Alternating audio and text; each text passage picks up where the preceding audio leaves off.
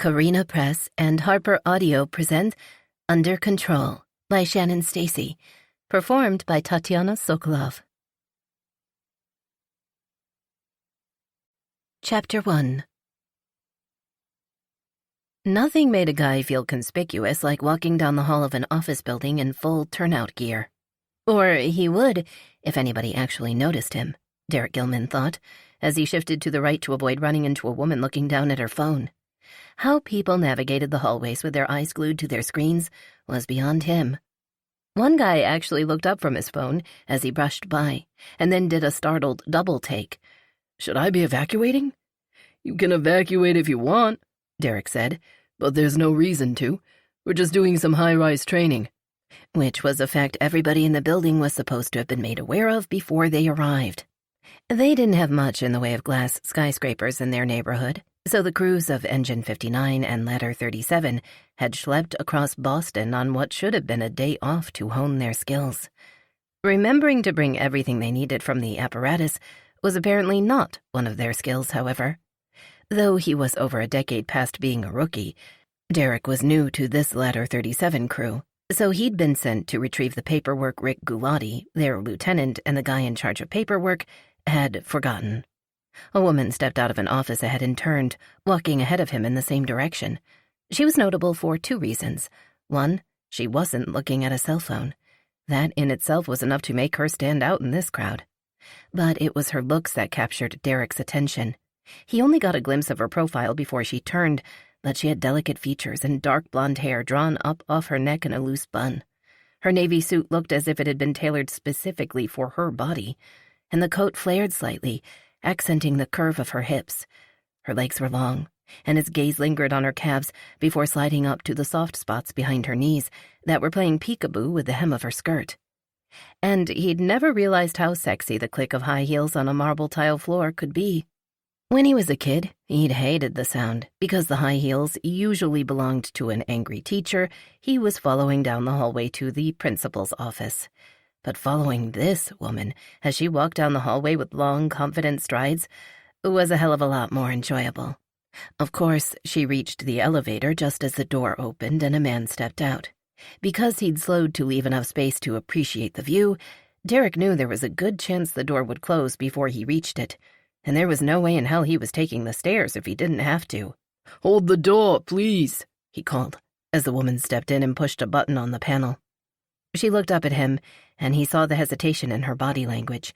She didn't want to, but he watched the fact he was a firefighter register, plus it would be rude to pretend she hadn't heard him after making eye contact. He smiled as she hit the button to hold the doors. "Thank you." The button for the lobby was already lit, so he stepped back as the doors slid closed. She only nodded and pulled her phone out of the back pocket of the leather journal she was holding, which was stuffed with notebooks and paper from the looks of it. But Derek could see her reflection in the highly polished metal door, and she was looking at him. And not a quick glance to make sure the stranger was staying on his own side, but a lingering look. He should say something, but he wasn't sure what to say, since women wearing power suits in the back bay were way out of his league. The floors were ticking past like seconds on the clock, though, and he was running out of time. She was taking a step forward, probably in anticipation of reaching the lobby level soon, when there was a grinding sound, and the elevator lurched to a stop. Off balance, she stumbled and, thanks to good reflexes and maybe some good luck, he ended up with an armful of beautiful woman. Apparently, he was getting an extension. She tilted her face up to him, and he saw the distress in her pretty greenish-blue eyes. "What's happening?"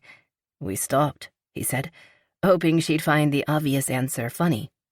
In his experience, humor relaxed people. She didn't even crack a smile, and he cleared his throat before continuing. "There are a few reasons it could happen, but the system probably has a problem or malfunction somewhere, and it shut the elevator down to be safe." "This is not safe." She wasn't in a full-blown panic, but her anxiety practically crackled around her, and she was clutching his arm so tightly he could feel her grip through the heavy bunker coat. "And what do you mean by a malfunction? So something could be more wrong than the fact we're not moving anymore?" "Everything's fine." He had to let his arms fall away from her as she backed away, wincing a little. "Are you hurt?" No. He wasn't reassured by the quick way she said it, as if it was a reflex and maybe not the truth. He pulled out his phone to send a quick group text to Danny Walsh, Engine 59's LT, and Rick Galati. Elevator's stuck. Why? Then he peeled off the heavy coat and tossed it on the floor, dropping the helmet on top of it while she sent a text message of her own to somebody. We're okay in here. Just try to stay calm and we'll be out in no time. Stay calm, she muttered as her phone vibrated and she sent another text. That's easy for you to say. Being brave in the face of death is part of your job. That was a little dramatic, but she wasn't totally wrong. About his job, anyway. You're not facing death. I promise. His phone vibrated with a response from Walsh. Working on it. Stand by. The woman's face was slightly flushed. Shouldn't you, I don't know, go up through the ceiling hatch and climb up the cable or something? Derek managed, barely, not to laugh outright at her, but he couldn't hold back a short chuckle. I'm a firefighter, not John McClane. Who's John McClane? Oh, she did not just ask that. The greatest action hero of all time? The guy from Die Hard? I've heard of those movies, but I've never seen any of them. If he'd needed any more of a definitive sign this woman wasn't his type, that was it. There were 6 movies, so she had to work at not seeing any of them. You're missing out. So what's your name? Olivia. Pretty name. Classic and elegant, and it suited her. I'm Derek. Can you pry open the doors? She asked, clearly not in a place to be distracted by small talk. With my bare hands. He held them up, showing off his lack of tools. I work out a little, but not that much. Her gaze flicked over his body, and he stood up straighter and sucked in his gut. Not that there was much to suck in, but he wasn't in his 20s anymore. Hell, he was barely still in his 30s. You work out more than a little. Her tone of voice made it sound like just an observation. But he didn't miss her gaze lingering for a second on his chest, or the way her eyebrow lifted as her mouth curved into a hint of a smile. She wasn't flirting, but she liked what she saw and he'd take the win. He'd need all the ego-boosting he could get once the other guys started giving him shit for having to rescue him from an elevator.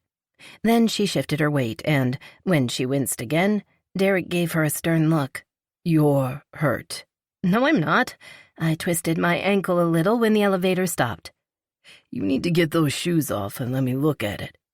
She laughed and shook her head. I don't care how nice this elevator is. I am not touching the floor with my bare feet. Derek picked up his coat, letting the helmet roll free, and, with a flourish, spread it over the floor in front of her. Your carpet, milady. Olivia McGovern didn't have time to be stuck in an elevator today. Her schedule was so tight the Lyft driver, who was hopefully still waiting outside for her after her text, would determine the fate of her punctuality streak. And she hadn't been late to a meeting in the 3 years since she'd officially hung out her McGovern Consulting shingle. But none of that seemed to matter when she looked into the warm blue eyes of the firefighter smiling at her right now. It had been the smile he gave her as he stepped onto the elevator that first caught her attention. That smile that was just a little friendlier than a polite thank you and radiated warmth had been sexy, she had to admit. His helmet coming off to reveal tousled, dark, dirty blonde hair, along with the Boston Fire t-shirt showing off a very nicely built upper body, hadn't hurt either. But it was the boyish grin he gave her as he spread his coat out like a gentleman in a story that really kicked her heartbeat into high gear. As did putting her hand on his arm to steady herself as she stepped out of the heels. The first time she'd clutched his arm, when she'd been thrown into his arms, he'd been wearing the coat she was standing on. But now she could feel the firm muscle and the warmth of his skin through the blue cotton. "Thank you," she said in a slightly choked voice. Her ankle really wasn't that bad, but being out of the shoes for a few minutes would definitely help. Then he dropped to his knees in front of her, and she sucked in a sharp breath. His hands closed around her ankle, and she pressed her lips together so she wouldn't make any sort of a sound when he ran his hands up over her calf muscle and back to her ankle. He pressed gently with his thumbs, and maybe it was her imagination, but it sounded like the deep breath he took shuddered just a little. No swelling, he said, pushing back to his feet. It doesn't look bad, but you should elevate it while we're waiting. You can sit on the coat. Getting into a sitting position on the coat while wearing a skirt was a challenge, but Derek had turned away to retrieve his helmet, so she did it as quickly and with as much modesty as she could. She assumed he was going to use the helmet to prop her ankle up, but he simply set it right side up and then sat down at her feet. An unexpected rush of heat flooded her when he lifted her foot and shifted so he could rest it on his thigh, and she hoped it didn't show on her face. You really should be elevated more, but we don't have a lot of options, he said. Is this okay? His hand was massaging her ankle, and she didn't trust herself to speak, so she nodded. He had calluses, and his hands weren't abrasive, but just rough enough so a shiver went through her. Are you cold? He asked, his thumb brushing over her ankle bone. I'm fine, she forced herself to say, but she was struggling with the awareness that for the first time in her life, she was very tempted to make out with a total stranger in an elevator. So, Olivia, he said in a low voice that turned her on almost as much as his hands on her ankle. You know I'm a firefighter. What do you do for work? That's quite a book you've got there. She looked down at the leather cover protecting a variety of notebooks and papers, then back at him. I'm a productivity systems consultant. Oh, cool. He obviously had no idea what that meant. I shadow a company's employees and talk to them for several hours, trying to get a feel for their business flow. Then I present several productivity suites I think would help them work more efficiently, whether digital, paper, or a combination. I help them set it up and train them on how to use it. Huh. He gave her a look she'd seen many times, as if he still wasn't sure what she did. She was used to that. Before she could say anything else, though, his phone chimed and he checked the message before sending back a brief reply. They're going to pry the door. It was utterly ridiculous that disappointment would be her first reaction to imminent rescue, but it was, followed fairly quickly by the awareness of how much time had passed since she sent an update to her Lyft driver and her assistant, Kelsey Harris. Does that take long? Shouldn't. They've probably already cut the power to make sure it doesn't start moving again at a bad time, so it won't take long to bypass the door restrictors and get the doors open. How's the ankle feeling? Better, thanks. The ankle was better, but now the rest of her body was a little hot and achy. I think I can get up. He helped her, of course, taking her hands and pulling as she pulled her legs under so she was on her knees and then got to her feet. And he didn't let them go once she was standing. They were close, so close she had to tilt her head back slightly to see his face, and for a few crazy seconds, she thought he was going to kiss her. And she wanted him to. Can you put weight on it? This time she knew the blush was visible because she could feel it on her face. He was holding her hands because of her ankle. It's fine. It really wasn't that bad, and sitting for a few minutes helped. As did his hand massaging her ankle, though she didn't say so. And she managed to stifle the sigh of regret when he released her hands. Then she heard sounds on the other side of the metal doors and realized they wouldn't be in the elevator much longer. She sent a quick text message to her Lyft driver. They are getting ready to open the doors. It shouldn't take long. I can wait a few more minutes. Olivia told herself she should be happy when the doors finally opened, and another very attractive firefighter looked down at her from the opening. They could do a calendar, she thought, and was very thankful she hadn't said it out loud. Hi there, he said. I'm Aiden Hunt with Engine 59. We're going to get you out now. Took you guys long enough? Derek told him, even as Olivia silently wished it could have taken just a little longer. Then he turned to her. You ready to get out of here? She nodded, but didn't move to the front. They can't line up the doors with the floor? The elevator's still stuck, so that would be a no. This is as good as it gets, but I'll give you a boost up. A boost? Olivia wasn't sure what that meant, but it implied him picking her up and maybe having to hand her up to Aiden, which might involve Derek's hands on her butt. Not that she'd mind that very much, but she was in a skirt. That doesn't sound very graceful, she pointed out, or modest. I think we skimmed over being graceful at the fire academy. But tell you what, to make it easier, I'll get on the floor. If you step up onto my back and take Aiden's hands for balance, I'll get up on my hands and knees and you should be high enough so one of the guys can get you under the arms and lift you out with no problem. You don't mind? Trust me, it won't be the worst thing that's happened to me on the job. Her gaze flicked to the scar that ran down his jaw, but she didn't ask. Instead, she walked to the opening and handed her leather notebook up to Aiden. Please don't lose that or drop it down the elevator shaft or anything. It's my entire life. Don't lose this, Scotty, Aiden said, handing the book over to another firefighter. Then he took Olivia's shoes from her and set them aside. I'm going to lay on my stomach so I can reach out and give you something to hold on to while you step on Derek. Then Chris here is going to get you under the arms and lift you so you can reach the lip. You ready? She nodded, and Derek got down on the floor as if he was going to do some push-ups. This still wasn't going to be all that graceful, she realized, as she stepped onto his back. Am I hurting you? Nope. You ready? She reached up and Aiden grasped her hands. Okay, but no looking up. His chuckle vibrated through the bottoms of her feet. I won't. I promise.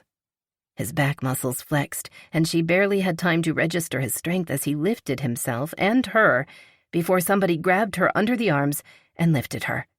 She got her knees onto the lip, but they didn't let her go until she was on her feet and several feet away from the elevator shaft.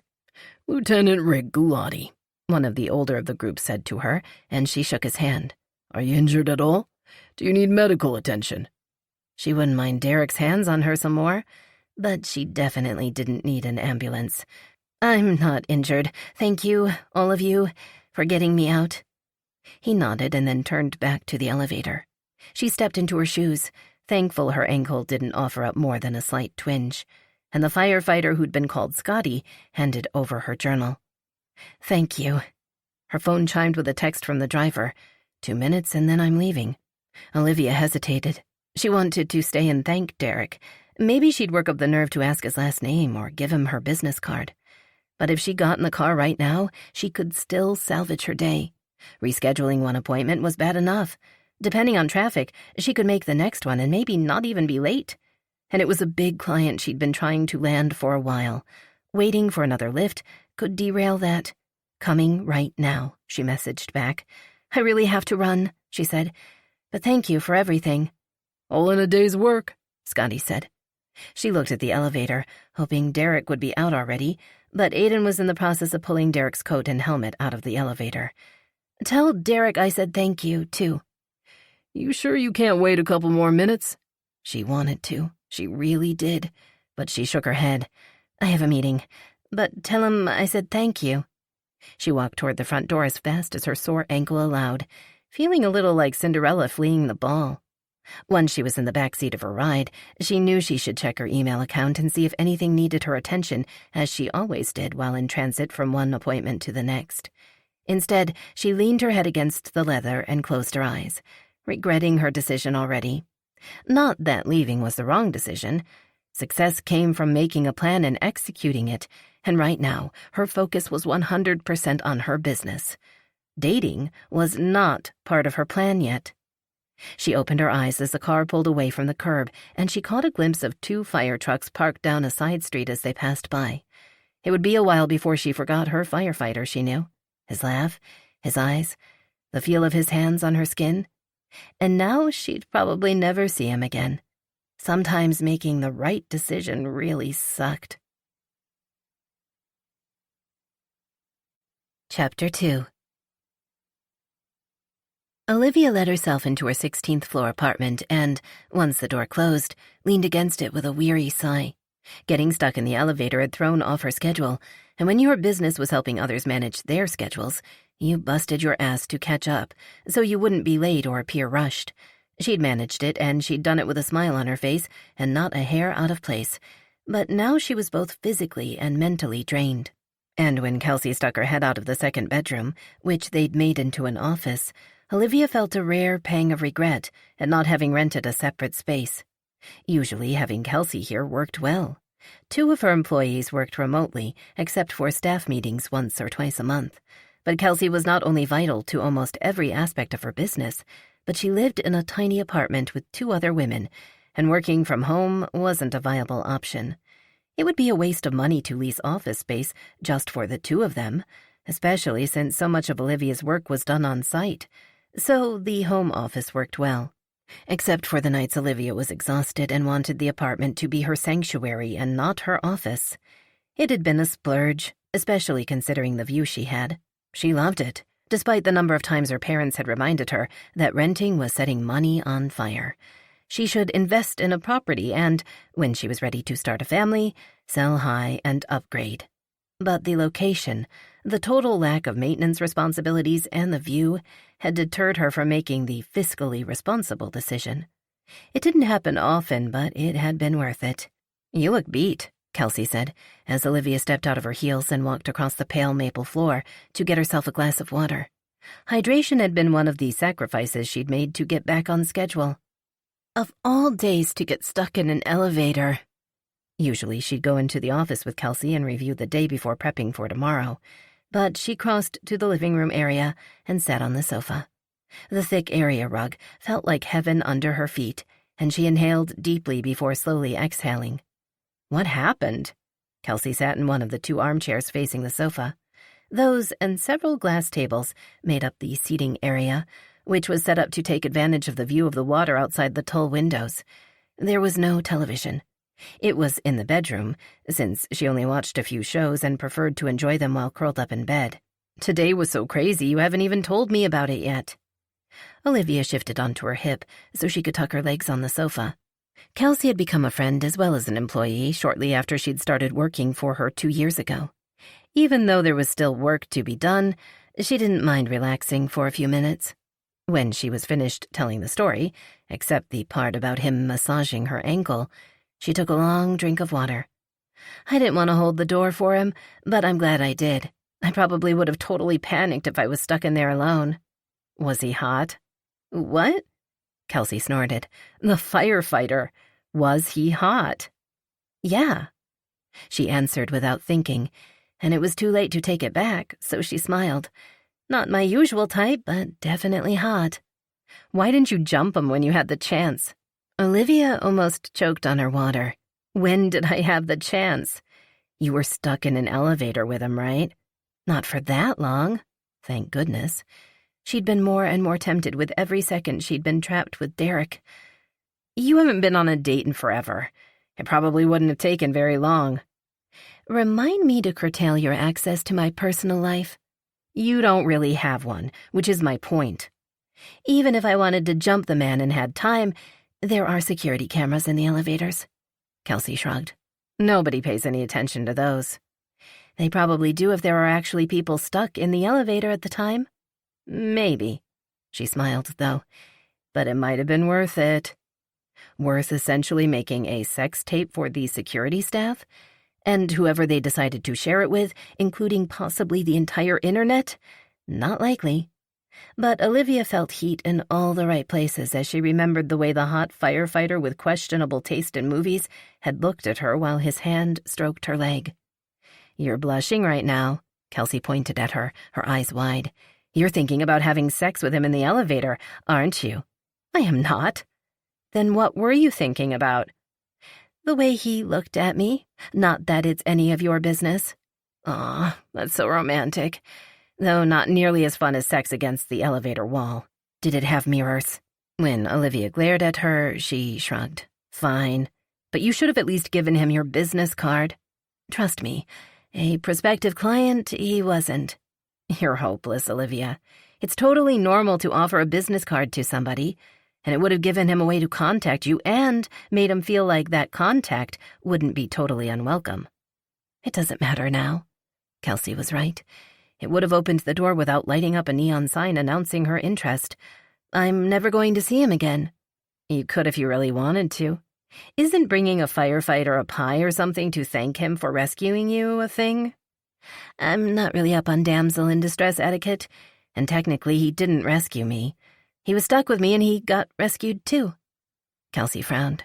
Good point. Maybe they could be done with this conversation now. It was ridiculous, and yet it was also making her wonder if she could see him again. Even though it made no sense, she couldn't remember the last time she'd been attracted enough to a stranger to think about him again, never mind talk about him. Technically, she'd talked about him because she was telling Kelsey about the elevator incident, but when she'd asked if the firefighter was hot, Olivia could have shrugged it off. Kelsey would have believed her boss hadn't even noticed the man in the elevator with her in that way. Ouch. So you could bring the pie to the other firefighters and he works with them, so you'll probably see him. Obviously, Kelsey wasn't done with this conversation. Oh, I know. You could reach out to him because you lost something, and you're hoping one of the firefighters found it. Not only is that ridiculous, but there's no point. Sex is the point, Olivia. You tell everybody how important for productivity it is to maintain a healthy physical and emotional balance in your life. And orgasms are an important part of both, so I have plenty of orgasms. Thank you very much. Olivia put her feet back on the floor and reluctantly stood. And I'm better at giving myself orgasms than any guy I've dated has been, so not dating is actually more efficient. She expected Kelsey to laugh at her, but her friend actually looked sad. But it's lonely. I'm too busy to be lonely. It wasn't quite true, but she'd gotten where she was by making a plan and sticking to it. In approximately 5 years, when she estimated she'd be able to ease up on the reins of McGovern Consulting, she'd be glad that the past version of her had focused on building her business so future her could find and maintain a healthy balance of work and family. And speaking of being busy, let's finish up so you can get home and I can find my yoga pants. You know, Kelsey said as she followed her to the office, I won't suddenly forget you're my boss if I see you in yoga pants. You already know that's not going to happen unless we go to a yoga class together, and I don't have the time or patience for that. Kelsey sighed, which made Olivia smile. When they were finished reviewing what they'd accomplished today and making a bullet point list for the morning so they could hit the ground running, Kelsey would go home. Olivia would close the office door and heat up one of the pre-cooked meals she bought every week because she had neither the time nor inclination to cook, and had learned the hard way eating junk on the run was bad for her health, her waistband, and her productivity. She'd surf the internet and catch up on news while she ate, which was a bad habit she should break. Someday. Then she'd slip into yoga pants and a soft, slouchy sweatshirt. There was no work once the comfy clothes were on, and years of training her mind were why, no matter how exhausted she was, she didn't change until the day was done. The evening was for relaxing and charging her batteries so she could be at her best the next morning. Sometimes she read, sometimes she watched television. And sometimes she stared at the TV and had no idea what the show was about because her mind was on a sexy firefighter with the scar and the smile and the rough hands that warmed her insides like hot chocolate on a cold day. Why didn't you jump him when you had the chance? She wouldn't have in a million years. It wasn't in her nature.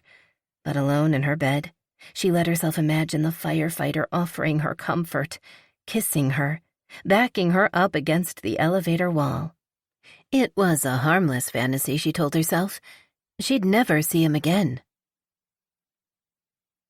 It had been a slow shift so far, and Derek was stretched out on the couch, close to nodding off, while channel surfing.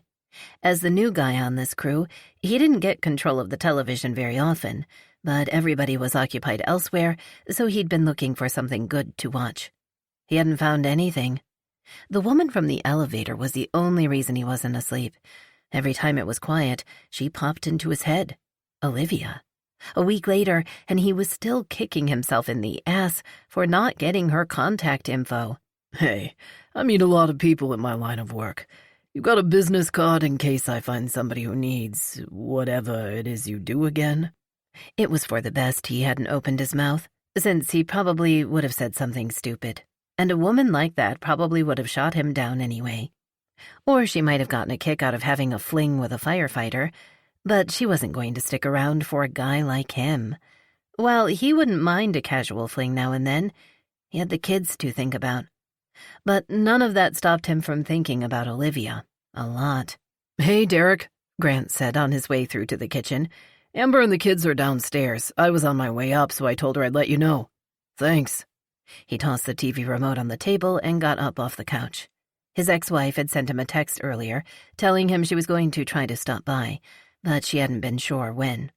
When he got down to the bay, he saw Amber standing just inside the open bay door, talking to Danny Walsh. They'd been divorced before he moved shifts to this crew when Jeff Porter retired, but Derek had worked out of this house for most of his career, so she knew a lot of the guys and their families. He looked at his kids, his day already better. It had only been a couple of days since he'd dropped them off, but seeing them was the best thing about his life. While 8-year-old Isaac favored Derek, 10-year-old Julia was the spitting image of her mother. She had Amber's curly black hair and dark eyes, and she had mimicking her mother's facial expressions down pat.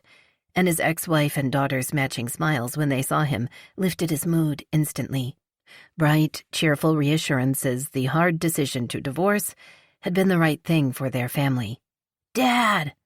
Isaac tore his attention away from the apparatus long enough to spot his father and ran in for the hug. "Hey, bud." He swung his son into his arms to kiss his cheek, groaning a little at his weight. "Another growth spurt? What's your mother been feeding you? Donuts?" "Isaac." Amber rolled her eyes while her kids laughed. "That was just today because we were running errands. He got taller, so that's why he weighs more," Julia said in her serious way, "not because Mom gave him junk food." Derek chuckled and ruffled her hair. "I know, sweetheart. I was teasing." It was a habit left over from the pre-divorce family dynamic, the one they thankfully saw a lot less often these days. Their little girl had taken on the role of mediator in an attempt to fend off parental bickering. Derek and Amber had rarely fought. Neither of them had been emotionally invested enough in the marriage to care enough to really fight. But the sniping at each other and constant minor arguments had worn them all down. "Dad, don't mess up my hair," she squealed.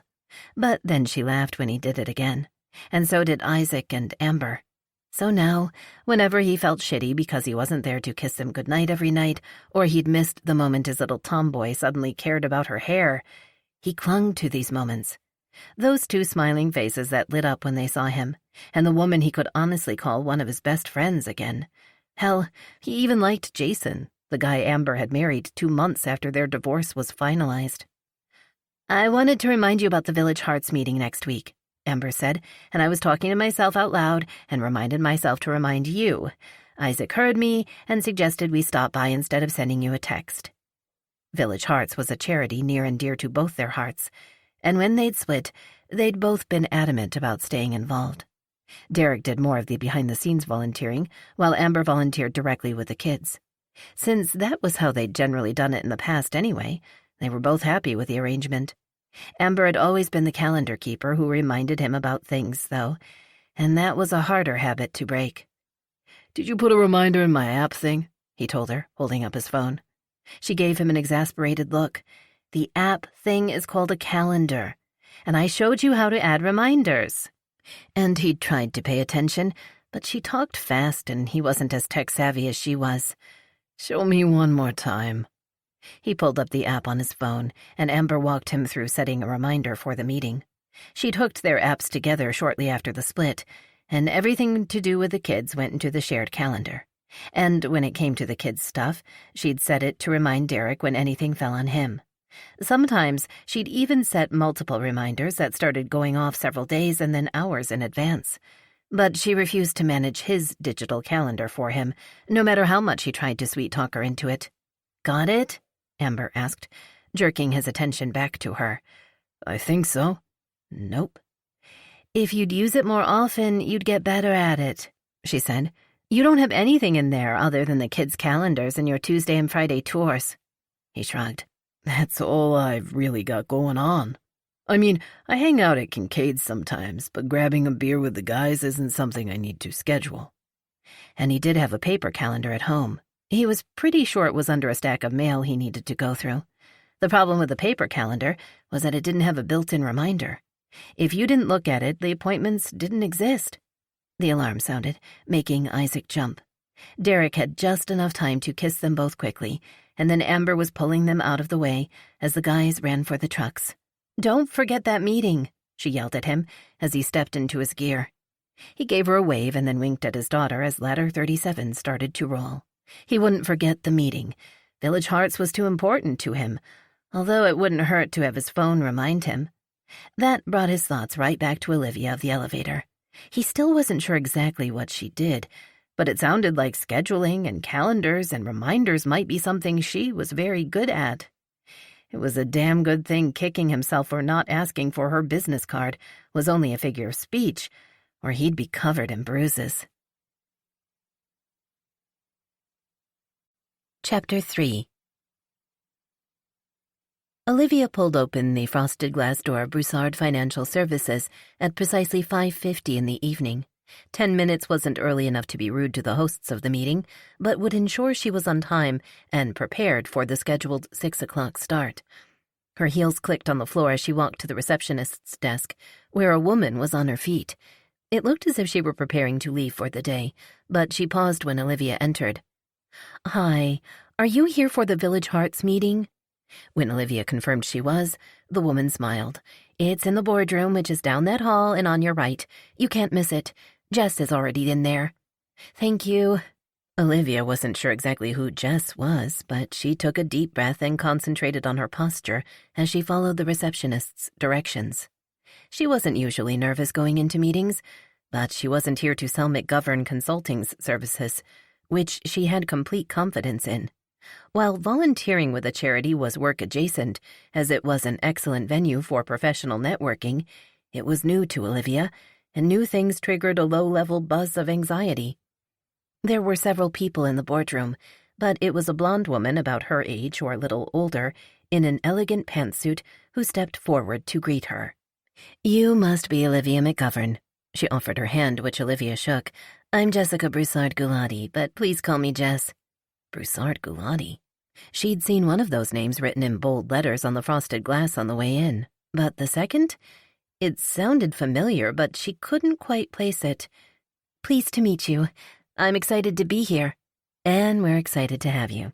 It tends to be a little thin around here when it comes to the so-called boring stuff, but I guess as long as everybody shows up when it's time to donate or help out the kids, I won't complain." Jess gave her a brief rundown on Village Hearts, a lot of which Olivia already knew from the overview Kelsey had put together for her. They offered support for families with children suffering long-term health crises, whether due to injury or illness, by helping take care of the children's siblings.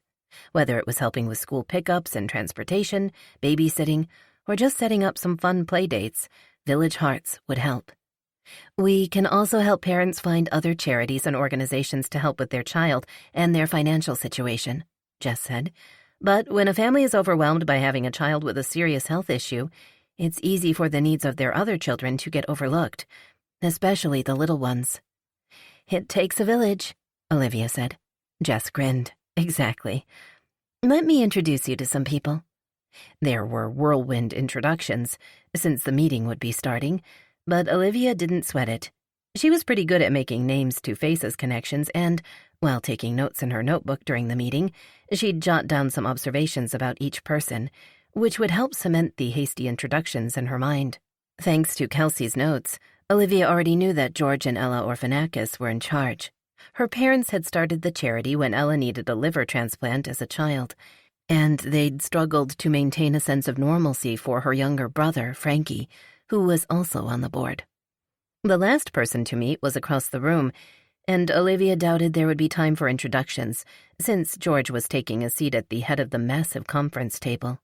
But when the man turned to grab a cookie from a tray, and she could see slightly more than his profile, she sucked in a breath and clenched her fingers around her notebook.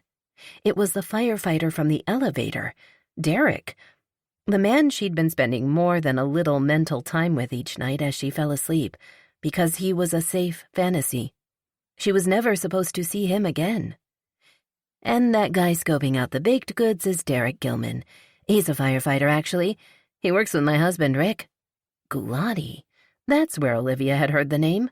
Rick Gulati was one of the men she'd talked to briefly after being pulled out of the elevator. Praying her face wasn't as hot as it felt, she forced a smile. "We've met, actually. Derek and I were briefly stuck in an elevator together and your husband helped get us out." "Wait, you're—" Jess stopped talking for a second, her gaze flicking to Derek and back before she spoke again. "I heard about that. I'm glad it wasn't anything more serious." "Me too," she said, hoping her response wasn't too wooden, but she was too busy trying to figure out what was happening to care all that much. Seeing Derek was a shock, and Jess's reaction was odd, as if Olivia had been the topic of somebody's conversation. But most of all, her own response to seeing the firefighter was downright alarming. She probably shouldn't have spent quite so much time remembering how good his hands had felt on her skin, and she definitely shouldn't have been imagining her back pressed up against the elevator with her legs wrapped around the man.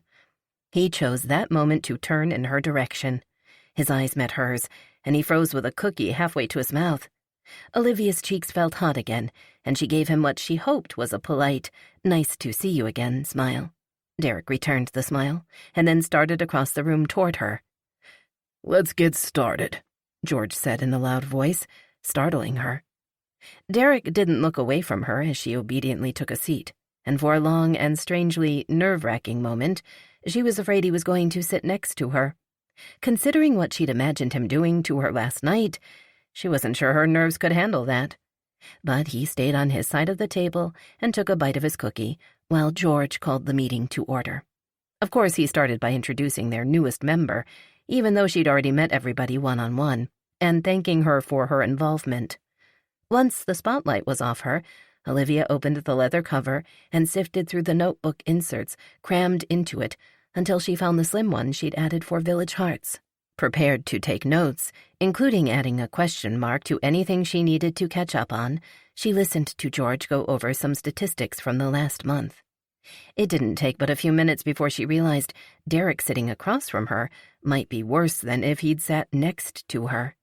He was in her peripheral vision, and she was keenly aware that he was watching her while he listened and ate his cookie. Not staring, exactly, but he spent a lot more time looking at her than he did looking at George. She might have assumed he vaguely recognized her and was trying to place where he knew her from, if not for the slightly weird way Jess had reacted when she said she'd been stuck in the elevator with him. "Wait, you're—" And then the quick glance at Derek as she cut off her sentence. "I don't feel like we did a great job at promoting the auction fundraiser last year," Ella was saying, and Olivia jerked her attention back to the business at hand. It wasn't like her to get distracted like that. Of course, she wasn't usually presented with a distraction like Derek while she was trying to focus. "I feel like there was a disconnect in the images we put out," Ella continued. "The poster made it clear the charity supports children, which is great. But for this particular event, a dinner and dancing while auctioning off some very nice items, I feel like we need to be targeting wallets more than hearts, I think. It's hard to explain. We had a good turnout, but I'd like to attract some bigger spenders." "There's a wide range of items, though," Derek said, and Olivia's skin tingled at the sound of his voice. She'd imagined that voice whispering some pretty dirty things in her ear since the last time she saw him. "We don't want to make it look like such a high-end event that the core community doesn't bother showing up." "That's a good point," one of the other women said. "We want to appeal to people with deep pockets who aren't necessarily involved with Village Hearts, but it's important to celebrate the everyday people who do the work, too." "I would suggest splitting your marketing campaign," Olivia said, and all heads swiveled to her, but she kept her gaze on George and Ella at the end of the table. "It sounds like your promotion for last year was considered successful, so I'd continue that. Make marketing materials geared toward the children and some of the more fun, affordable items going up for auction, along with a date night for a good cause theme. Those are the images your core community, as Derek called them, will be sharing on their social media accounts."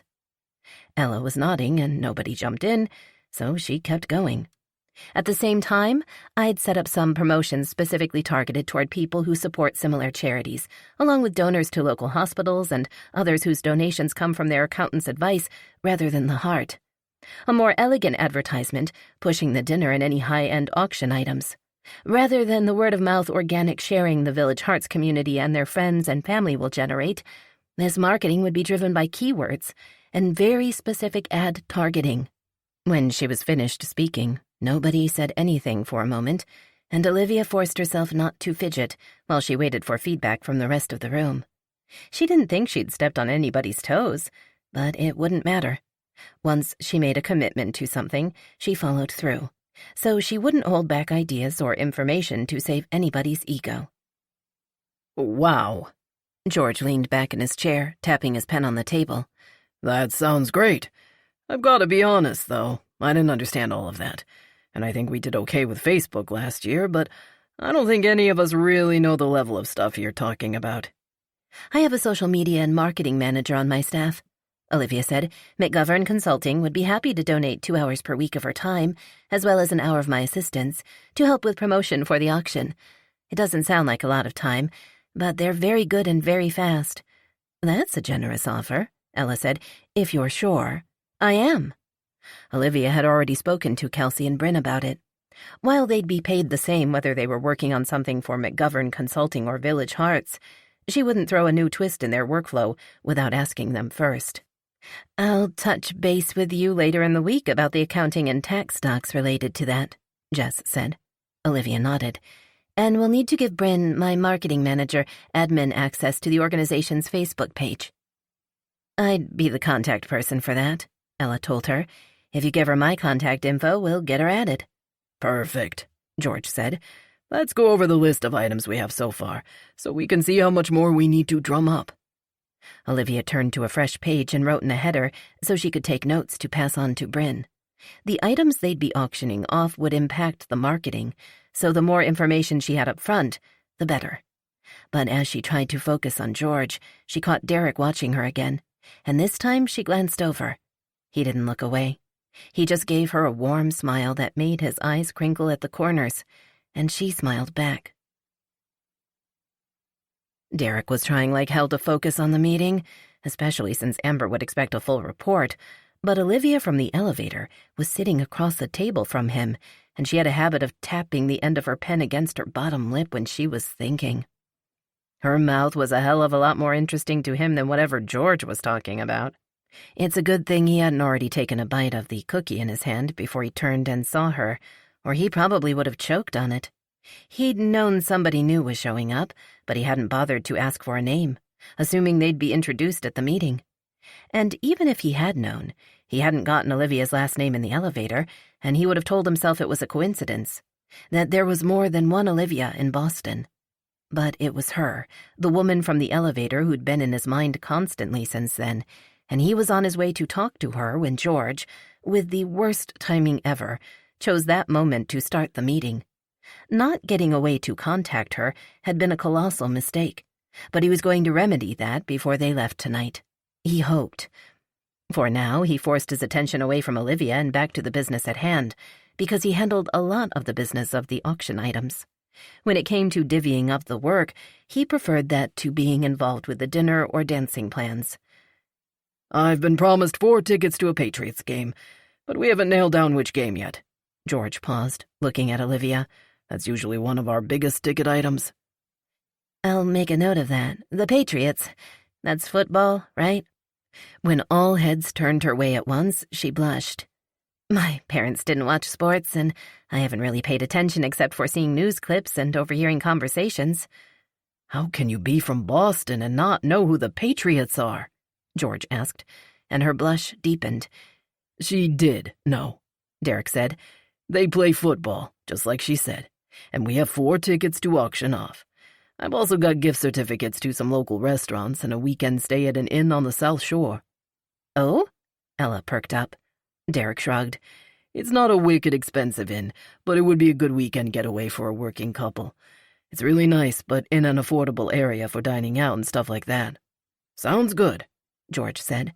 But Derek's attention had already shifted back to Olivia, who was taking what appeared to be very diligent notes. He wondered if she knew she was cute as hell when she was concentrating. That sounds great, but I think we also need to get more donations that will appeal specifically to the people we want to bring in, Jess said. We need items that will give the white-collar people with expendable income an excuse to relax. A deep-sea fishing charter for a group of 4, a day at one of the more exclusive spas, gift certificates from restaurants where they live. We have a great assortment of affordable, practical things for our core community, but we need to reach out for donations outside of that circle if we want to maximize Olivia's marketing plan. I agree, Derek said, and they all nodded. At this point, I think everybody needs to email me your lists of donations to date. I'll make a master list, and then we can figure out where we have gaps. A master list would help in planning the marketing, too, Olivia added. We can touch base on that, he said, looking directly at her. She didn't look away. Definitely. Yes. Now he had a valid reason for contacting her. After quick updates on the catering company handling the dinner and making a decision on the DJ for the dance, George decided to call it a night. Usually Derek would take his time leaving, chatting and scoping out any leftover snacks, but he was betting Olivia was the kind of person who'd say a brisk goodbye and rush off to whatever was next on her agenda. Hanging around scavenging cookies probably didn't jive with her productivity gig, and he wanted to talk to her.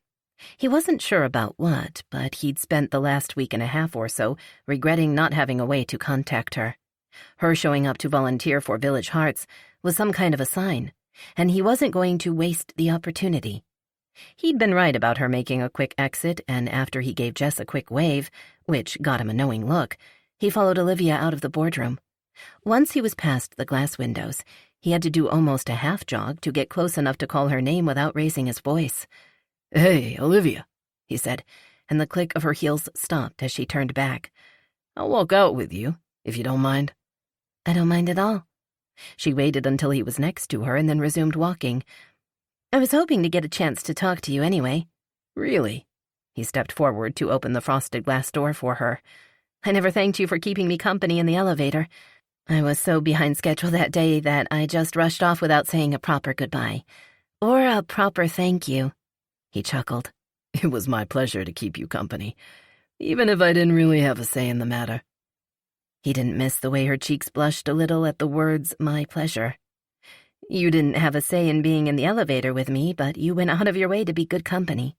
I probably would have panicked if you weren't there to keep me calm."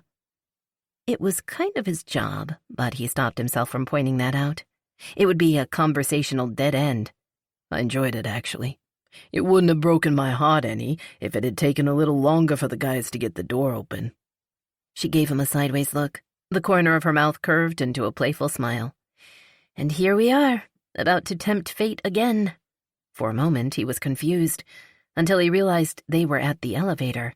"Feeling lucky?" "Either way, it's a win." Derek wasn't great at flirting, but it didn't take a genius to figure out she wouldn't mind being stuck in the elevator with him again, and that was definitely a win. Once they were in the elevator and the doors had slid closed, though, she looked nervous. She leaned against the back wall with her leather journal clutched to her chest. Her face was a little flushed, and the deep breath she took was a little shaky. "So, what did you think of the Village Hearts crowd?" he asked, hoping to distract her in case she was having any kind of anxiety issues about being in elevators after getting stuck in one. He knew it happened. "They all seem nice and they're enthusiastic. I'm looking forward to working with everybody." "George can be a little tough to deal with at times, but he means well. I'm sorry about the football thing." "I probably should have just told him I'm not from Boston." "No shit? Sorry, I mean, really? You don't have much of an accent.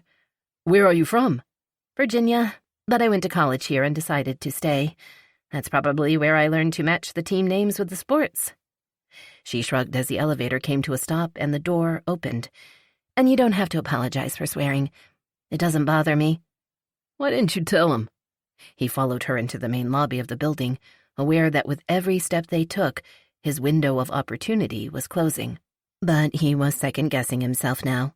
One, it didn't seem right to hit on her the first time she showed up to help out with a charity that meant a lot to him. She'd already shown she had a lot to offer them, and he didn't want to scare her off. And secondly, while it might look like she was flirting, it was still hard for him to believe a woman like her would be interested in dating a guy like him. "It's probably stupid," she said, "but I didn't want him to know I wasn't from Boston. I'm already new to the committee, and I didn't want to be an outsider, too. Not that it matters, really, but he seems like the kind of guy who'd hold it against me for no good reason." "I'd like to say you're wrong because I've known George for years, but he can be a jerk sometimes. And he was kind of rude to you." "Thank you for jumping in." She smiled, and the warmth in her eyes made him wish she'd smile all the time. "I wasn't really sure what to say because I didn't want to make a big thing out of it, but I also didn't want to apologize for not being a sports fan." Derek couldn't imagine not having sports in his life, but he damn well wouldn't expect Olivia to be sorry about it. "Ignore him when he's like that. He'll warm up to you." Once they'd walked out of the chill of the climate-controlled lobby into the steamy evening air, he saw by the way she turned that they'd parked in different directions. But she paused and looked at him. "My car's this way." "I'm the other way, but I can walk you." "Thank you for the offer, but I can actually see it from here. I'll be fine. I should give you my card, though, so you can contact me." She opened her notebook and he saw a pocket with a small stack of business cards, but she pulled one from a separate pocket. She handed it to him, and he saw that she'd handwritten a telephone number on it. "That's my cell phone.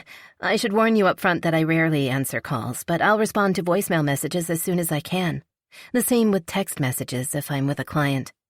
He pulled out his wallet and tucked the card away. Later, he'd put her number into his phone so he wouldn't lose it. "If I'm on a call, the same warning applies to me, I guess." She laughed. "I don't imagine answering a text is a high priority if you're fighting a fire." "Nope. So don't take it personally if I don't respond right away." "I won't if you don't." She took her time securing the elastic band around her notebook, and then she pressed her lips together for a few seconds before meeting his gaze again.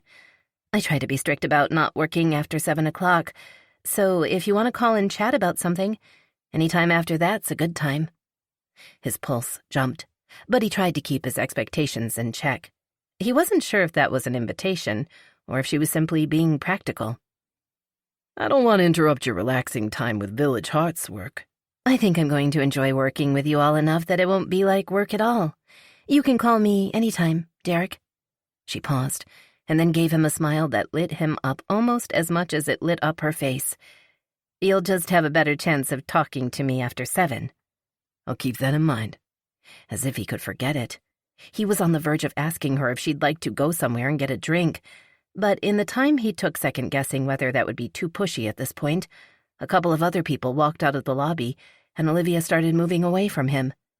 "I'll talk to you soon?" she asked, lifting her hand. "Definitely," he said, and she gave him a smile before turning to walk away. Derek allowed himself a few seconds of watching the sway of her hips and listening to the click of her heels on the sidewalk before he headed for his own car. That was when he realized he hadn't given her his contact information, which meant he'd have to make the first move. But he had her number and a good reason to reach out to her. It was enough for now. Chapter 4. After a restless night, Olivia wasn't her usual focused and driven self in the morning. She was even wishing she hadn't given up caffeine her 3rd year of college. Right now she could go for a coffee, or a soda, anything that would help wake her up and get her going.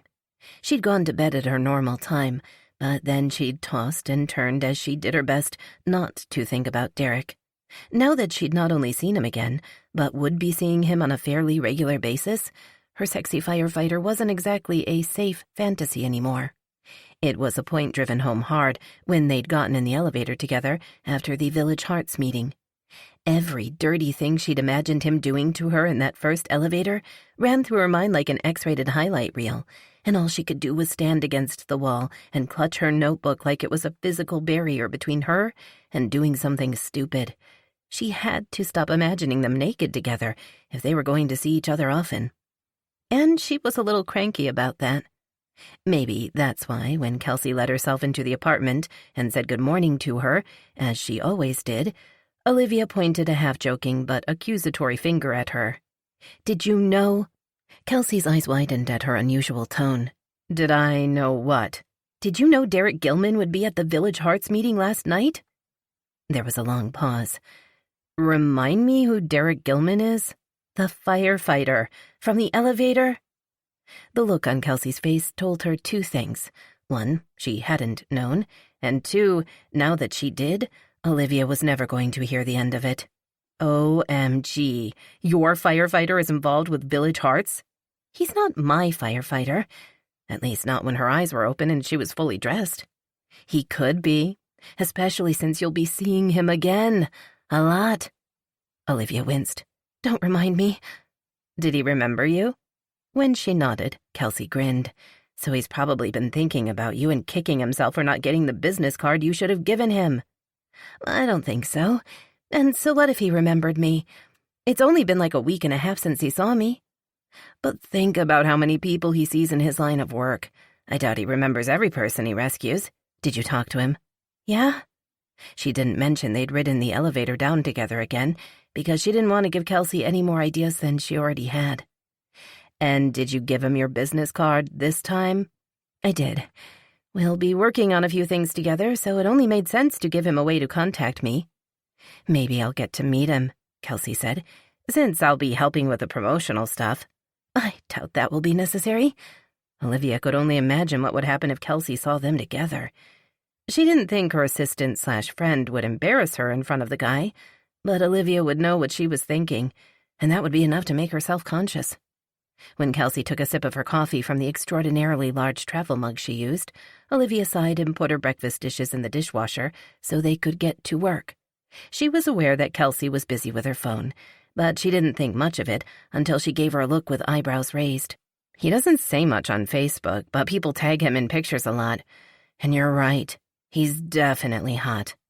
I'm not really comfortable with you invading his privacy like that.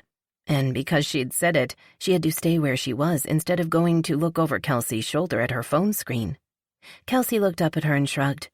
If he cares about people invading his privacy, he should make use of his privacy settings. Good point. She still didn't move, though. That's kind of a gray area, isn't it? Just because he doesn't either understand or doesn't care about privacy settings doesn't mean I should creep on his profile. You're not. I am, Kelsey said, using her finger to scroll down her screen. Then she glanced at the clock. And technically, I don't start working for another 3 minutes, so you're not paying me either. If that was going to be your next argument against me looking at this photo of a sweaty, shirtless Derek playing football in somebody's backyard. Okay, that got her moving. She ignored Kelsey's laughter as she yanked her phone out of her hand. And yes, a sweaty and shirtless Derek was worth the possible, but probably minor, violation of her own personal sense of ethics. Especially a shirtless Derek who was not only running with a football, but laughing as one of the guys who'd helped her out of the elevator tried to grab him. She could tell that if there were a few more frames, they would show the guy missing him. Do you want me to save the photo and send it to your phone? No. That would definitely be creepy. She handed the phone back to Kelsey before she could succumb to any more temptation she'd feel guilty about later. Did you finish editing the podcast? Of course. Once you've reviewed it and it's good to go, I'll send it to Wes. The podcasts weren't Olivia's favorite part of her job, but her agent and Bryn had convinced her they were worth doing. They helped sustain interest in her first book, which focused on organization and working efficiently for college students, and helped generate interest in the book she was working on now, which was more business-focused. And Bryn did a lot of the heavy lifting. She'd designed the podcasts with something of a radio show format. She did the intro and asked questions that were sent in by listeners or via social media, and then Olivia answered them, offering suggestions for solving problems under the planning and organization umbrella. The bonus in Bryn being the host, so to speak, was that it kept Olivia positioned as the expert on the topic. She'd rolled her eyes the first time Bryn said it, but the number of subscribers kept growing, and the questions kept coming, along with invitations to speak and to be quoted in industry publications. Kelsey did the editing because hers was a fresh ear, and she enjoyed it. Wes was the fourth member of the McGovern consulting team and, like Bryn, was a part-time employee who worked remotely. He did the technical stuff, like maintaining the website and uploading the podcasts and, much less frequently, videos to her YouTube channel. Bryn maintained the face of their social media, but Wes was their behind-the-scenes guy. Olivia had managed the nuts and bolts of her online platform herself in the early days, and she'd enjoyed it, but it hadn't been long before it was more practical and cost-efficient for her to hire that work out. Once she'd signed off on the podcast and done some other administrative tasks in the office, Olivia left to take care of 2 follow-up meetings. She always went back 2 weeks after setting up a system to answer any questions and make sure they were using the system efficiently. Kelsey left early because Olivia had scheduled several hours at the end of the day to work on her book, and she preferred to be alone when she did. She considered the work she did to be very interactive. The client's workflow and personalities determined the best method for working more efficiently, so presenting information in a more generic format wasn't easy. But her first book had been a bestseller and continued to sell well, and her agent felt this one would too. Once she'd closed her notebook and turned her laptop off, she ate a quick meal while flipping through the information she'd received from Village Hearts. Kelsey had printed the email and attachments for her, and some papers she set aside to look at later. but she scanned through the contact list. She hadn't gotten Derek's number last night, even though they'd talked about how he didn't respond when he was busy. Maybe he'd simply assumed he'd call first, and she'd save it then. And once others had started leaving, she'd taken the opportunity to walk away before the standing there got awkward, and she did something stupid, like kiss him goodnight. Because, despite her certainty that dating wasn't a priority right now, she'd wanted to. There were no telephone numbers on the list, though. Olivia had been added to a shorter list at the top, and then, after a divider, was a multi-page list of names. She assumed those were all the volunteers who helped out in some capacity, and it annoyed her slightly that there were no descriptors attached. Just names and email addresses.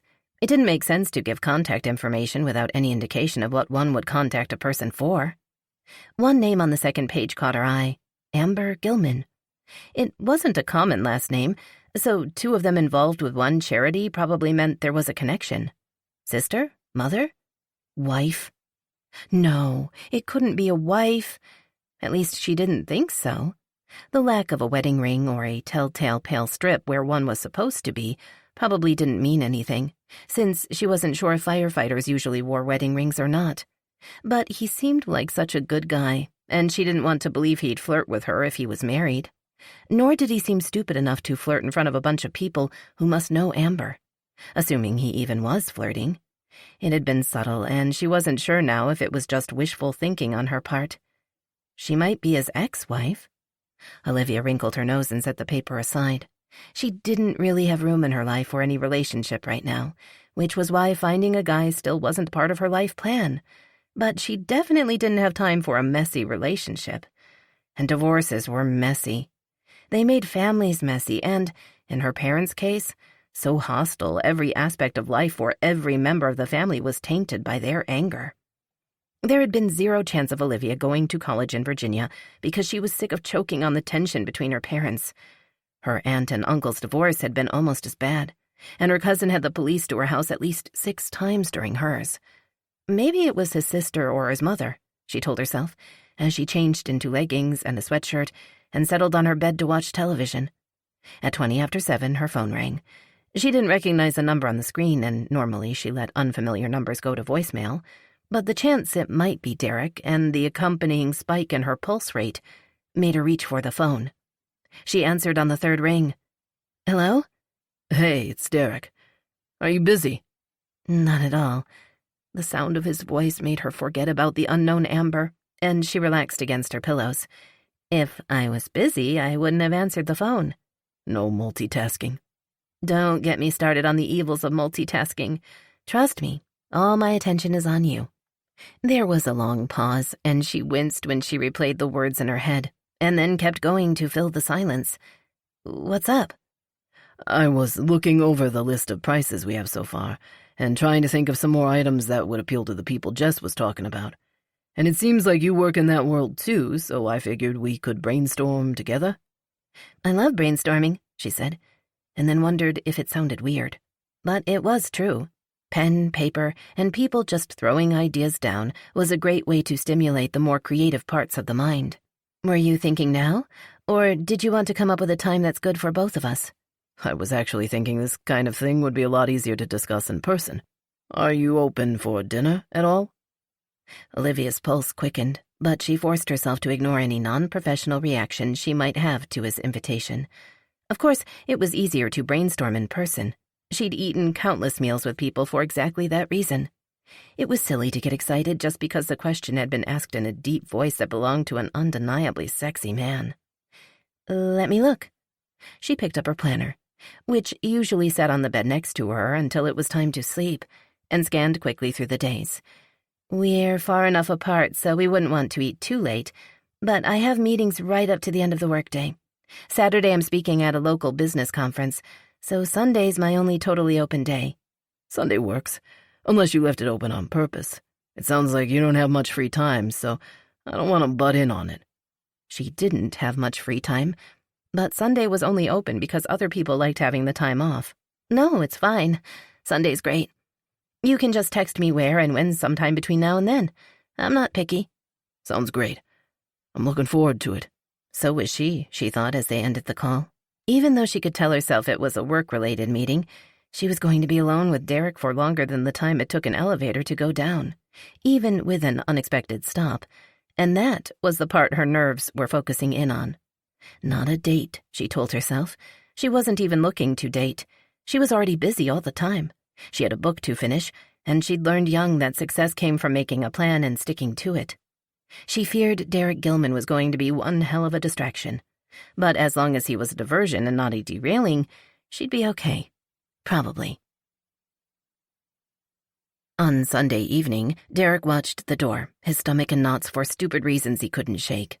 The restaurant was one of his favorites, a family-owned place that served up food that wasn't fancy, but was damn good. But it probably wasn't the kind of place where a woman like Olivia McGovern usually ate. He hadn't even been sure they had wine until he got there, and now that he'd looked at the list, he had no idea if the wines were any good or not. Judging by the price, they probably weren't fancy. And no, he didn't know if Olivia drank wine, but he assumed she did. Women like her seemed to. Women like her. He tried to kick that thought out of his head.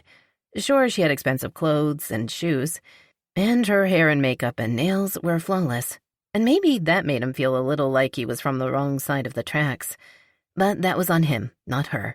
She seemed really genuine, and she was smart and funny and driven and... holy shit, she was goddamned beautiful. Derek didn't wait until she got to the table. He stood as soon as she appeared in the door, and the way her face lit up when she saw him tightened the knots in his stomach until he felt as if his insides were vibrating with attention. He felt himself returning her smile as she crossed the dining room, and could only hope it was a friendly but professional smile, and not a goofy grin. She wasn't wearing a suit tonight. Not that he minded seeing her long legs, showcased by the skirts and the high heels, but her legs looked amazing in slim navy pants, too. Her white t-shirt would have been casual, except it was a little shimmery, and she was wearing jewelry that dressed it up. And in place of the high heels were strappy sandals that showed off her feet and bright purple toenails. For some reason, that amused him. He would have guessed she'd choose a classic color or muted pastel for her toes, and he liked that unexpected pop of color. "Thank you," she said, as she settled in the chair he pulled out for her. "I'm sorry I'm late." Derek glanced at the ornate clock hanging over the door as he sat down. I hadn't even noticed, since it was literally 2 minutes. "On time is late," she said, and he was pretty sure she was serious. "Just ask my parents." He wasn't sure how to respond to that, but then her mouth curved into a smile, and he realized she was kidding. Or maybe she wasn't kidding about her parents or punctuality, but she had a sense of humor about it.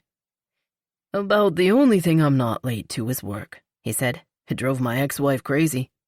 While her smile froze for a few seconds before she turned to rummage in the leather bag she'd hung on the back of the chair, Derek mentally facepalmed himself. He hadn't even made it a minute before mentioning the ex-wife. Women loved that shit. Not that they were on a date, but still, it was a bad habit. "How long have you been divorced?" She set the leather notebook she'd had in the elevator on the table in front of her, but didn't open it yet. "It's been final almost a year." "Do you have children?" It was a natural question to ask a guy who'd just told you he was divorced, but she looked stiff and awkward as she asked it, not making eye contact. 2. Julia's 10 and Isaac is 8. Her smile was definitely forced. One of each? That's nice. Tamping down on the impulse to pull up photos of the kids on his phone, he decided to turn the conversation back to her. "How about you? A significant other in your life?" "Nope, not part of the life plan yet." He laughed. "I can actually see you not only having a life plan, but actually writing it down." Olivia put her hand on her notebook in what looked to him like a defensive gesture. "Of course I do. If you don't write it down, it's a thought, not a plan." She wasn't joking. But before he could respond, the server showed up to take their beverage order. After glancing at the wine list, Olivia asked for a lemonade, and he had to fight the urge to apologize to her for his choice of restaurants. Maybe the wine choices didn't impress, but the food would. He hoped. Maybe she was used to places that served those tiny portions of things nobody could pronounce with a fancy sauce smeared around the plate like a kid's finger painting. This wasn't that kind of place. After a minute of reading the menu, instead of wrinkling her nose in disdain, she looked across the table at him with big eyes. "It's like all of my favorite comfort foods in one list, and everything sounds amazing. How am I supposed to choose?" I wish I could help you narrow it down, but everything is amazing. The drink choice was easy, she said, looking back at her menu. I have to call my mother later, and I always make myself a calling mom cocktail, which I don't want to put on top of wine. But I might need a few minutes with this menu. He chuckled, relief flooding through him. He didn't drink wine, so he wasn't sure why the fact she wasn't a wine snob after all should be a big deal, but he was still glad she wasn't. Take your time. There's no hurry. His favorite was a chicken parmesan, but he liked to save slurping up red sauce-coated pasta for at least the second or third date. Dinner, he corrected himself. This wasn't a date. The second or third dinner. When the server returned, he ordered the meatloaf dinner, and Olivia, after making him and the server laugh at her indecision, went with the herbed stuffed chicken. A favorite of mine, he said when they were alone again. You won't be disappointed. I bet everything on that menu is your favorite. I wouldn't bet against you. After taking a sip of his coffee, he leaned back in his chair. So tell me, how did you get involved with Village Hearts? I've wanted to be involved with a charity for some time, as they're a great way to make professional connections while giving back to the community. But it's a tight circle. I've had Kelsey, my assistant, keeping an eye out, and when she heard about this one, it seemed like the right opportunity. How about you? I mean, I know firefighters are very supportive of charities, but how did you come to be with this one? Do you get assigned to them? My son was born with a ventricular septal defect. She'd been lifting the lemonade glass to her mouth, but now she paused and set it down without taking a sip. I'm sorry, he smiled. Thanks, but he's fine now. When he was born, though, it was rough. Amber and I were pretty much consumed by Isaac and being at the hospital, and we didn't have a lot of energy left to give Julia. Thanks to our families in Village Hearts, she got to keep being a happy 2-year-old while we went through hell. Maybe it was a trick of the dim lighting, but it looked as if Olivia's eyes were glistening. You must think I'm awful, talking about professional networking when it's obvious Village Hearts is deeply meaningful to you. I don't think you're awful at all, he said quickly, because it was true, but also because he didn't want her to cry. And I don't care why people support Village Hearts, just that they do. I asked Jess to be a part of the board, actually. It wasn't because she had any personal connection to the charity, but because she's freaking amazing with money. Growing and maximizing funds is wicked important when you're as small as we are. And if you're an expert in planning and working efficiently and whatnot, trust me, I want you. I want you. The words hung between them for a long moment, and he thought maybe she blushed. But then she pulled her leather notebook close and opened it. It looked as if she'd already clipped some pages together, because it fell open to a fresh page and she pulled the pen out of the leather loop. He wasn't sure if she'd opened it because it would be easier to get started before their meals came, or if it was a pointed message to remind him this was something of a business meeting. But it threw him off. Either way, it wasn't the time to find out if she'd like to get together outside of their mutual involvement with Village Hearts. And if he was smart, he'd wait until they were done here, since he didn't want any awkwardness if he'd been misreading their chemistry to spoil their meals. They got a lot done before the food showed up. She was a smart woman, and together they brainstormed some great prizes they'd like to solicit. Derek would pass the list on to Ella, since she was really good at schmoozing people, and because Jess and Olivia worked in those business circles. Using connections could come in handy, but they tried not to put their volunteers in potentially awkward positions professionally. Olivia slid her notebook back into her bag before reaching for her napkin, which Derek took as a sign they could ease off the charity talk and maybe get a little more personal. There was a lot he wanted to know about her, namely everything, but he kept quiet as she ate the first bites of her dinner. I am definitely not disappointed, she said, and, even in the dim lighting, he could see the humor and warmth in her eyes. So I've been wondering something. Why Boston? A woman as smart as you could have gone anywhere in the country if you didn't want to stay in Virginia. So why were we lucky enough to get you? The hint of pink on her cheeks told him she wasn't immune to the sincere flattery. Staying in Virginia wasn't an option. I have a very toxic family, I'm sorry to say. I mean, I love my parents and they love me, but once they stopped loving each other and divorced, things took a turn for the unpleasant. That probably went a long way toward explaining why hearing him mention his ex-wife had made her smile freeze up, and why finding out he and Amber had children had made her look uncomfortable. A lot of people their age had marriages in the rearview mirror, so it shouldn't have been that much of a surprise. But if her parents' divorce had ruined her family, she might think he had a lot of toxic baggage of his own.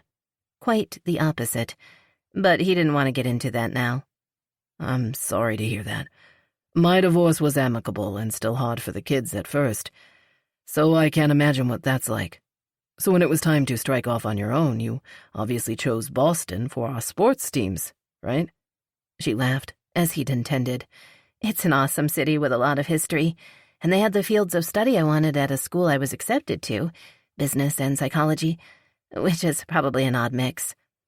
And a friend from school got accepted to the same school, so we got to start fresh on a new adventure without being alone. It's no fun being alone, so that worked out well. Yeah. Unfortunately, she really hated it here and dropped out halfway through the first semester. She went home and got her degree while living at home. I'm glad you stayed. It was probably the most overtly flirtatious thing he'd said yet, and he could tell by the way her expression softened that she didn't miss it. I am too. He asked her how she'd started her business, and she talked about freelancing and YouTube and such. And she'd written a book, which blew his mind, and traveled sometimes to talk at conferences. A lot of the computer terminology went over his head, but she was obviously intelligent, passionate, and driven. He liked that about her. Once she'd declined dessert and he'd paid the bill, over her objections, and he didn't give a rat's ass if it was a business expense. There was no reason to stay, but he would happily have sat across the table from her all night. My lift will be here in a few minutes, she said, which answered the question of what she'd been doing on her phone while he signed the credit card slip. Did anyone tell you about the fundraiser next Saturday? He asked as they walked toward the door. Bryn shared a graphic about a fundraiser at a bar. Is that the one you mean? Yeah. It's more than just a bar, though. Kincaid's Pub is owned by Tommy Kincaid, who retired from Engine 59. His son, Scotty, helped get us out of the elevator. So it's almost more like a family hangout than a bar to us. Even as he said it, he realized that they might love Kincaid's, but he had a hard time picturing Olivia there. Definitely not her kind of place. All the net proceeds they make Saturday from 5 o'clock until close will go to Village Hearts. That's very generous of him. Tommy's a good guy. I know you've got a busy schedule, but I'd love it if you could stop by. Her kind of place or not, he wanted to see her again. I usually block out Saturdays to write, but I can probably sneak out for a while to support the cause. He held the door open for her and then let it go when some idiot stumbled on the sidewalk. Without thinking, he hooked his arm around Olivia's waist and pulled her closer to him and out of the guy's path as the door swung closed behind him. Thank you, she said in a soft voice. A little drizzle was falling, and the moisture sparkled on her upturned face. Not to downplay the fundraising aspect, he said, but I should probably clarify that when I said I'd love it if you stopped by, I was speaking on behalf of myself, not Village Hearts. He couldn't miss the curving of her lips into a smile, since he was staring at her mouth. She hadn't moved out of the curve of his arm, and, with her face turned up into the light rain, he hoped like hell it was an invitation, because he was going to kiss her. Since writing a check and going back to work is the most efficient way for me to support a fundraiser, if I'm there, it'll be because of you. He tightened his arm around her waist, and his gaze dropped from her eyes back to her lips as they parted slightly. As he lowered his mouth to hers, Derek felt the same fear and exhilaration he'd felt the one and only time he'd jumped out of an airplane. If it ended badly, it was really going to hurt, but he knew the experience would be worth the risk. Tentatively at first, to give her the space to back out if she wanted to, he brushed his lips across Olivia's. She didn't back out. She put her hands on his shoulders and rose up, pressing her mouth against his. Relief and hunger swept through him as he kissed her, and he wrapped his arms around her, pulling her close as his tongue dipped between her lips. Her fingertips brushed over his back, and then her hands curled, bunching his shirt in her fists. He cupped her face, deepening the kiss. Her skin was damp from the rain, and he knew he should stop and let her go, but he didn't want it to end. Then she made a sound deep in her throat, a hungry sound that told Derek she didn't give a damn about the rain. She wanted him. And he wanted her so badly it hurt. But it wouldn't be tonight. It was too soon, and the first date, and he didn't want to screw it up by going too fast, so he was going to take every second of this kiss he could get. It was definitely too soon when she pulled back, breaking the contact.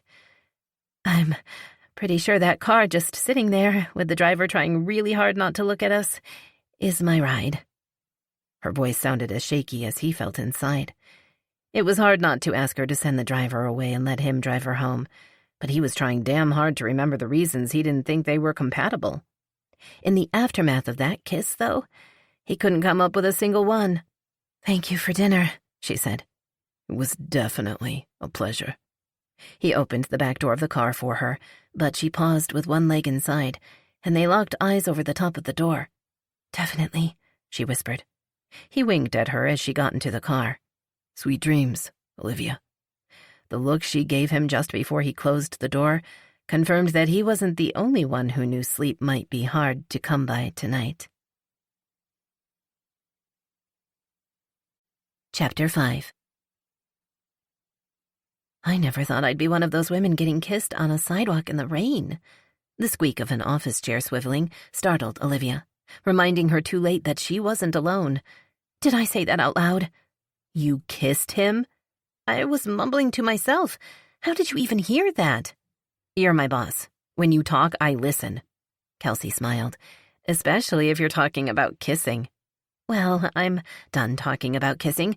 I have to get through this material." A last-minute cancellation by a potential client had opened up an unexpected window of time, so she was taking the time to research an upcoming productivity suite that encompassed paper and digital planning. The cornerstone of her business was finding systems that allowed for individual workflow within the centralized structure, so continued success meant staying on top of the evolving software. A lot of entrepreneurs in the market would reach out to her for beta testing or an endorsement, but she didn't bother with apps that simply digitized written pages for future reference. An app that analyzed a handwritten page and updated a central digital system interested her, but today her mind didn't seem to find her work nearly as interesting as it found reliving Derek's kiss. She'd lost count of the times she'd read the same few paragraphs on her screen, and now she was talking to herself about it. And to Kelsey, since she was in the room. "I want to hear more about last night," Kelsey said, "and I'm not going to stop bugging you about it, so the most efficient thing for you to do is spill the details so we can both get back to work. Or I can take my laptop to another room and work in peace." When Kelsey just folded her arms and cocked an eyebrow, she caved, but only a little. "The food was amazing. We got some brainstorming done for the benefit, and he kissed me goodnight." Was the kiss better than the food? Yes. She didn't even have to think about it. And that's saying something, because it was the best herbed stuffed chicken I've ever had. "And when are you going to see him again?"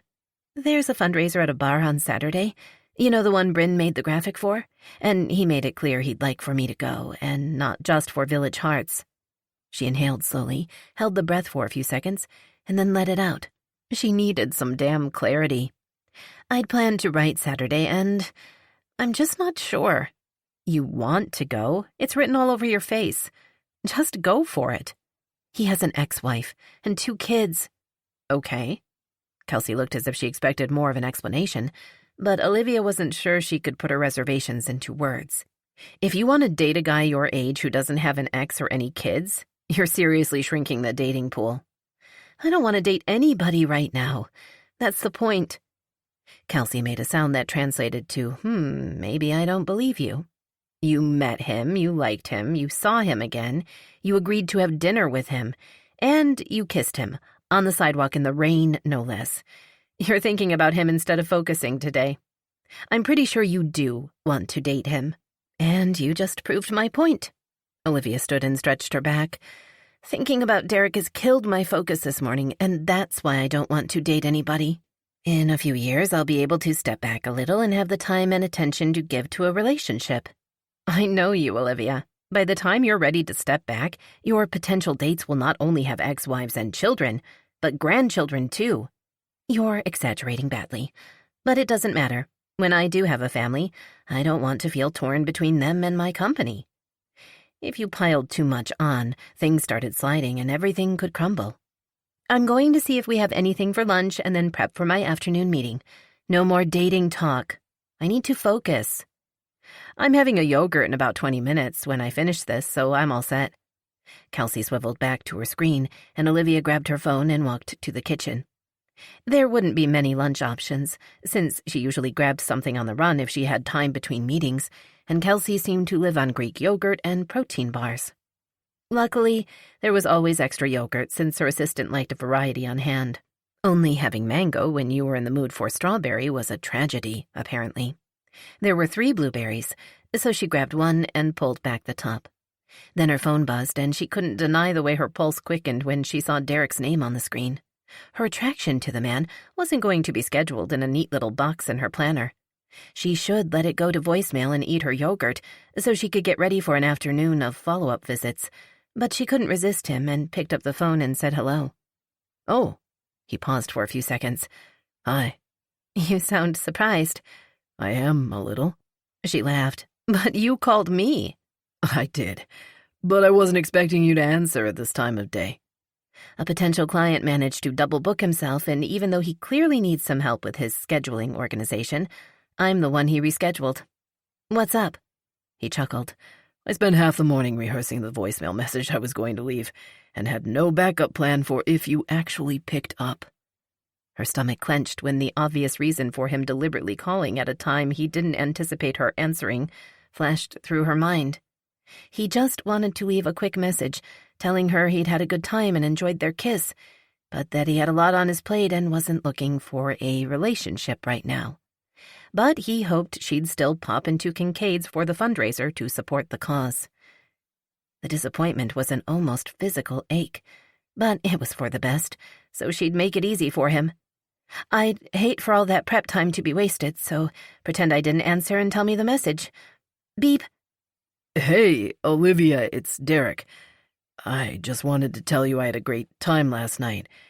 It was the best night I've had in a long time, actually, and I can't wait to see you at Kincaid's, so I really do hope you'll come. There was a brief pause and then a low chuckle. That was it. So I guess this is where I'd hang up. Don't, she said quickly. But then she had no idea what to say next. She was still processing the fact he hadn't been taking the easy way out and dialing things back before he saw her in person again. I had a good time, too. Does your cancellation leave enough time for lunch? She wanted to say yes. She really wanted to say yes. But if she factored in the time it would take them to meet somewhere, it didn't. They'd barely have time to chug a coffee, never mind eat anything. And she'd be off her game all afternoon because Derek had that effect on her, especially if he kissed her again. And she really wanted him to kiss her again. I can't today, or at all this week, she said honestly. My schedule's pretty booked, and I didn't see you coming. She didn't say the words out loud, but she felt them deep inside. She'd built a good, solid life and career with careful planning and execution, and then Derek Gilman had come out of nowhere. And she still didn't know what to do about that. I figured as much, he said. But I'll repeat the part about how much I hope you'll make it to Kincaid's Saturday night. I'll be there, she said, wincing as she made the statement without leaving any wiggle room for getting her priorities back in order and changing her mind. Good. I can't wait to see you again. The way his voice lowered as he said the words made her body sizzle with anticipation, and her hand tightened around the phone.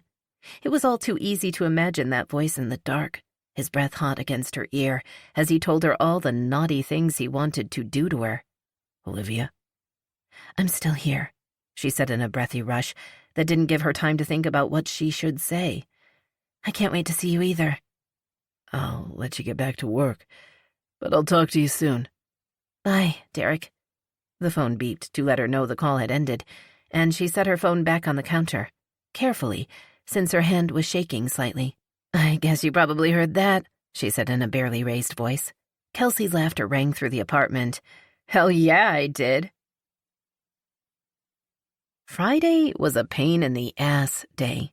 While Derek didn't wish catastrophic events on anybody, the constant in and out for stupid shit wore on his nerves after a few hours. Like idiots who managed to forget they put pizza rolls in toaster ovens and filled their offices with smoke, setting the alarms off and forcing an evacuation. "You've gotta be kidding," Derek said, yanking the plug out of the wall. "How do you not set a timer for pizza rolls?" "I don't," Gavin said, "but mostly because I stare at them until they're done. I wonder if they have any more of these, less well done." "Seriously?" He shrugged. "I'm starving." "You're always starving.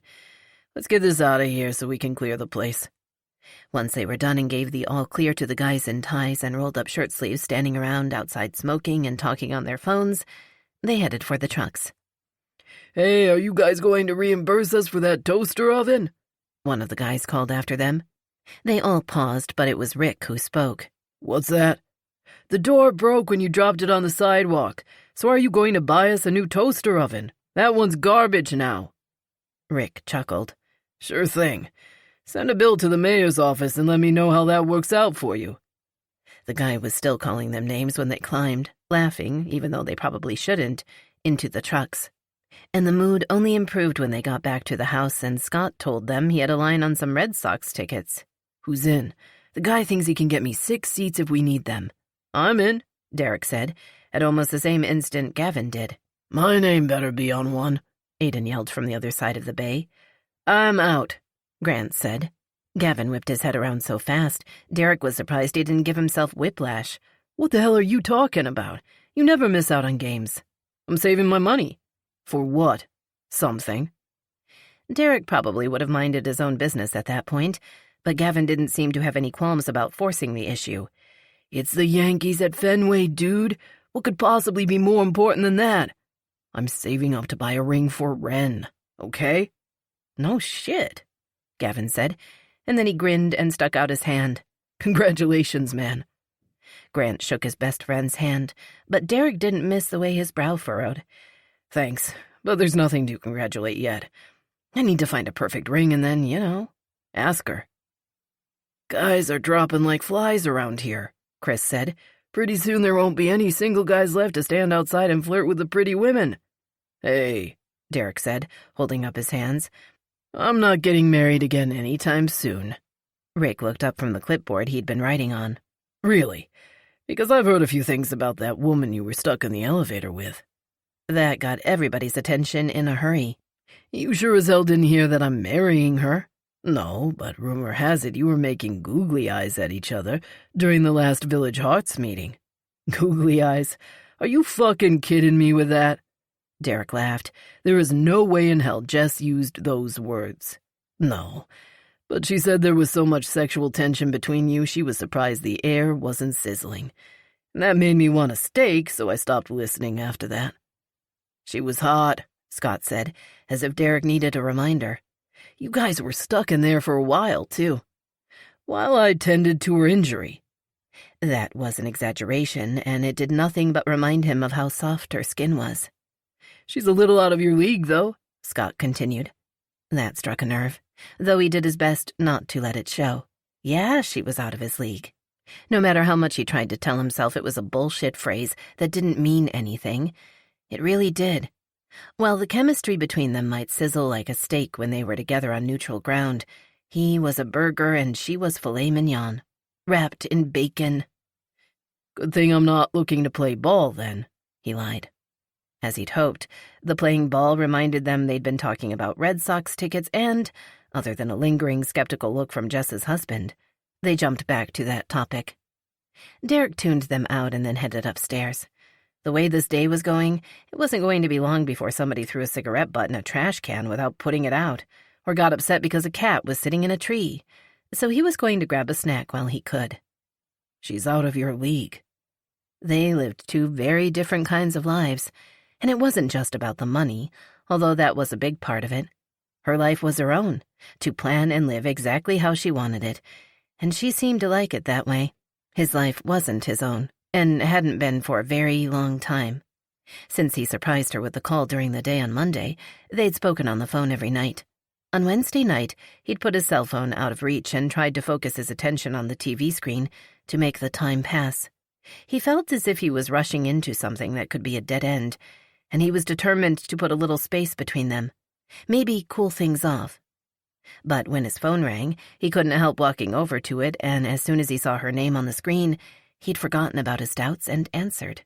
They'd talked about their days and expanded on the ideas they'd brainstormed at dinner. Last night, they'd discovered they both watched a legal drama series, and they'd watched together, almost perfectly timing hitting play on Hulu. Her voice on the phone as she tried to guess at the show's twists and turns wasn't quite as good as having her on the couch next to him, but he hadn't minded. When it was just the two of them, whether they were having a dinner or talking on the phone, it was easy to forget that nothing about their lives seemed compatible. And tomorrow, when he finally got to see her again at Kincaid's, he knew he'd forget everything but her the second she stepped into the bar. One kiss and it was too late, he thought, as he stared into the pantry with no idea what he was in the mood to eat. It was too late to go back and let her leave the charity meeting without a word from him, or hell, to go back to the day they got stuck in the elevator and take the stairs instead. It was too late to wonder if he should get too serious, because he wasn't sure if he and his kids could ever fit in her life. And it was definitely too late to take back that kiss, because he knew, no matter what happened, he didn't really want to. Even though he knew he didn't have much of a shot at going the full 9 innings, when it came to Olivia, he wanted to play ball. Chapter 6. Olivia couldn't remember the last time she'd been to a bar, probably in college, which was when she discovered that in Boston, any establishment with a television and a liquor license was a de facto sports bar if a game was on the screen. She might have missed Kincaid's pub entirely if Derek hadn't given her such good directions on top of the street address printed on the promotional materials. Her Lyft driver had found the address with no problem, but it had taken her a few seconds to spot the small sign over a glass door, flanked by 2 high and long glass windows in a very unassuming building. Clearly, Kincaid's didn't feel a need to announce their presence to the public at large. But when she stepped inside, she was met by the kind of establishment she'd been expecting. Brick and wood, with sports photos and fire memorabilia hung on the walls. There was a massive U-shaped bar, and the place was probably only a few more customers shy of their occupancy limit. Even though it was probably an exercise in futility, she looked around for Derek. She also kept an eye out for Jess or anybody else she'd recognize from the board, but mostly she was looking for him. Her thoughts had been spinning out of control since she left him at the restaurant. She'd even had trouble concentrating on work all week, which was problematic, to say the least, and every night she waited for his call. She started thinking about it as she put her work away, or even before then, if she was honest with herself, and changed into her comfy clothes. Would he call? She'd found herself practically vibrating with anticipation as she waited. And on Wednesday night, when he hadn't called, she'd thought maybe he was with his kids and tried to put him out of her mind. That hadn't worked. And when she thought it was late enough so small kids would be in bed, but not too late, she'd taken a deep breath and called him before she could change her mind.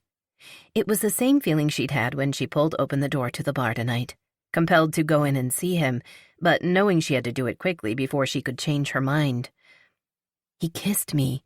He has children and an ex-wife. I don't have time for a relationship right now. I want him to kiss me again. His having an ex-wife had thrown her for a loop.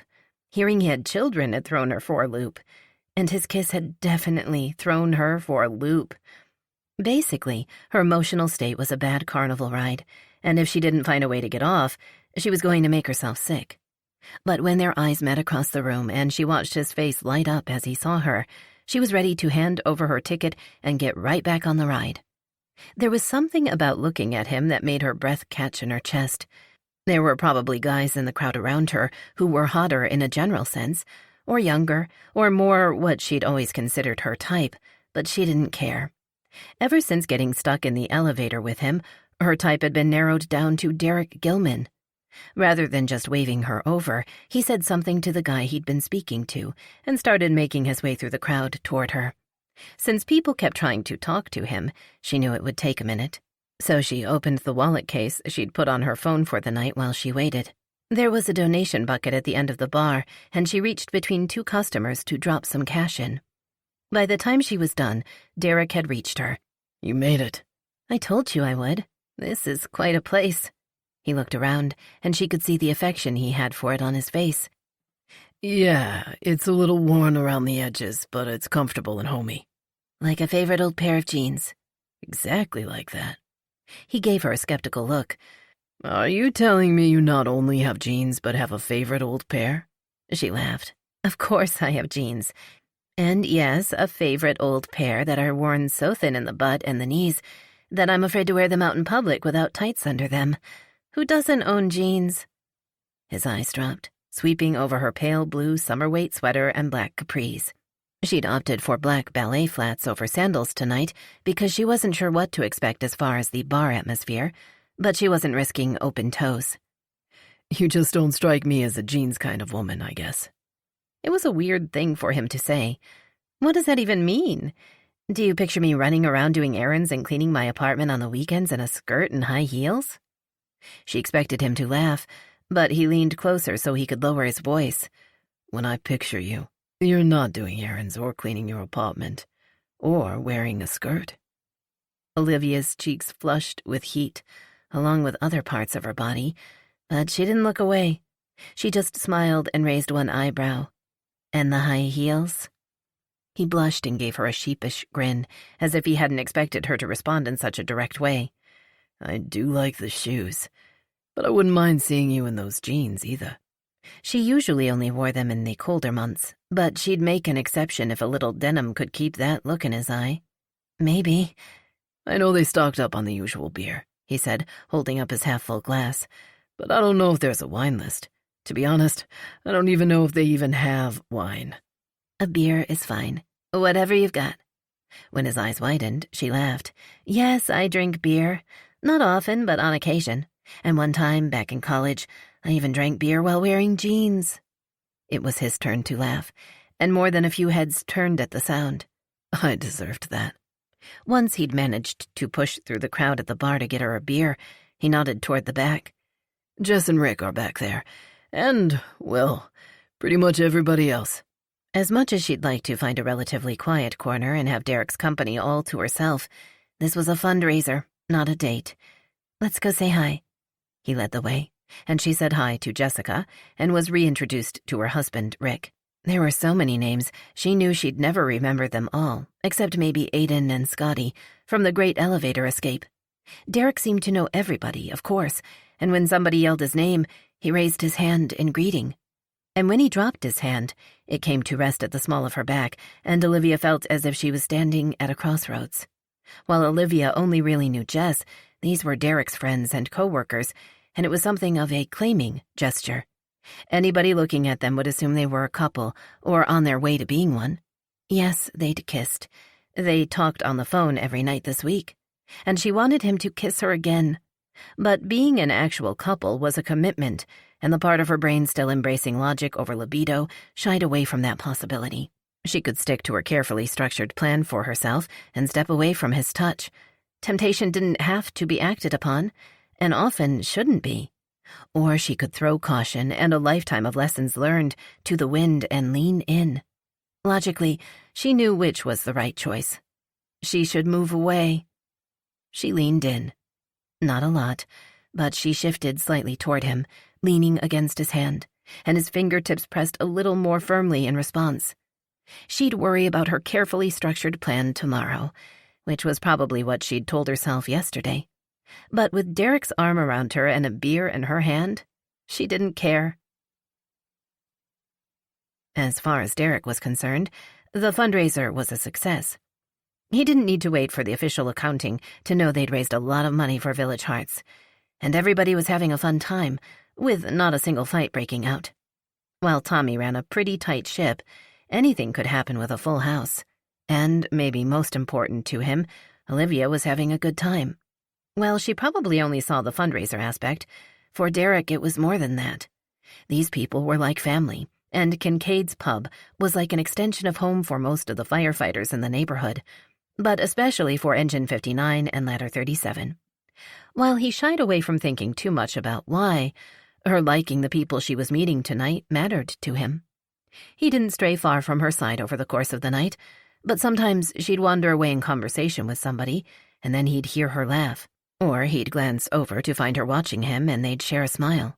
It felt good to have that connection again, and he could imagine them coming here often, playing pool, laughing, enjoying the company of friends and each other.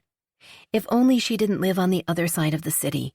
Scott walked over to him, an almost empty mug of beer in his hand.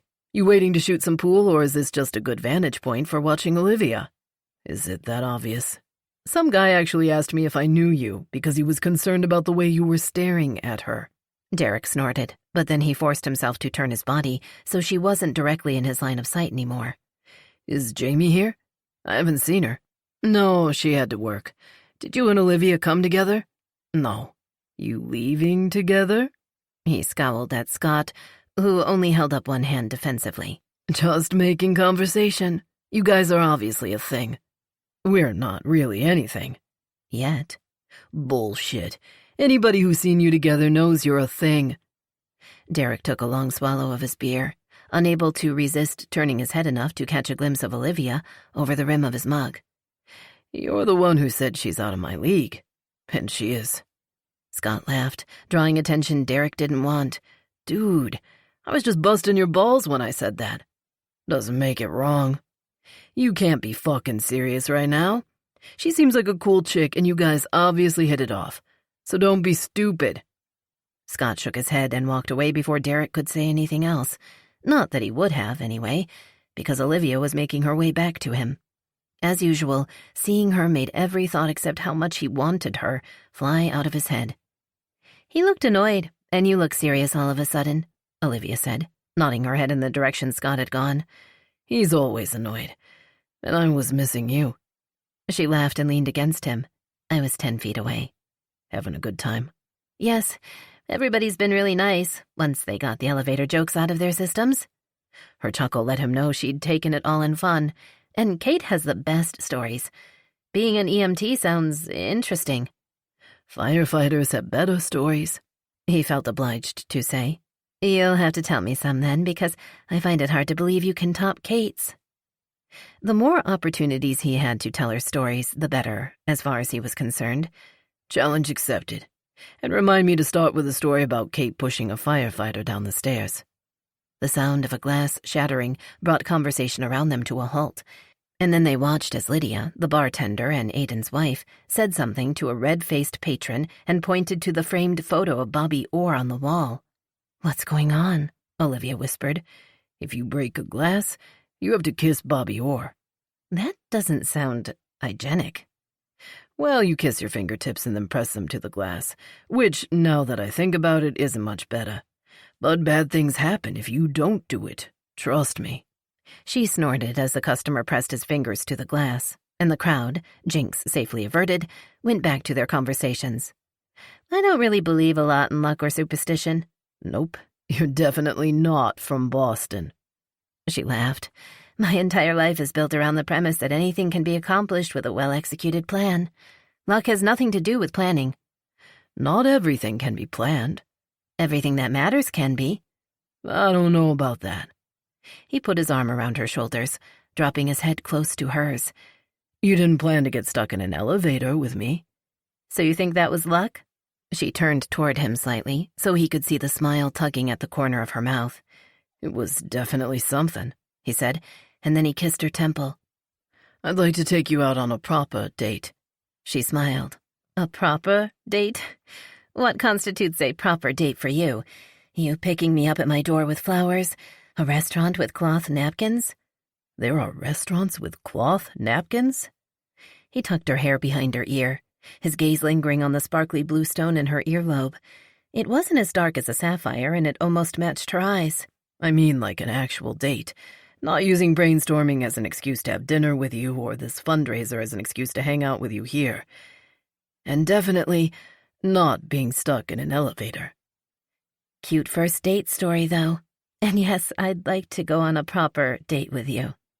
Now comes the fun part. Scheduling it. She held up her hands. And I don't even have my planner with me. Should I have my people call your people? He teased. No, definitely don't call my people, or I'll never hear the end of it. When I brought the kids back to their moms for the night so I could come here without hiring a sitter, I told them I'd take them for pizza and bowling tomorrow night to make up for it. It was on the tip of his tongue to ask if she'd want to come along, but he stopped himself.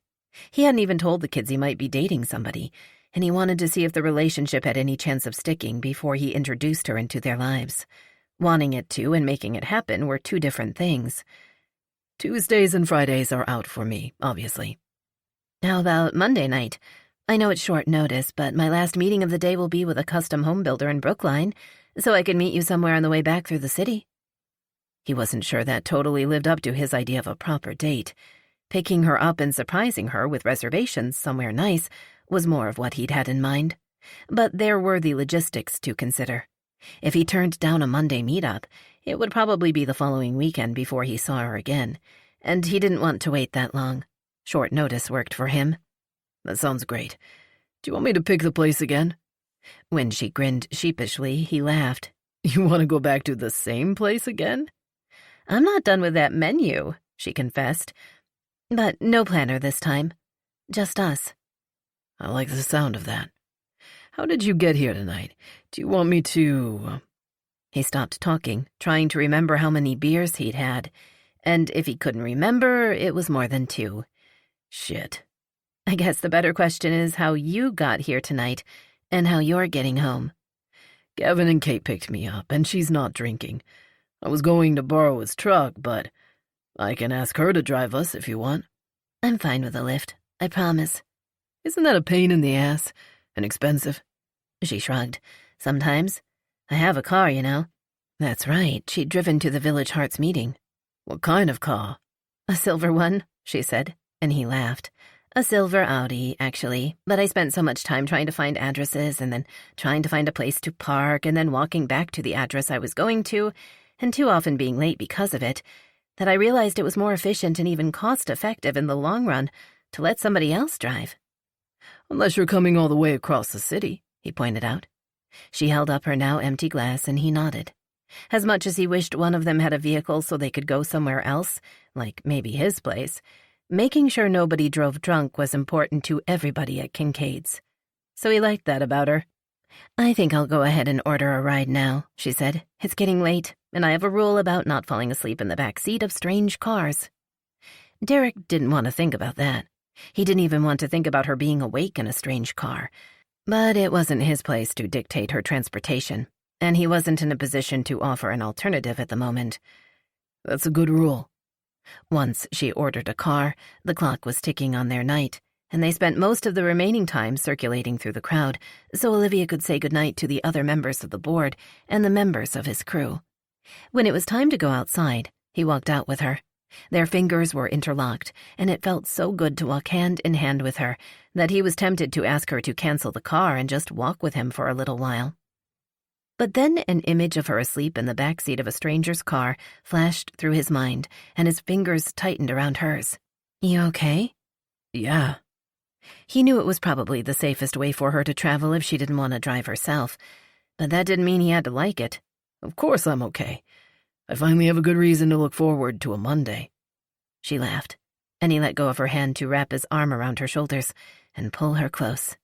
Going in for the kiss was easier than jumping out of a plane this time, but the feeling it gave him was no less exhilarating. When he heard a car pull up and slow, he reluctantly ended it. Send me a text when you know about what time you'll arrive Monday, and please text me when you get home tonight, so I don't lie in bed worrying about you falling asleep in a stranger's car.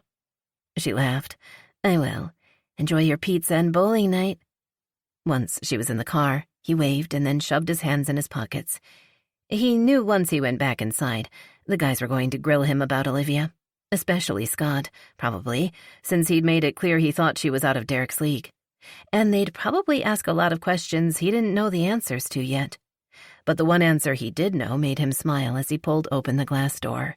Yes, he and Olivia were officially dating. Chapter 7.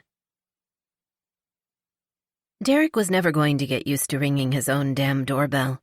It wasn't his anymore, and hadn't been for a while, but the small cape had been his for a long time. Standing on the front step, waiting for somebody to answer the door, would never feel right. Amber had met Jason 2 weeks after Derek moved out, and they'd hit it off immediately. Even Derek had to admit they were perfect for each other. At first he'd felt some jealousy and sometimes even anger, but seeing them together had gotten easier with time.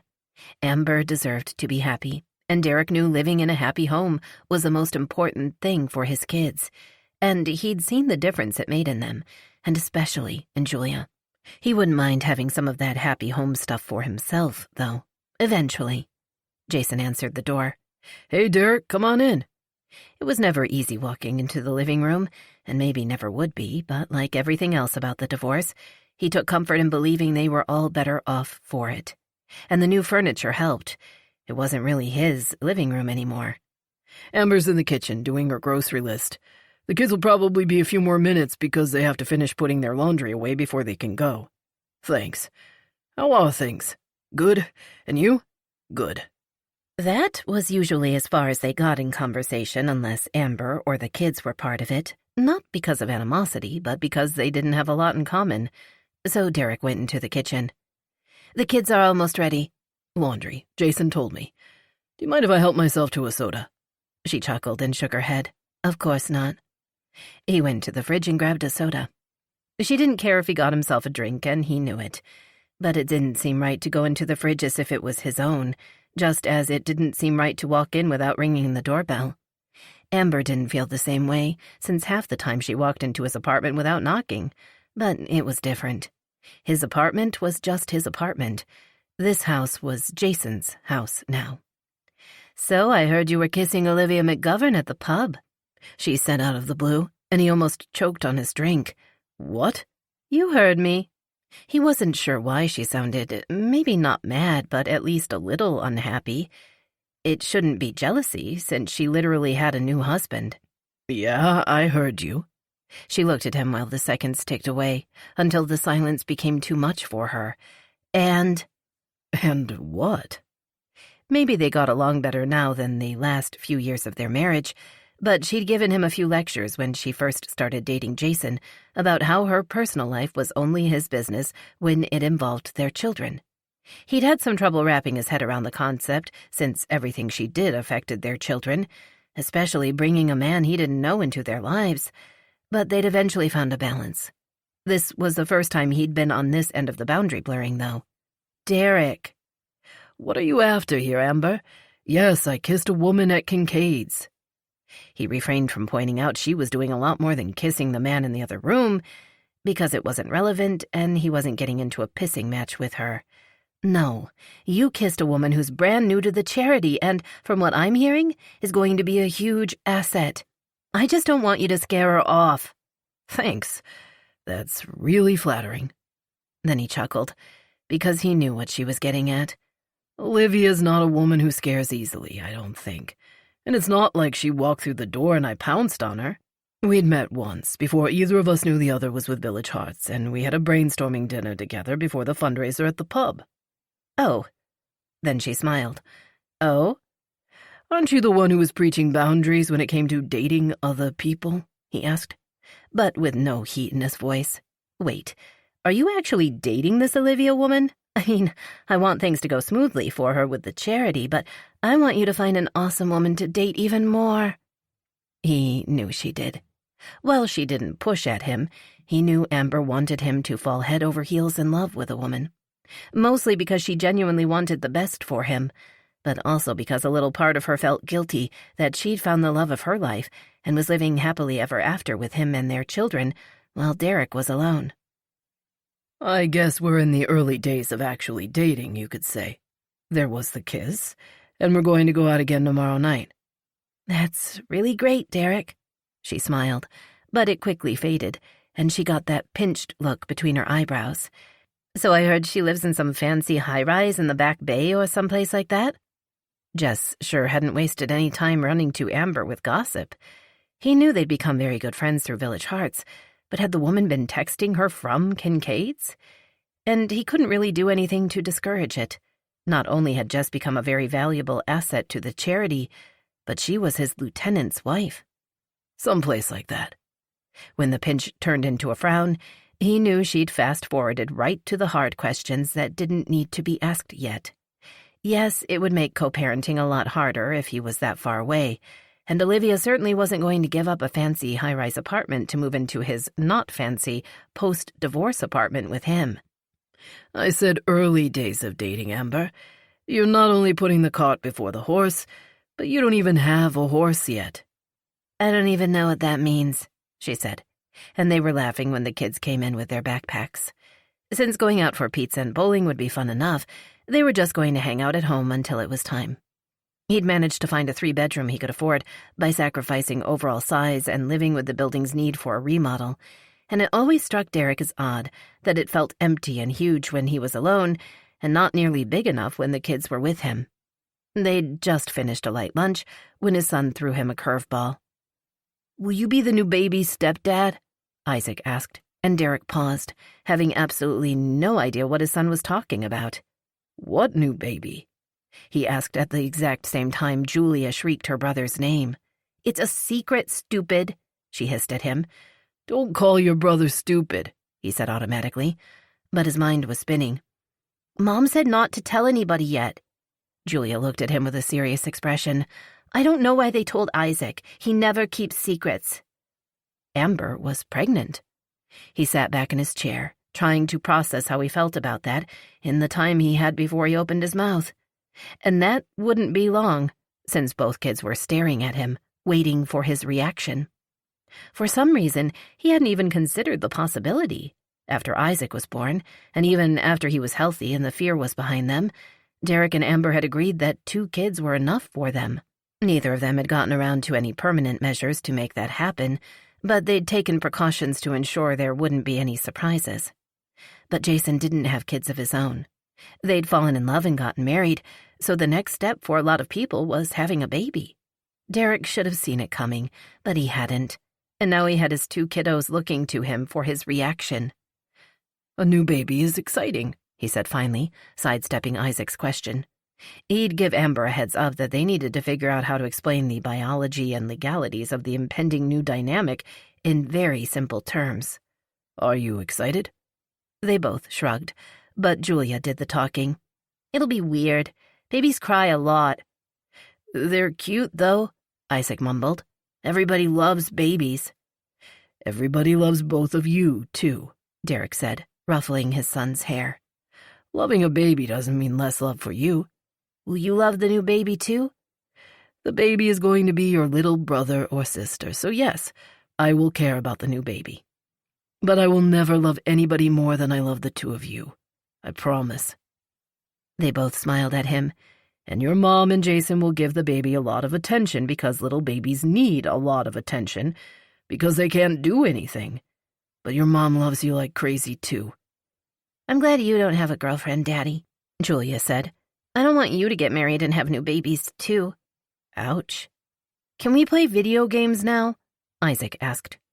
Even though he usually held out a little longer because he liked hearing about all the stuff he missed, today he nodded his approval on the first ask. He wanted out of this conversation. "For 1 hour. Then we'll start getting ready for bowling." As he watched them powering on the video game console and arguing over who got to be player 1, he thought about Amber and how the new baby was going to change everything, especially for Julia and Isaac. Jason was a good guy, and he genuinely loved his stepchildren, so Derek didn't think they'd get pushed aside for his own child. It was still going to be a huge adjustment for the entire family, though, and especially for the kids. "I'm glad you don't have a girlfriend, Daddy." Obviously, now wasn't the time to bring up the subject of Daddy having a new girlfriend. He leaned his head back with a sigh and closed his eyes. If the kids were feeling insecure after the news of Amber's pregnancy, he'd wait a while before talking to them about Olivia, he decided. It didn't feel right, almost like living 2 separate lives, but he'd make it work for now and hope that, when the time was right, Olivia and the kids would meet and hit it off, because his kids were his entire life, but he was really starting to like having Olivia in it, too. The restaurant could have been burning down around them, and Olivia wasn't sure she'd be able to tear her gaze away from the man sitting across the table from her. For the last hour, they'd talked and laughed, taking their time with the meal. They'd had a drink first, and then picked at an appetizer before ordering their dinners. And he'd told the server they'd like a few minutes to relax before looking at the dessert menu. Olivia didn't care if they stayed all night. At some point in the evening, he'd unbuttoned the cuffs of the light blue button-down shirt he was wearing and folded them back. She'd long ago admitted to herself she couldn't resist the combination of heat and humor in his expression whenever they were together, but she was surprised by how much the sight of his hands and the tanned skin of his forearms against the pale fabric turned her on. His hands were rough and calloused, and he'd recently scraped a couple of knuckles on something. And all she could think about right now was how much she wanted those hands on her. "Tell me how you got your scar," she said, trying to distract herself. "I mean, if you don't mind. If you don't want to talk about it, that's okay. I was just curious." "I don't mind talking about it, but you'll probably be disappointed. Most people expect it to be from some kind of line-of-duty act of heroism." "I'd be lying if I said I didn't make that assumption. Not that it was an act of heroism, necessarily, but that you got hurt while working." "When I was 12, I was helping my dad lay new sheathing and shingles on our roof, and I slipped. I managed not to fall off, but I caught the edge of the nail I'd been pounding on the way down to the edge." She winced, trying not to imagine what that had looked or felt like, especially when it was so pronounced this many years later. Of course, he didn't strike her as the kind of guy who was big on creams and sunscreens. Ouch. "It was the first time I ever swore in front of my mother." "I bet she didn't mind." He laughed. "I don't think she even heard me. She was too busy yelling those same words at my old man for having me up there in the first place." "I gather she'd told him so?" He grinned. "Oh, she definitely told him so." "Did you grow up here?" "On the North Shore. My parents still live there, and I have a brother and a sister, both younger, and trust me, they were never allowed on the roof." She laughed, wondering what it was like to have siblings. Being an only child was not only lonely at times, but she didn't have anybody to split her parents' focus with. There was no, "Hey, look what my sister's doing," when it got too hot under the magnifying glass. "What about your family?" he asked. "Other than in Virginia, and no longer married to each other, of course. Are you still close? Siblings?" While she was curious about his family, hers was probably the last thing she wanted to talk about tonight. "It's just me, and I'm fairly close with both of them, I guess. Separately. I talk to them on a regular basis. My dad remarried to a woman who had 3 kids from a previous marriage, all younger than me, and I was already away at college, so I know them, but we're not close. And did I see strawberry shortcake on that dessert menu?" She could see he noticed the deliberate subject change, and was thankful when he let it go. "You did, and it's delicious. They make the biscuits themselves, and the whipped cream." "I shouldn't. I really shouldn't." "Then I will, and you can sneak as many bites as you want." They ate it slowly, as if they had an unspoken agreement to stretch it out as long as possible. But when she put down her fork because the ice cream had melted and joined forces with the strawberries to turn the last of the biscuit into mush, Derek pushed the plate to one side. "After dessert coffee?" he asked her as the server approached. She groaned at the idea of putting anything else in her stomach, but she didn't want to leave either. One, but decaf. Once the dessert plates were cleared and they'd fixed their coffees, Derek leaned forward. He rested his forearms on the table when he did it, which brought her attention right back to them. "I'm out of ways to keep you here, so don't be surprised if it takes me a really long time to drink this." "Me too. Baby sips."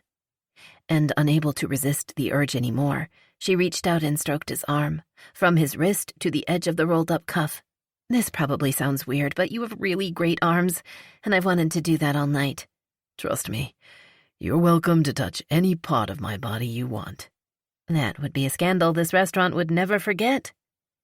She watched the words sink in, the admission she wanted to touch him in places she couldn't touch him in public, and for a moment his expression was so intense she thought he might haul her across the table and onto his lap. "You're worth the risk of being on the 11 o'clock news for." It was the weirdest and yet most romantic thing a man had ever said to her, and Olivia shivered. "I bet handcuffs are a lot sexier in theory." "And there's a good chance I'd know the officers responding and never hear the end of it." The muscles in his forearm twitched under her trailing touch. "I'm on tomorrow, so it's an early alarm for a 24-hour shift." "I have an 8 o'clock meeting in the seaport." She didn't even want to think about what time she'd have to get up in order to leave this part of the city in time to make it home, shower and get dressed, and make the meeting by 8.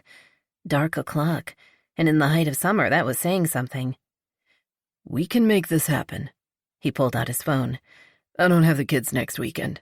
Amber's hosting a couple of Village Hearts kids for a few days, and they'll be there through the weekend. Since they don't have school, I'll just grab Julia and Isaac Wednesday morning and bring them home Thursday night instead. Olivia wanted to ask how that worked, if he'd have to fight his ex to change up the schedule, because he didn't seem to get that tenseness in his voice when speaking of his ex that her parents and almost everybody else she knew did. But she didn't want to interrupt where this conversation was heading by discussing his failed marriage. Since she'd come straight from a meeting and therefore had it with her, she reached into her bag and pulled out her planner, clearing the space in front of her to set it down. Hey, I thought there was a no-planner rule for tonight. She paused in the act of opening it and gave him a guilty smile. I know, but I had it with me for the meeting, and since I have it, I may as well use it. Plus, you used your phone. Same thing. I'm teasing you. I don't care if you have it open all the time as long as it gets my name in there. He leaned over and tapped the very small empty space at the bottom of the Saturday box. Just write it in. Have great sex with Derek. I'm not writing that in my planner. Why not? If you don't write it down, it's a thought, not a plan. Isn't that what you said? He gave her a grin that had her smiling back. And put great in block letters. Managing expectations isn't one of your better skills. Sure it is. Why did he have to look at her like that? Like he really had an expectation that sex between them would be great. Because it probably would, she told herself. You're setting the bar pretty high for yourself. I work well under pressure. Very, very well. She did it. She pulled out the pen with the heavy black ink that couldn't be erased if she changed her mind and wrote him in. Have great sex with Derek. He made a low growling sound of pleasure that made her want to accelerate that particular appointment. You might want to write sleep late in the Sunday block, too. She laughed. Now you're pushing it. There, he said when she closed the book. That was easy. Easy? She was already making a mental to-do list, shaving her legs for one thing.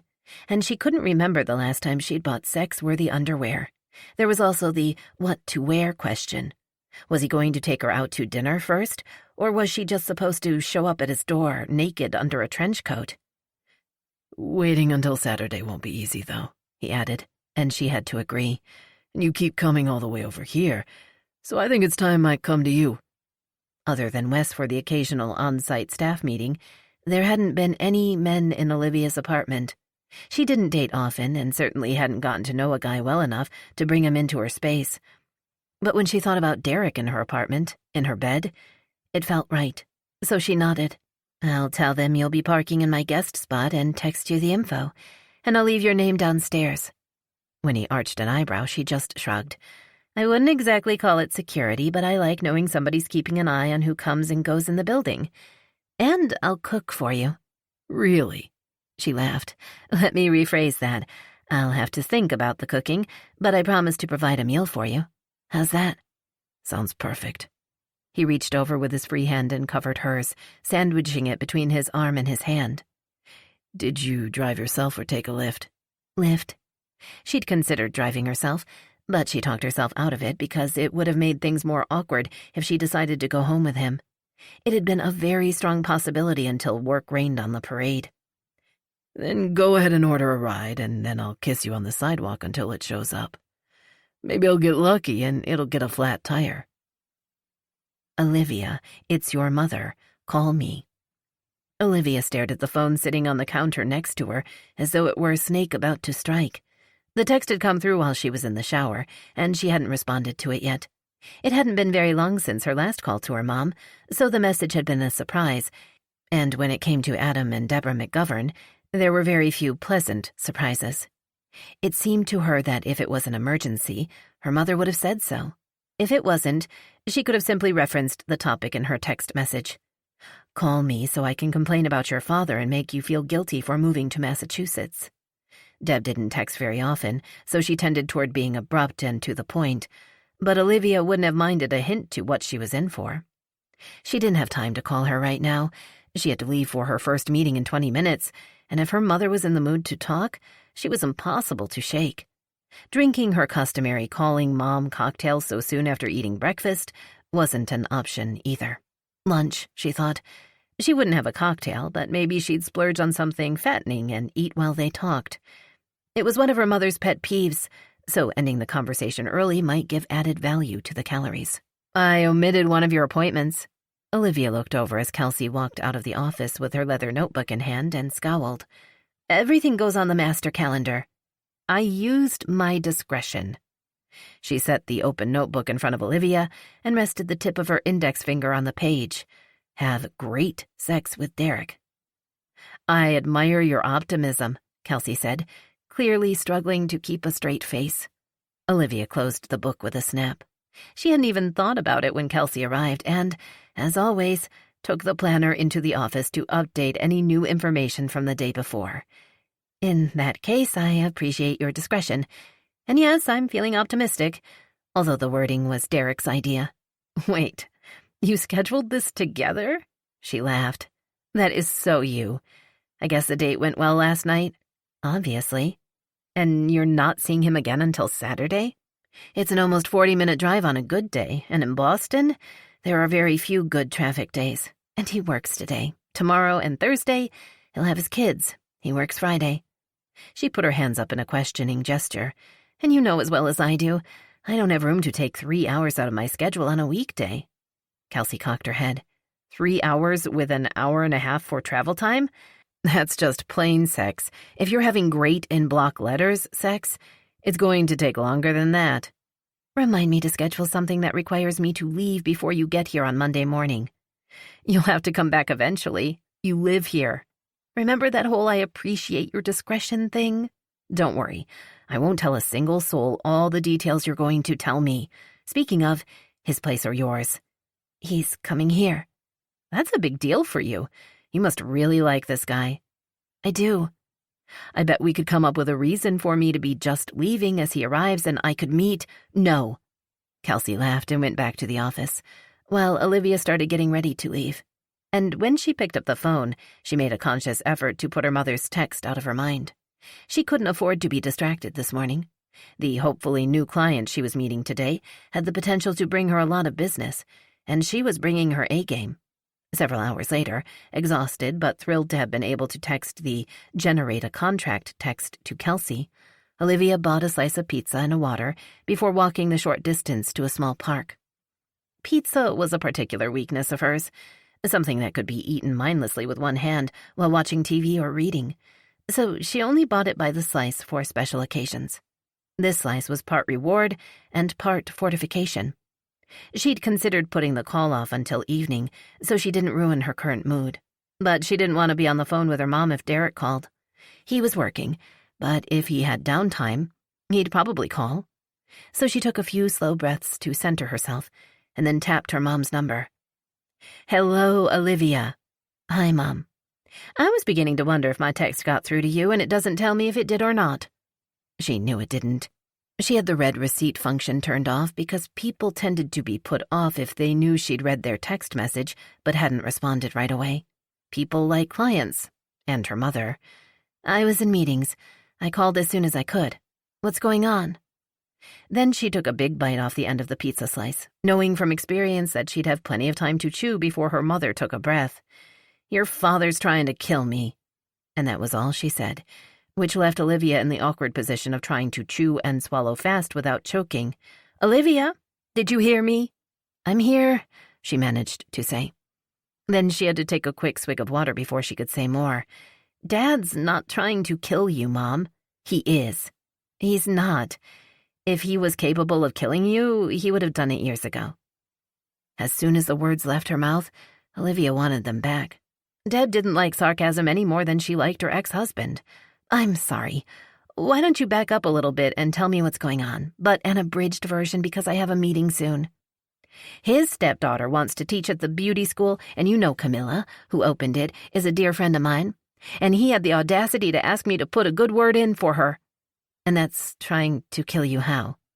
"You know how my blood pressure is, Olivia. Don't be sarcastic." "Mom, he's just trying to use connections to help his stepdaughter out. You know as well as I do that's how the world works." "I am not one of his connections. I want nothing to do with him or that woman he married." "You remember what she called me." You said some pretty ugly things about her when they started dating, even though your divorce was already final. Olivia sighed, and then winced because her mother probably heard it over the line. And her daughter has nothing to do with anything. She already knew that diplomacy wouldn't work. As far as her mother was concerned, there was Team Adam and Team Deb. And then there was Olivia, who was the tug-of-war rope between them. And Deb's dismissive snort proved her right.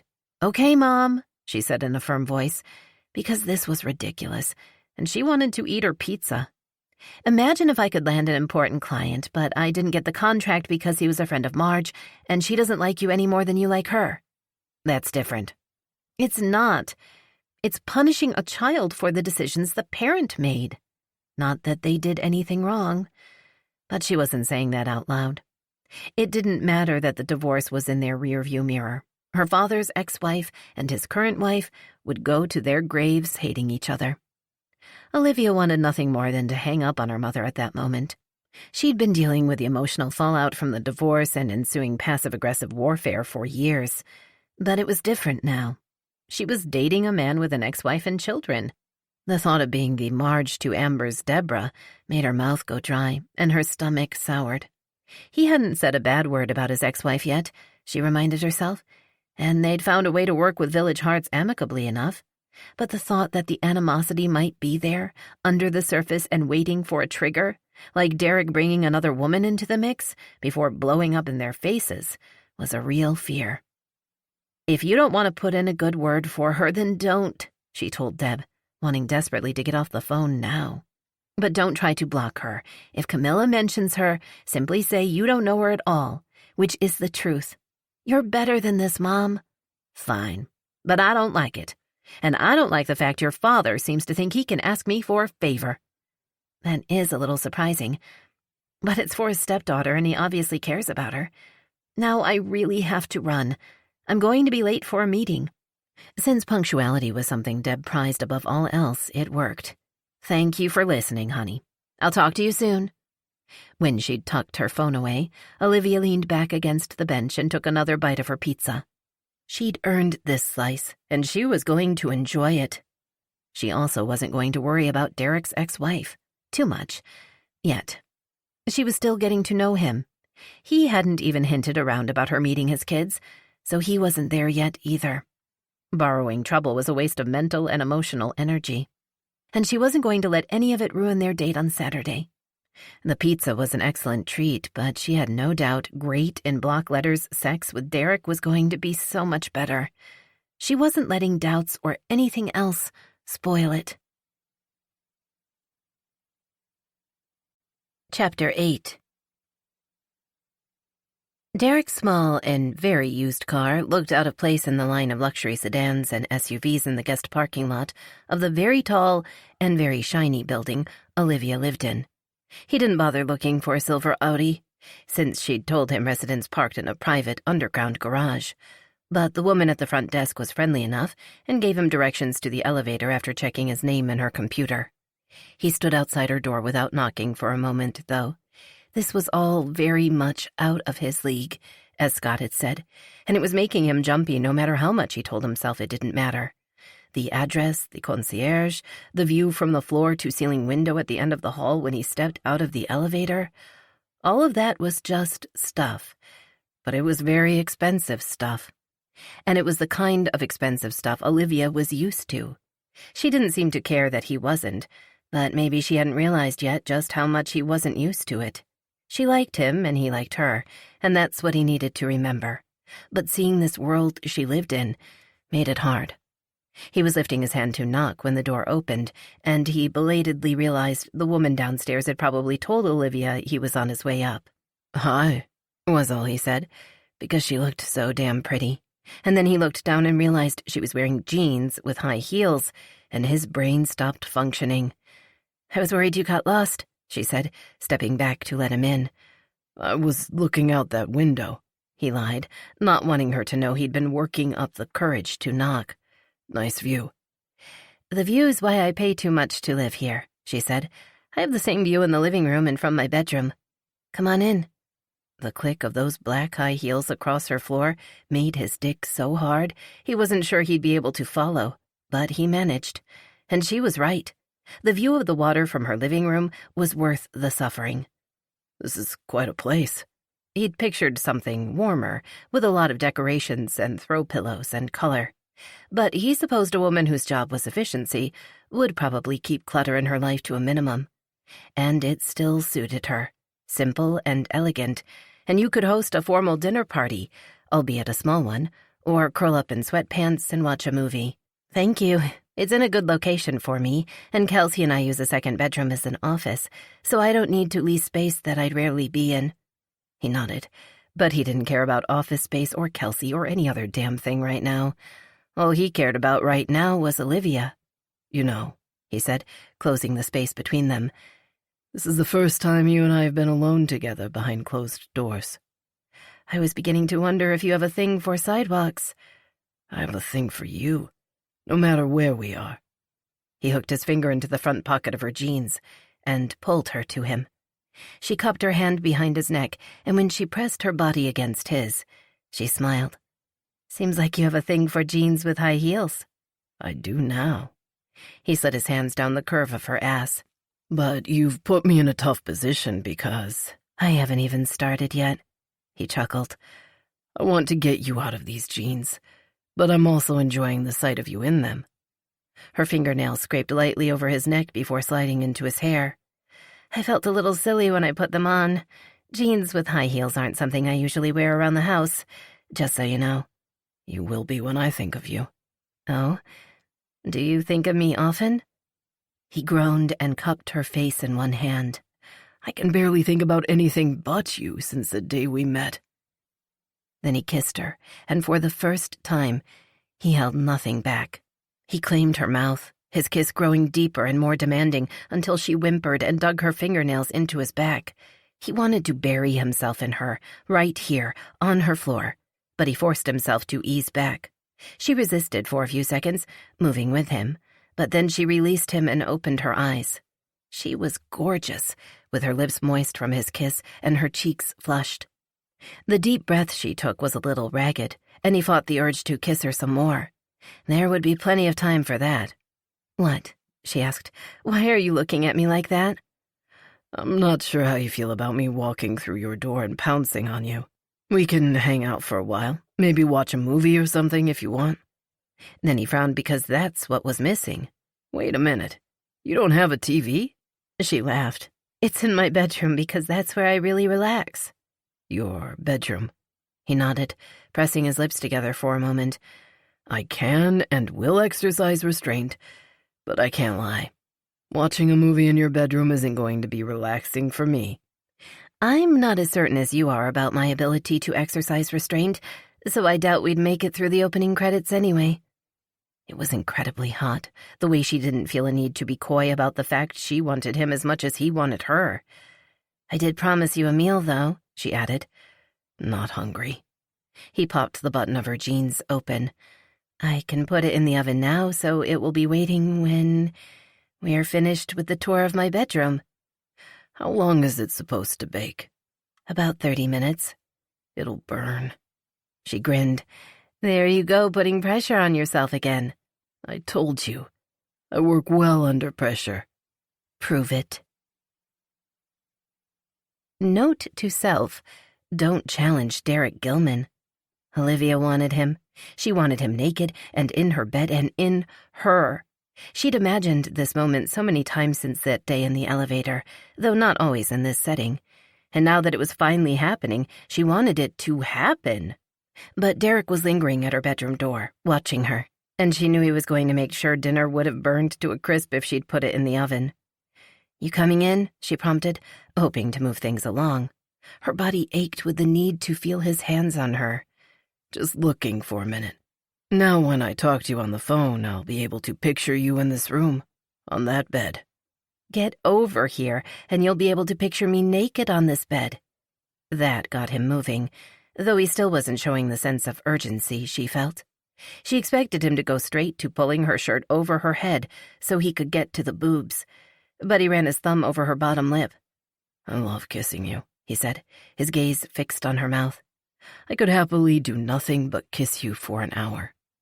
Don't even think about it. But he was thinking about it. She could see it in his eyes. Do you have us on a schedule? Was there an agenda for tonight written down in that planner of yours? You know what it says in my planner because you made me write it. Have great sex with Derek, he said, and then his mouth curved into a wicked grin. But a plan's only as good as its execution, and the key to a successful execution is attention to detail. Expediency is good. He shook his head. It's not good to rush things. You don't want me to miss anything, do you? Though she had no doubt he was going to take as much time as he wanted teasing her, she could do a little teasing of her own. She pulled her shirt over her head, tossing it aside, and when Derek sucked in a ragged breath, she felt sexier than she ever had before. You're cheating, he said in a husky voice. I could put it back on. But his hands were on her already, running over the ivory lace to cup her breasts. Nope, but I'm taking the jeans off of you myself. I'm looking forward to it. She caught the flash of his grin before his mouth closed over hers again. His thumbs stroked her nipples through her bra while he kissed her, and she cupped the back of his neck with her hand before sliding her fingers up into his hair. Did I mention I could kiss you for hours? He said against her lips. You can kiss me all you want as long as you can multitask. He lifted his head so she could see his amused expression. What happened to the evils of multitasking? Tugging his shirt out of his jeans, she gave a guilty laugh. Okay, it's not always a bad idea. His shirt joined hers on the floor, and Olivia ran her hands over his broad chest as his mouth claimed hers again. Tongue dancing over hers, he kissed her harder, and she scraped her fingernails over his taut back. Her bra was next in the pile, and she sighed when his hands skimmed over her naked breasts. His hands felt rough against the soft skin, but not painfully so, and she moaned as his thumbs flicked over her sensitive nipples. Reaching down, she popped the button on his jeans and smiled at the sound he made. He caught her bottom lip between his teeth for a few seconds before leaving a trail of hot kisses down her neck and chest. With his hands pressed against her back, he closed his mouth over her nipple and sucked hard enough to make her gasp as he backed her toward the bed. Her knees hit the mattress, and still he didn't stop. He switched his attention to her other breast, licking and biting, until she fisted her hand in his hair, which was just long enough to catch between her fingers. He chuckled and paused long enough to slide his jeans down and pull them and his socks off. But when she unbuttoned and unzipped her jeans, he shook his head. I told you I'm taking those off. Since he was standing there looking hard and delicious in nothing but snug gray boxer briefs, she wasn't about to argue with him. But she wasn't going to wait all night either. She didn't have to. With her knees already against the bed, all he had to do was kiss her again and push her back onto the mattress. His hands were at her breasts, and she stroked his back, her fingertips kneading the muscles that flexed as he moved. Then he stood and took a step back, looking down at her with so much heat, she was surprised she didn't burst into flames. He lifted one of her legs, running his hands down the denim until the black heel was in his hand. I do love these shoes, he said, and the rasp in his voice left no doubt of that. But they're in the way. He slid the shoe off and tossed it aside before repeating it with the other leg. Then he tucked his fingers in the waistband of her jeans and tugged. She lifted her hips so he could wiggle the denim over her hips. Careful, he said. I don't want to be the one who rips your favorite old jeans. Right now, she didn't give a damn about jeans. She wanted them off her. She wanted the ivory lace panties off her, and she wanted Derek on her. Once he'd dropped the jeans on the floor, he reached for the panties, but he didn't pull them down. Instead, he ran his fingers over the lace in a light, teasing touch that made her squirm. These are so pretty. I almost hate to take them off, he said. I can take them off, don't worry. But when she reached down, he grasped her wrists and lifted her hands over her head as he bent over her body. I've got this. He kissed her throat and then slowly, so slowly she wanted to pound a fist on his back to hurry him up, made his way down her body. Her breasts slowed him down even more, since he took his time sucking each nipple in turn. He released her wrist to cup her breasts and then pinch her nipples between his thumb and finger as his tongue flicked over the tips.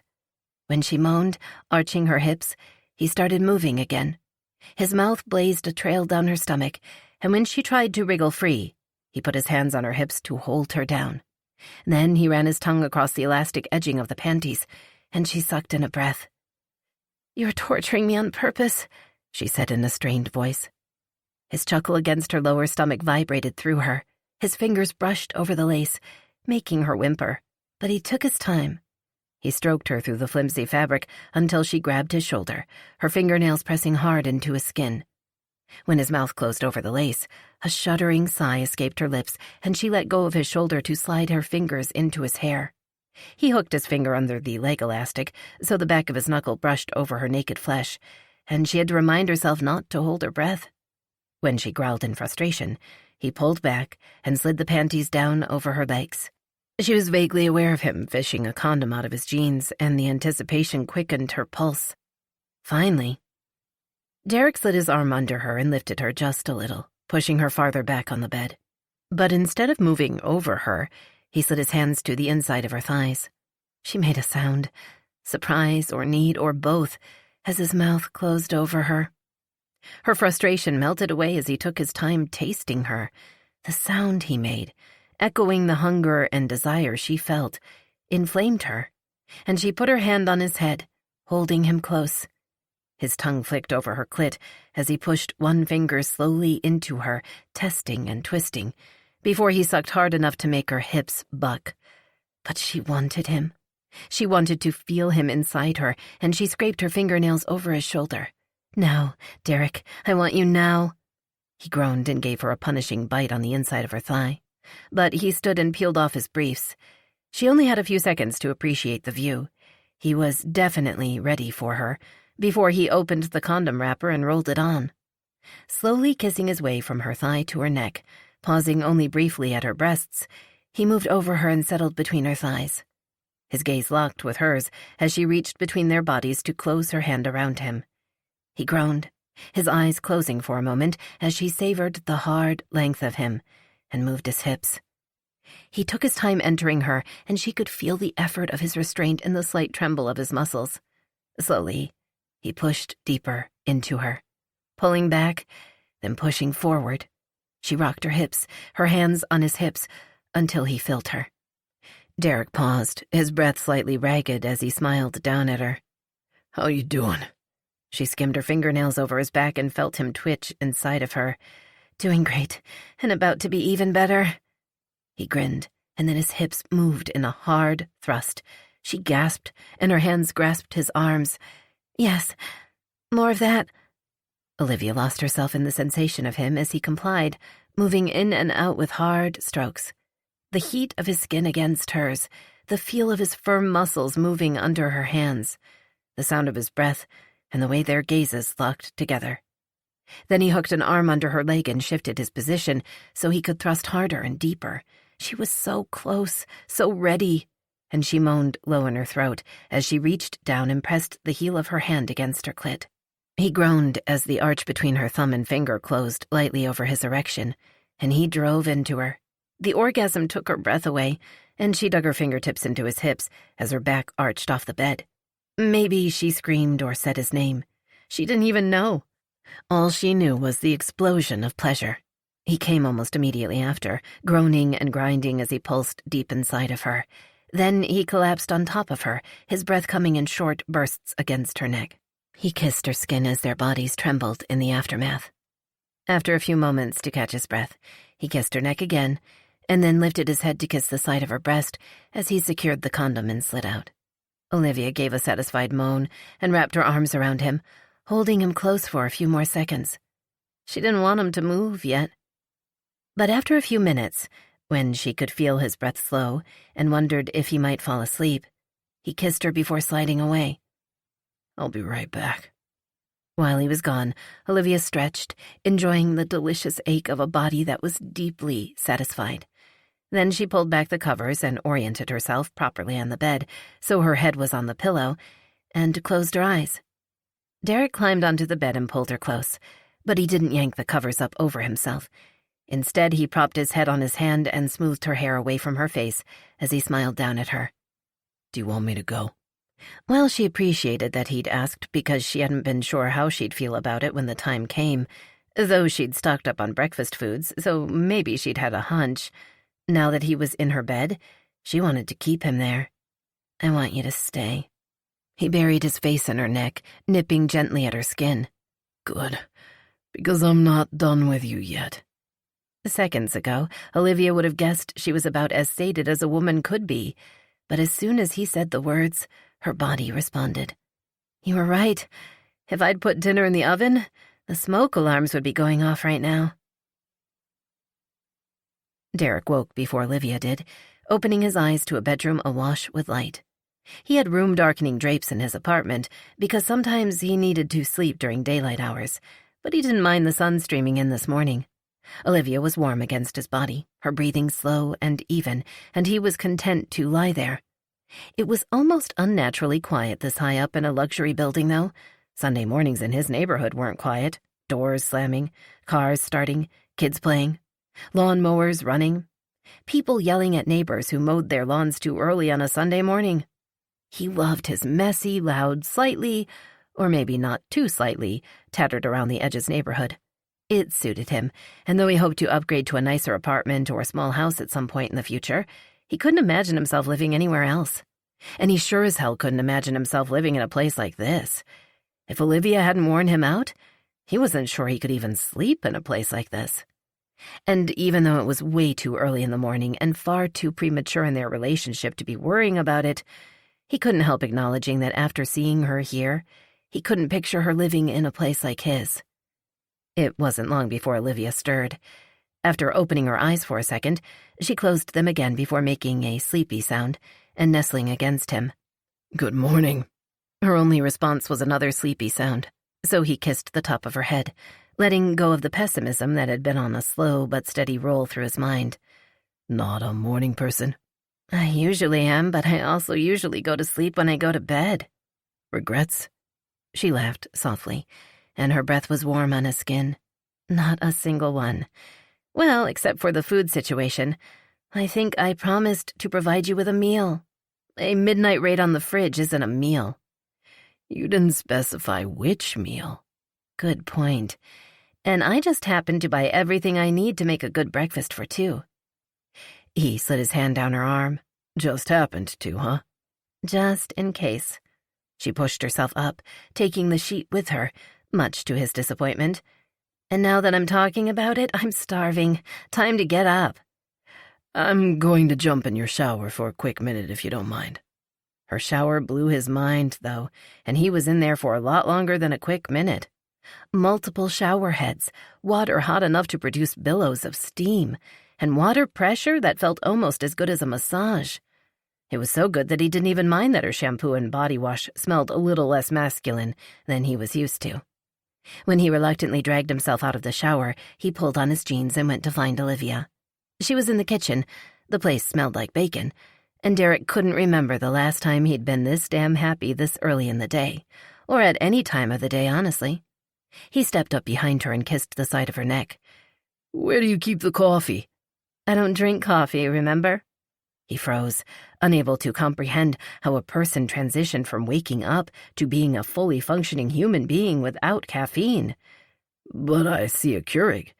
Why do you have a Keurig with no coffee? Herbal teas? She said matter-of-factly.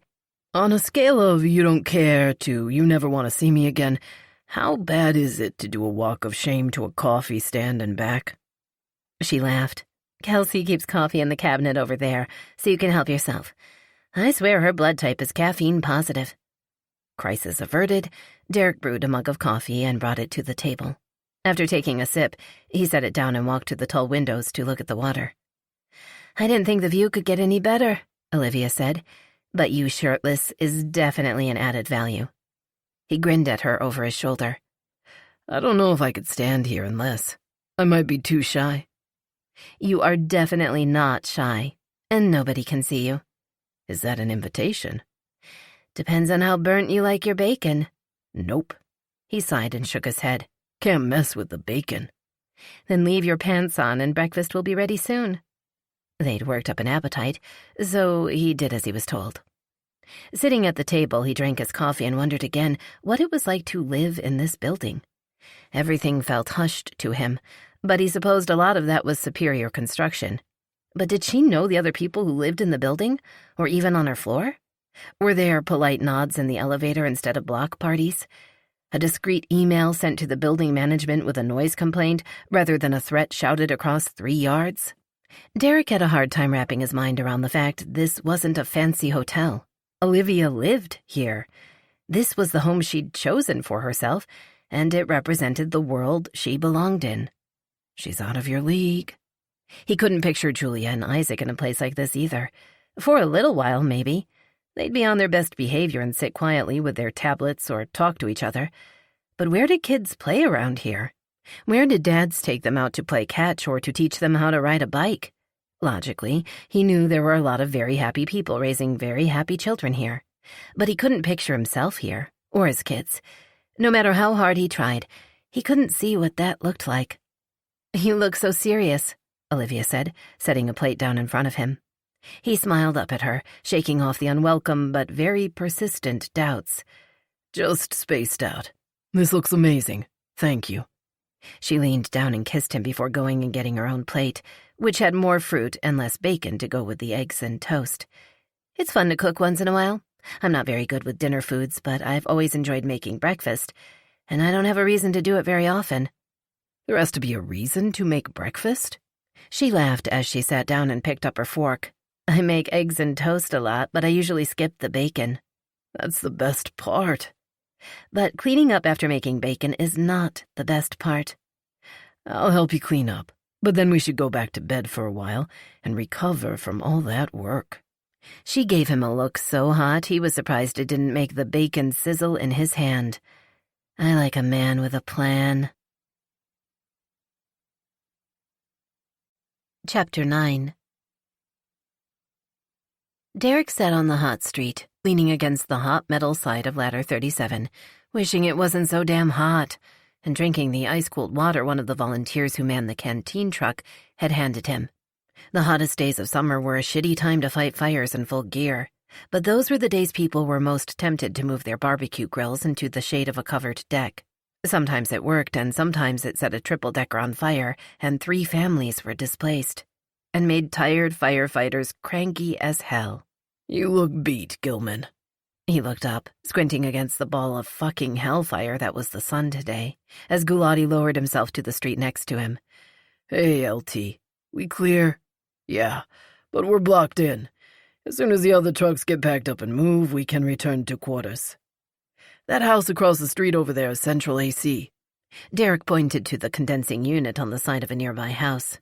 "I'm thinking about introducing myself and asking if I can crash on their couch for 20 minutes. Or 4 hours. Been spending too much off time going back and forth across the city." Derek took another swig of water and then chuckled. "A couple of nights this week. Last night, since I'll pick up the kids for the weekend when the tour ends." After leaving Olivia's place Sunday, he'd made it maybe 12 hours before seeing if she had plans for the evening. She didn't, so he'd gone back to her apartment, and they'd managed to eat dinner before falling into her bed. He'd made it home late, but he got enough sleep to get by. Last night, though, he'd nodded off and gotten home in time to only grab a few hours. And of course, today hadn't been a slow day that allowed for naps between calls. It had been a hellish day in hellish heat and humidity. And there was still a late thunderstorm in the forecast, so he didn't see falling into his bunk any time soon. "Speaking of the kids," Rick said, "has she met them yet?" "No, I haven't even told them I'm dating anybody yet, actually." "Do you think they'll hate her?" He frowned. "Why would they hate Olivia? There's nothing to hate about her." When Rick held up his hands, he realized he'd asked that in a sharper tone than he'd intended to. "Let me rephrase that. Do you think they'll hate that you're dating, no matter who it is?" "I don't know." He wasn't going to share Amber's news with anybody yet, since it wasn't his to share, and they had a lot of mutual friends. Even though he knew he should be able to talk to these guys about anything, it was a small community, and it would get back to her. "They've had a lot of change already, and since they get less time with me, they might be less inclined to want to share." "How does she feel about kids?" He took his time trying to come up with an answer to that one. "I think she has a plan for her life, and having kids is still a few years down the road." "Have you asked her how she feels about you having kids?" "No, it's probably too soon for going that deep." Rick turned his head to give him a look that might have been almost fatherly if there were more years between them. I saw you two together at Kincaid's, and you get this look when you talk about her. Maybe you should have that talk before you get in any deeper than you already are. He knew the LT was right, but it really did seem too soon to ask her straight out if she could see herself settling down with a guy who had 2 kids.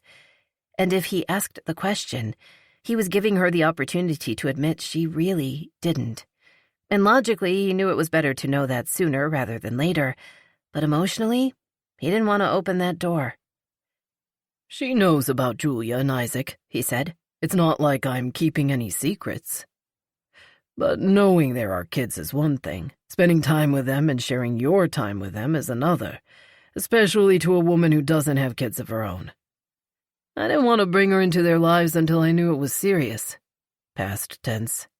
Derek chuckled. Busted. Yeah, I think it has the potential to be serious. But don't forget, I just met her a month ago. We don't get to spend a lot of time together, and I guess I'm being selfish. When I'm with her, I want it to be about us. For now. You're going to wear yourself out. Yeah.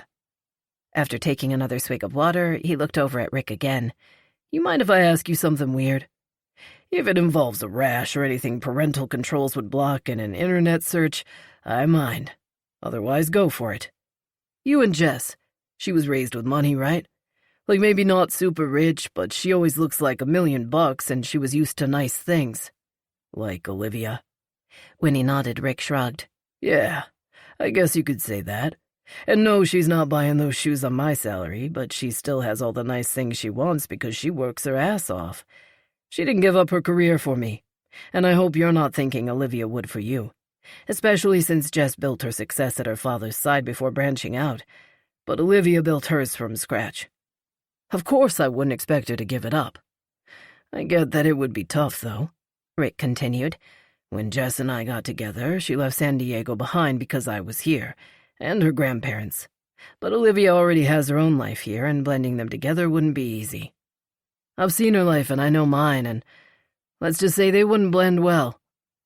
I guess if you haven't talked about kids, you haven't talked about that either. Not yet.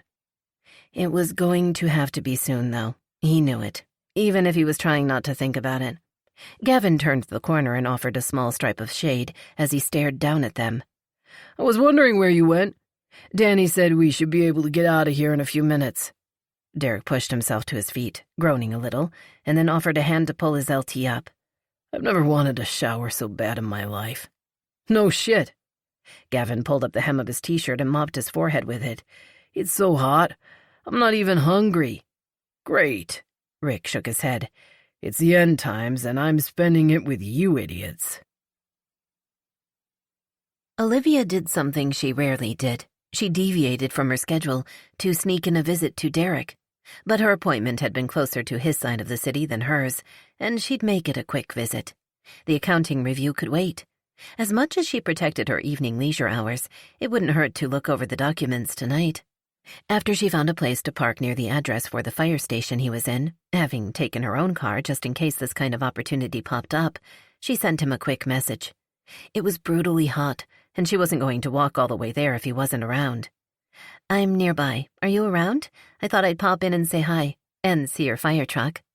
"We're here now. I can never guarantee more than 2 or 3 minutes, but I'd like to see you."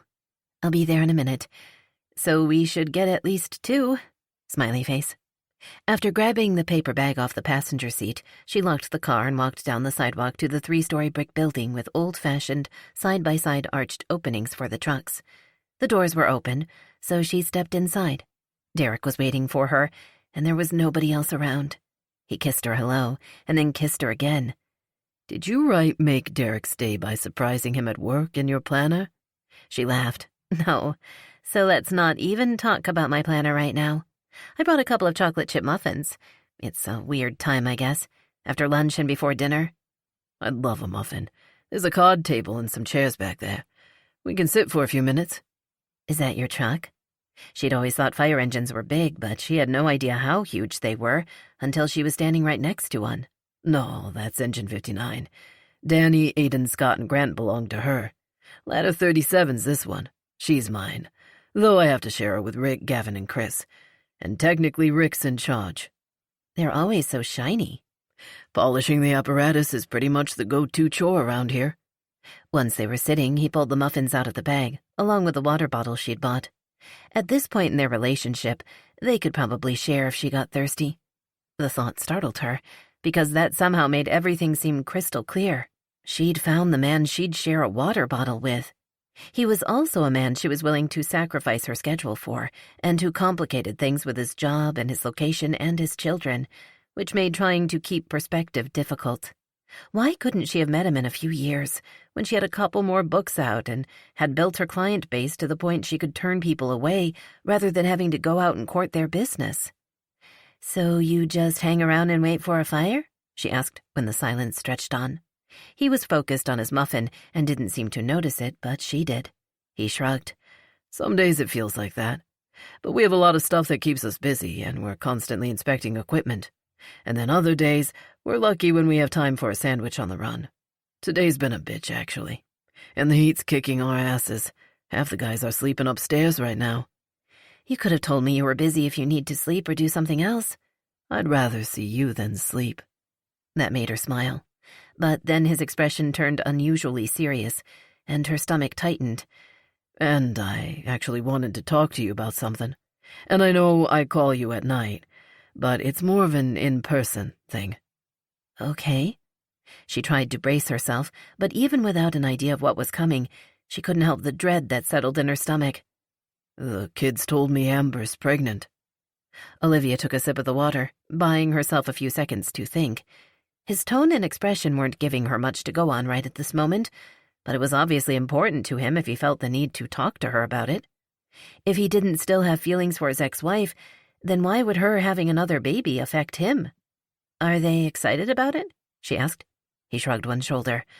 "I'm not sure they've figured out how they feel yet.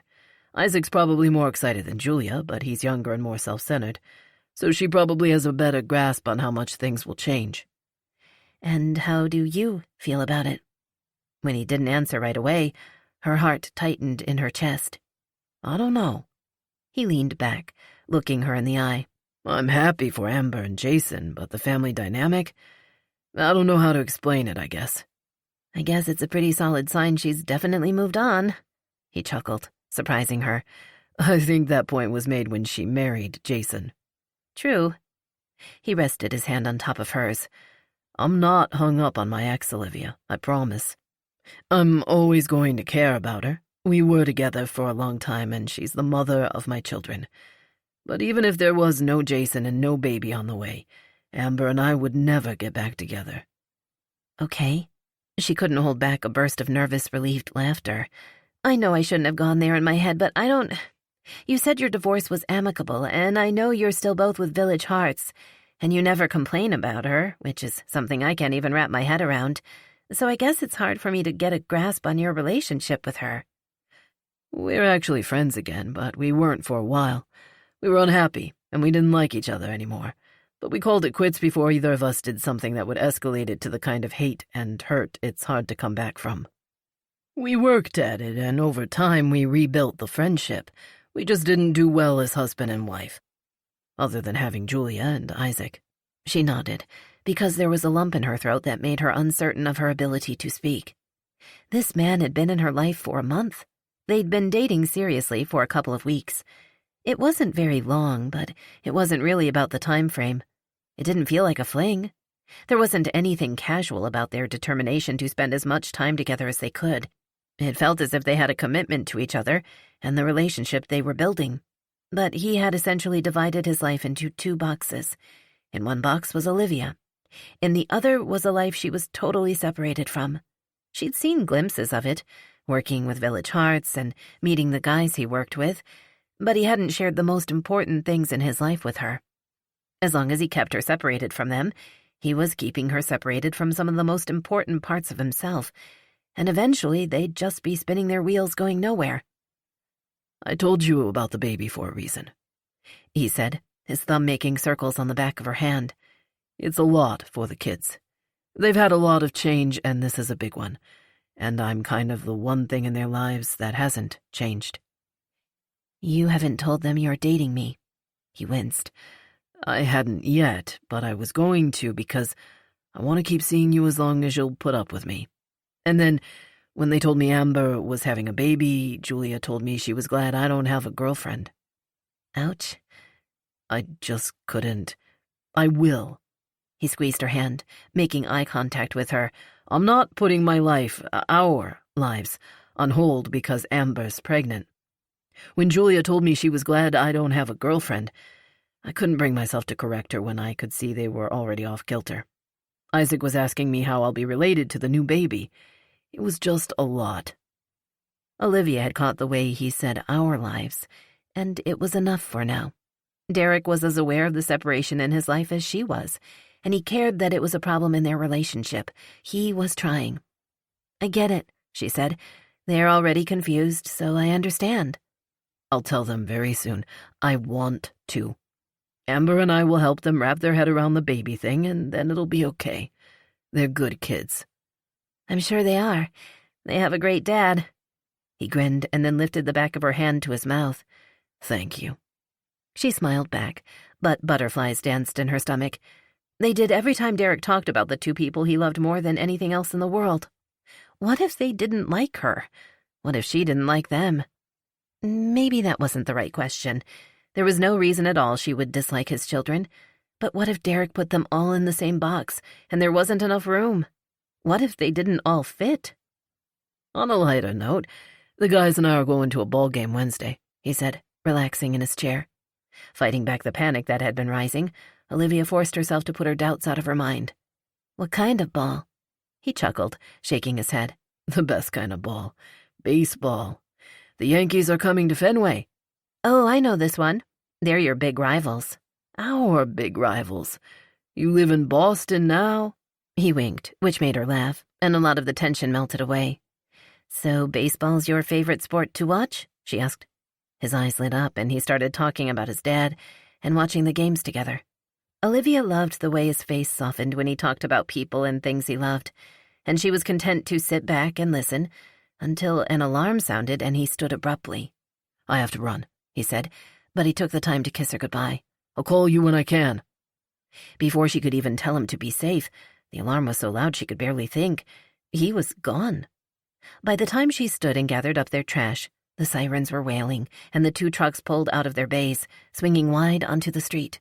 She couldn't imagine what it was like to spend every workday without structure. There were rules and set hours, of course, but that alarm could sound at any time, and they had to drop whatever they were doing and run. There could be a fire while they were trying to eat lunch, or somebody stuck on a roof, or in a car accident while they were doing some task or another. Olivia couldn't wrap her head around not knowing what each day would bring. She'd been young when she learned that deliberate planning of each day, week and beyond, kept her focused and working toward her goals.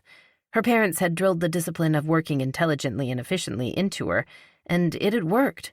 She not only accepted but embraced it, and now it was literally her life's work. Which she should get back to, she thought, as she looked at the time. She was going to be lucky to make it home before Kelsey wrapped up for the day, and that didn't make her happy. Either Kelsey would wait for her and Olivia would feel guilty, or Kelsey would leave and their end-of-day routine would get tacked on to tomorrow's start-of-day routine. Olivia didn't like their core workflow being interrupted, and she especially didn't like when it was her own fault. I'm on my way back, she messaged Kelsey. 40 minutes to an hour, probably. You can stay if you want. You know I can handle the end-of-day review. She knew Kelsey could handle it. Well, she hadn't been lying when she told Derek she didn't really believe in luck. Kelsey applying when Olivia finally took the huge step of hiring an assistant had been the best unplanned thing to happen to McGovern Consulting. But if Olivia started sliding and dumping things off on her, she was not only straying from her own plan, but she'd mess up Kelsey's workflow as well. I know, but he's gone anyway. The alarm went off, so I don't know how long he'll be. I'll wait. And I'll probably eat all your grapes, just FYI. Olivia smiled and left the fire station to walk back to where she'd parked her car. According to the navigation app, she should be back in time so Kelsey only stayed an extra 15 minutes or so. That wasn't bad, but she needed to do better from now on. Once she'd put on her seatbelt and started the engine, she glanced at the leather journal sitting on the passenger seat. where it usually did. She'd had a planner with her at all times since middle school, when she'd struggled both academically and personally, until her parents decided she needed structure. The first one was a simple composition notebook she'd kept track of goals and tasks in. This particular leather cover had been a gift from her father when she officially opened McGovern Consulting.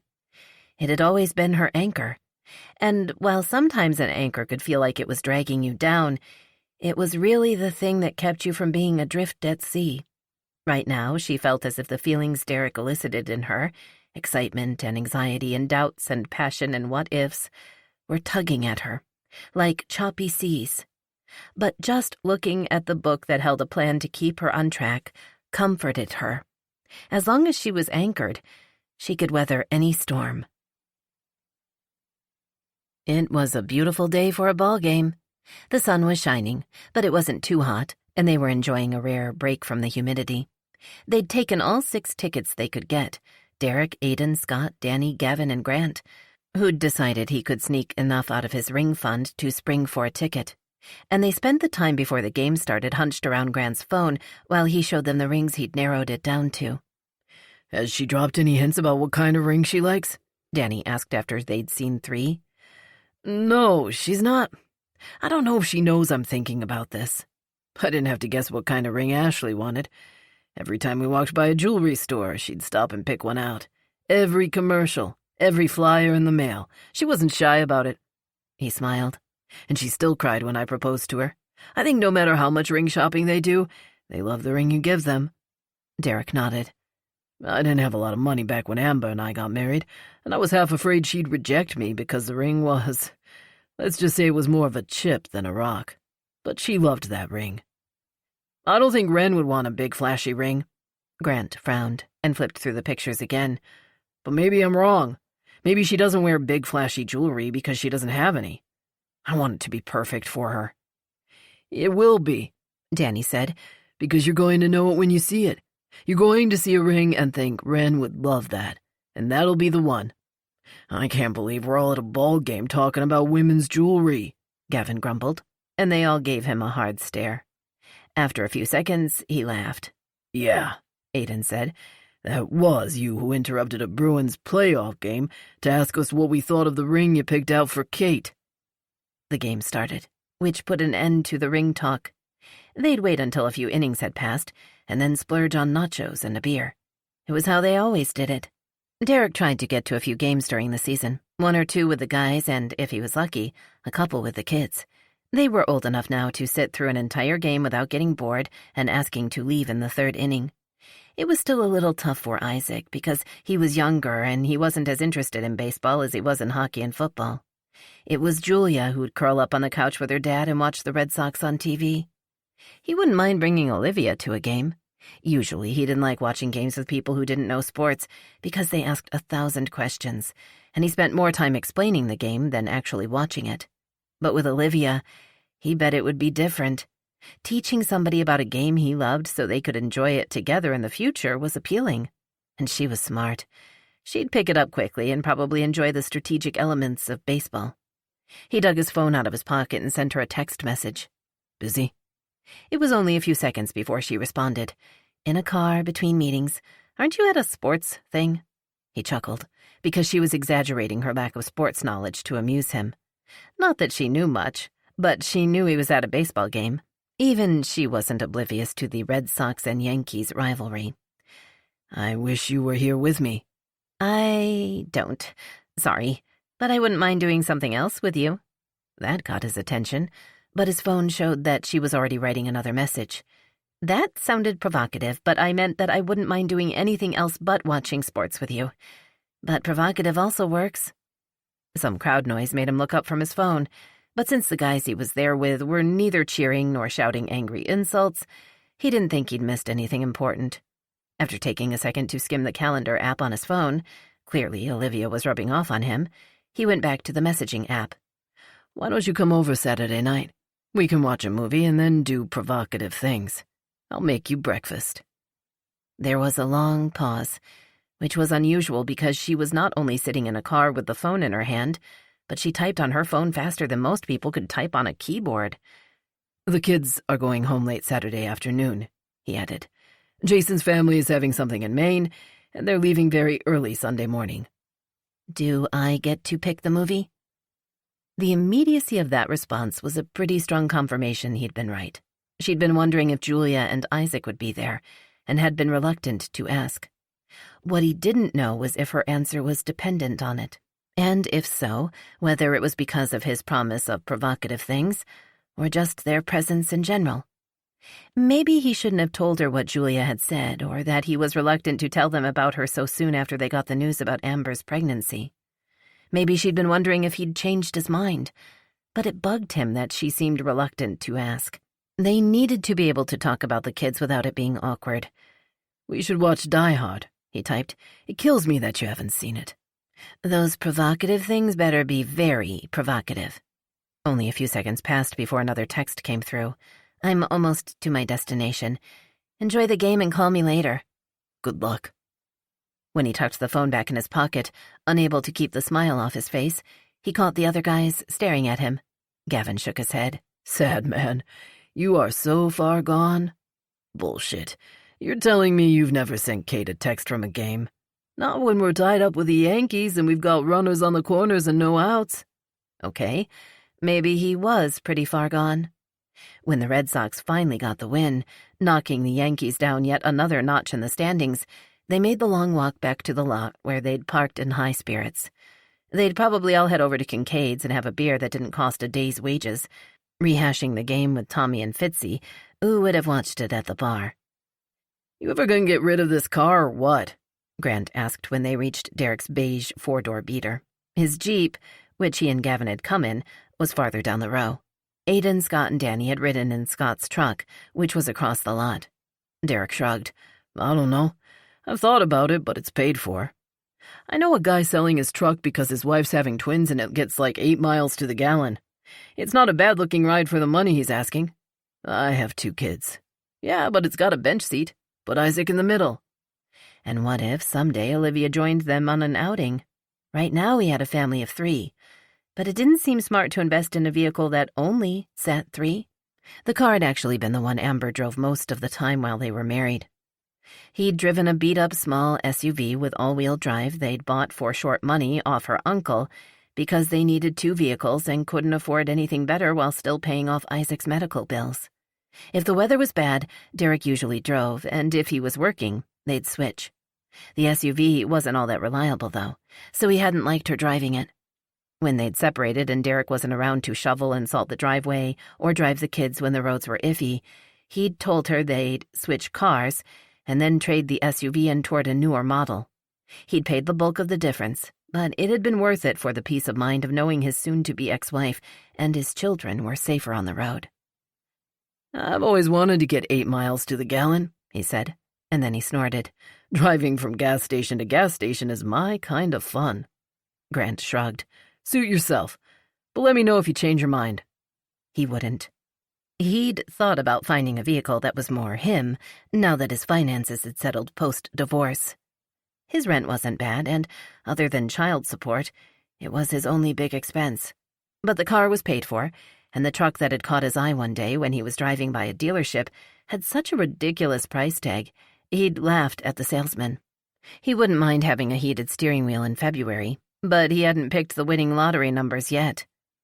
An image of Olivia trying to climb up into a truck in one of her skirts and those high heels popped into his head, making him smile.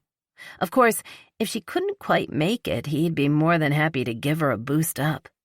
"Kincaid's?" he asked as he opened the door. The hinge creaked, and Grant rolled his eyes. The kid was a vehicle snob. "You know it," Scott said. "See you there." He'd go and have a beer, shoot the shit with the guys for a while. But he'd make sure he was home in time to call Olivia. He liked to end his days with the sound of her voice. Chapter 10. Since Derek had offered to drive her home, and that meant more time with him, Olivia took a lift to his address late Saturday afternoon. She hiked her bag on her shoulder and walked down the driveway to the set of stairs he'd told her would have a garden gnome and a Red Sox t-shirt on the bottom step. That staircase led to his second-floor apartment. The bag was heavier than usual, since she'd suffered a rare bit of indecision about what to bring. "I'll make you breakfast." She'd taken that as an invitation to spend the night, but it would feel awkward to knock on his door with an overnight bag. If she was driving her own car, she could have left it in the trunk. In the end, she'd compromised by throwing a few things, including her toiletries and tightly rolled leggings and a shirt, into a zipped tote. Derek must have heard her footsteps on the stairs or been watching for her, because he opened the door as she reached the small landing where another garden gnome sat, this one wearing a Patriots jersey. She felt that jolt of excitement and anticipation she felt every time she saw him, and wondered if that would fade with time. She hoped not. And today's anticipation was heightened by the fact he looked delicious in a white t-shirt stretching across his chest and shoulders, along with faded jeans that hugged his legs. "Hi." "Hey," he responded, and he kissed her before pulling her inside. "Sorry the place is kind of a mess. Usually the kids do a better job of picking up after themselves, but they left in a hurry because Amber hasn't started packing yet." She set the tote bag down by the door as she looked around. The place wasn't fancy or big, but it was clean and had big windows. They were standing in a kitchen and dining area that was totally open to the living room, and there were several doors she assumed were bedrooms and a bathroom. "It's not much," he said, "but the neighborhood's not bad, and finding an affordable 3-bedroom isn't easy. I didn't want them to have to share a room when they're with me, but I also didn't want to sleep on the couch with my feet hanging over the arm of it." She laughed. "That could be pretty awkward when you have company, too." That wasn't really a consideration at the time. A framed photo on the wall near the TV caught her attention, and she moved closer. He'd shown her some pictures of his kids on his phone, of course, but his phone's camera sucked. This shot of Isaac and Julia had been taken on the beach by somebody who not only had an actual camera, but knew what they were doing with it. They were in pretend surfer poses, both of them laughing, and Olivia could practically feel the joy radiating from them. "That's my favorite picture of them," Derek said. "Amber and Ellen, Jeff Porter's wife, took them to the beach last year, and she does photography on the side." "I don't think I met a Jeff at the bar." "One of his kids had a thing, so he couldn't make it. I took over his shift, actually, when he retired. I used to work Saturdays, which sucked with the kids and all. He had a bum knee and some other issues. But he's doing good now that he's off the job. The pain in his knee is better, and he and Ellen and the kids are a lot happier." There was a lot more to that story, but Olivia didn't pry. "That's good. And you need some glass wipes or something." She reached up to swipe at some of the fingerprints in the bottom corner of the glass, but Derek caught her wrist and stopped her. He gave her a sheepish grin, his cheeks pink. "That's how I say goodnight when they're with Amber, sometimes. I touch the glass on my way to bed." Olivia's insides turned to mush, and she turned so she could wrap her arms around him. Maybe luck really was a thing, because there was no other way to explain getting stuck in an elevator with a guy this great. Like the picture of that hockey player at the bar? He chuckled as he ran his hands over her hips. "Kind of. And I can't believe I'm dating a woman who calls Bobby Orr that hockey player." "I'll write his name down in my book so I'll remember it." "If you remember all the names of the athletes I talk about, you might expect me to start remembering all the computer stuff and books you talk about, so I'd rather you call him that hockey guy for a while." She laughed and slid her hands under his t-shirt. She loved how his abs clenched under her touch. "I try not to talk about work too much." "I know, and I don't mind when you do. You get really intense, and it's hot." "Speaking of hot, it's a little warm in here." He grinned before lowering his mouth to hers and kissing her until there was no doubt it was very, very warm in there. "I turned the air conditioning down so you'd get hot and strip all your clothes off," he said, undoing the top button of the long shirt she'd thrown over leggings. "You did not."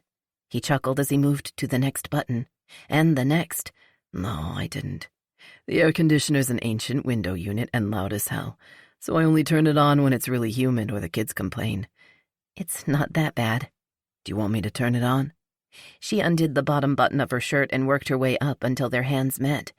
"I'd rather strip all my clothes off. And yours, too."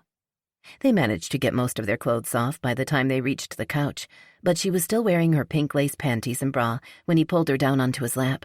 She was pretty sure he'd timed it that way purposely because he really liked lace. She straddled his lap, making sure the lace between her legs skimmed over the hard flesh of his naked erection. He groaned. his fingertips clenching her hips so hard she was sure they'd leave dents. She didn't care. He caught one nipple between his teeth, threw the lace, and bit down with just enough pressure to make her squirm.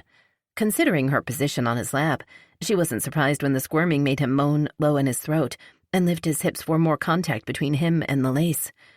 God, I want you, he unclenched his jaw long enough to say.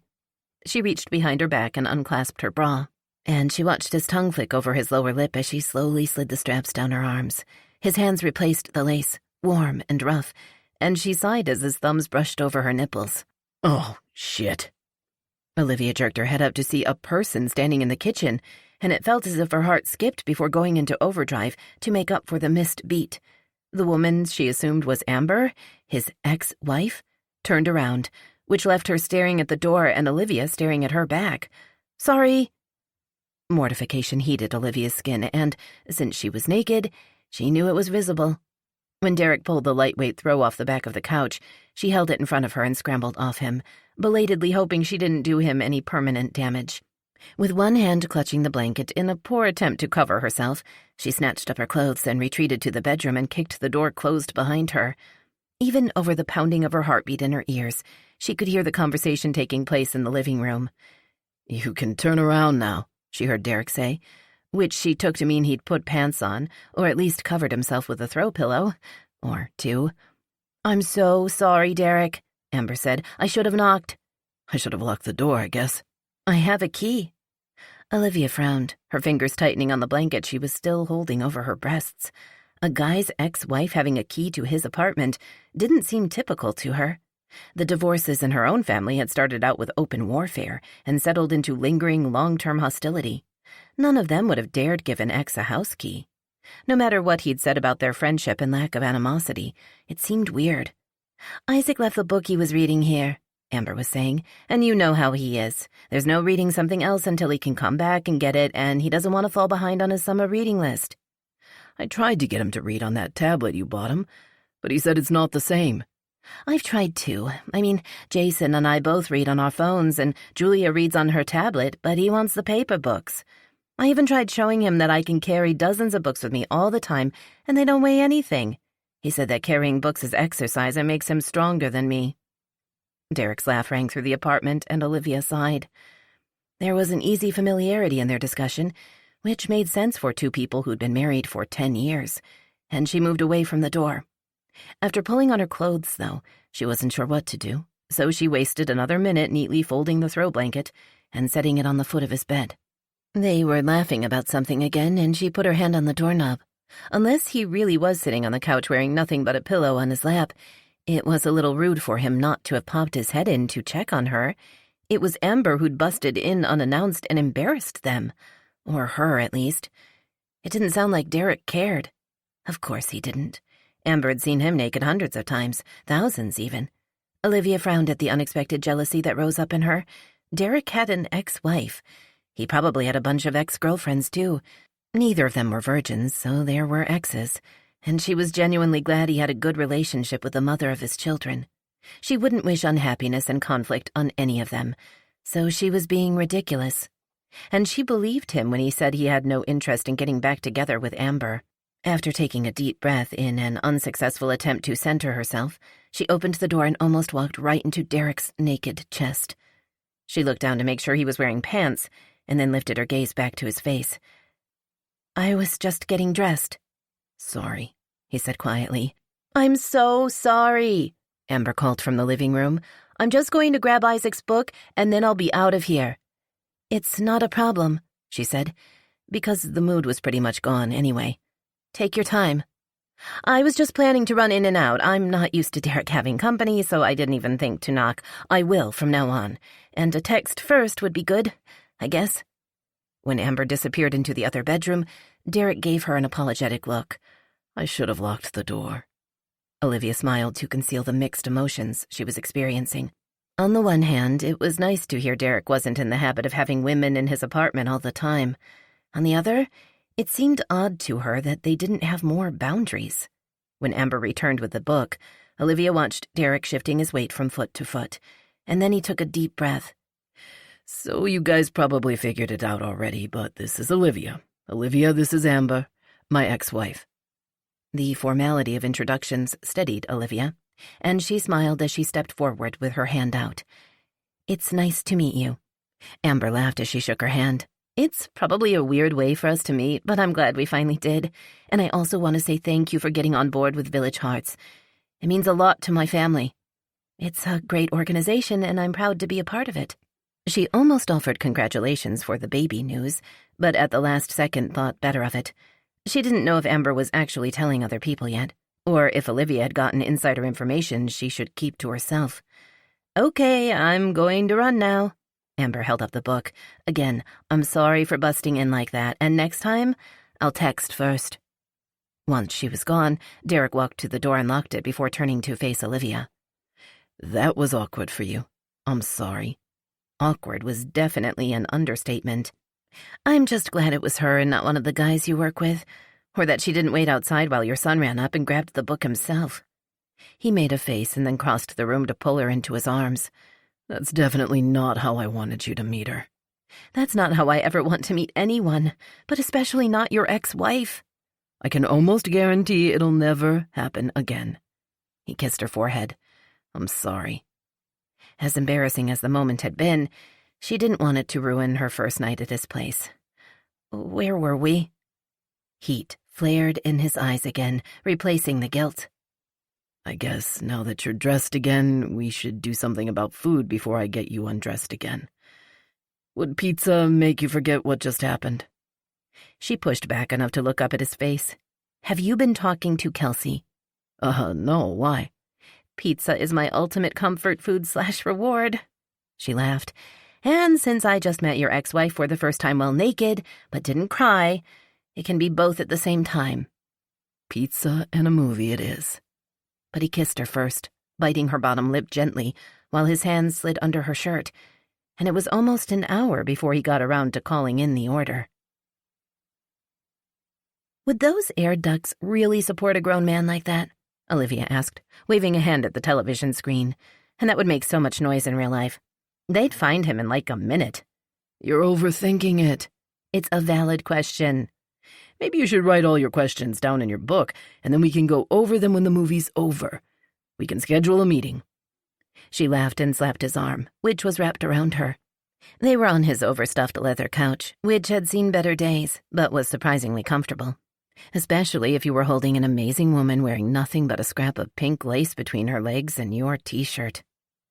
I just don't understand why they don't make realistic action movies, she said. Because they'd be boring. She sighed, but stopped talking long enough to watch a few more minutes of the movie. Then she gave a derisive snort, and he knew another round of picking apart his favorite movie was about to start. Obviously, she needed a distraction. He slowly slid his hand from her hip to her stomach. She stilled, but kept her eyes on the screen. Her back was pressed up against his body, though, so he could feel the way she tensed up and how her breathing quickened. He didn't kiss her neck or cup her breast. He just tucked his fingers under the pink lace and kept going. Olivia shifted a little, her thighs parting just enough to give him access to her slick flesh. With his middle finger, he found her clit and circled it. Then he slipped the finger into her, working it from tip to knuckle until she made a low growling sound deep in her throat. Then he went back to her clit. Oh my God, Derek, what are you doing? Keeping you distracted while I watch my movie. It was a lie, of course. At that moment, he didn't really give a shit what John McClane was doing on screen. She tried to laugh, but her breath caught in her throat as he pressed the heel of his hand hard against her mound. Her hips moved, grinding against him, and it wasn't long before she arched against him as the orgasm racked her body. She was so fucking hot. He kissed her hair as her breathing slowly returned to normal and pulled his t-shirt back over the pink lace. I see what you're doing here, she said, her voice husky. I told you I was distracting you. You think if I associate orgasms with Die Hard, it'll become my favorite movie too. He laughed and kissed the side of her neck. You're too smart for me. It's kind of a long movie. Is there a ratio of orgasms to ridiculous plot points? If you make it to the end, I'll take you to bed and make you forget every question you had about the movie. She wiggled against him, making him groan. And if I don't make it to the end of the movie? You'll have to take me to bed and make me forget my girlfriend has questionable taste in movies. They almost made it to the end, and she not only made him forget his girlfriend didn't like his favorite movie, but she made him forget his own name. Not enough hours later, he woke, and his first thought was, Olivia's in my bed. He could get used to that. Between having kids and being a creature of habit in general, Derek didn't usually sleep in, but the room was already bright when he opened his eyes because he hadn't closed the heavy drapes over the shears. He rolled onto his side to face Olivia, who was sleeping on her stomach with her hair across her face. He was tempted to reach out and brush it back so he could see her face better, but he didn't want her to wake to her face being tickled by her hair. Derek closed his eyes again, listening to her soft breathing, but he knew there was no chance he'd go back to sleep. Maybe it came from years of having to shake off sleep in an instant when the alarm toned, but once he was awake, he was awake. He knew the instant she woke up. Her breathing changed, and she made a little sound as she shifted in the bed, stretching her muscles without actually moving. Then she lifted her head a couple inches off the pillow, frowning. "What is happening right now?" What do you mean? "Outside? There's noise and yelling. It sounds like we're under attack." He chuckled as her head dropped back onto the pillow. It's just a weekend morning in the neighborhood. "I don't like your neighbors, especially the one mowing his lawn." She'd probably really hate winter, when his neighbors fired up snowblowers in the pre-dawn hours so they could try to make it to work on time.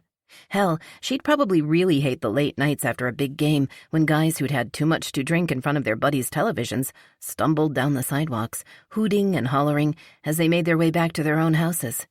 He'd suspected from the beginning this wasn't her kind of place, but he could do without the confirmation. Maybe breakfast will cheer you up, he said, hoping to get her out of the bedroom, which he'd chosen because the others were on the back side and quieter for the kids. She gave him a sleepy smile. "I do like food." He pulled the sheet down far enough to bare her breasts. Then he bent his head and gently sucked one taut nipple until she squirmed. "I know what else you like." "I had no idea you're a morning person." He grinned and pinched the same nipple between his finger and thumb, a little less gently. "I'm a you person. Any time of day or night, I want you." Chapter 11. On Tuesday morning, Olivia stared at Kelsey's Keurig, reconsidering her life choices. Not all of them, mostly just the ones that had led to her giving up caffeine. She knew there was a good reason she had, but right now she'd be damned if she could remember what it was. "You'll be sorry if you do it." Kelsey's voice drew her attention away from the coffee-giving machine. "Well, I'll personally never understand not drinking coffee. You don't drink it, and the caffeine will make you feel worse instead of better." "I know, you're right, and yet..." Derek was wreaking havoc on her sleep schedule, and it was almost worth feeling jittery if it helped get her butt into gear. "No, and yet. I'm right. So just drink your juice and read the notes. You have a busy day ahead of you, as usual." "A long one, too," she groaned, casting another wistful glance in the Keurig's direction. "Don't forget I'm going straight from my last meeting to the Broussard financial offices to meet Jessica, so I'll be late. We can do the end-of-day review in the morning, I guess." "I can handle it. Then we'll just do a quick end-of-day recap before we start work tomorrow." She gave Olivia a firm look. "I've got this. Nothing's going to fall through the cracks." "I know you can handle it." Olivia frowned, resting her hand on her planner. "With the benefit only about 6 weeks away, there's probably going to be more of this stuff popping up, and it's a little frustrating because they should have started nailing some of this down as soon as it was over last year." "That's probably why they're so happy to have you involved. Once you've seen it in action, you can map out the way to handle an annual event like that most efficiently. So next year they're not overwhelmed at the end." "That's my plan." "Of course it is." Kelsey arched an eyebrow at her. "And does your plan also include seeing a certain firefighter after you're done for the day?" Olivia sighed. "He has to work, unfortunately, so I won't be seeing Derek tonight. Or maybe it's fortunately, because I'm so tired, and it takes forever to get there and back. But I spent a good chunk of the weekend with him, so it's okay, and he'll call me if he gets a chance." "You guys talk every day?" "Mostly, unless he's on a call and doesn't get a chance. But even then he usually sends me a text message, at least." "It sounds like he's into you," Kelsey said, but she sounded hesitant. "But you haven't met his kids yet, right?"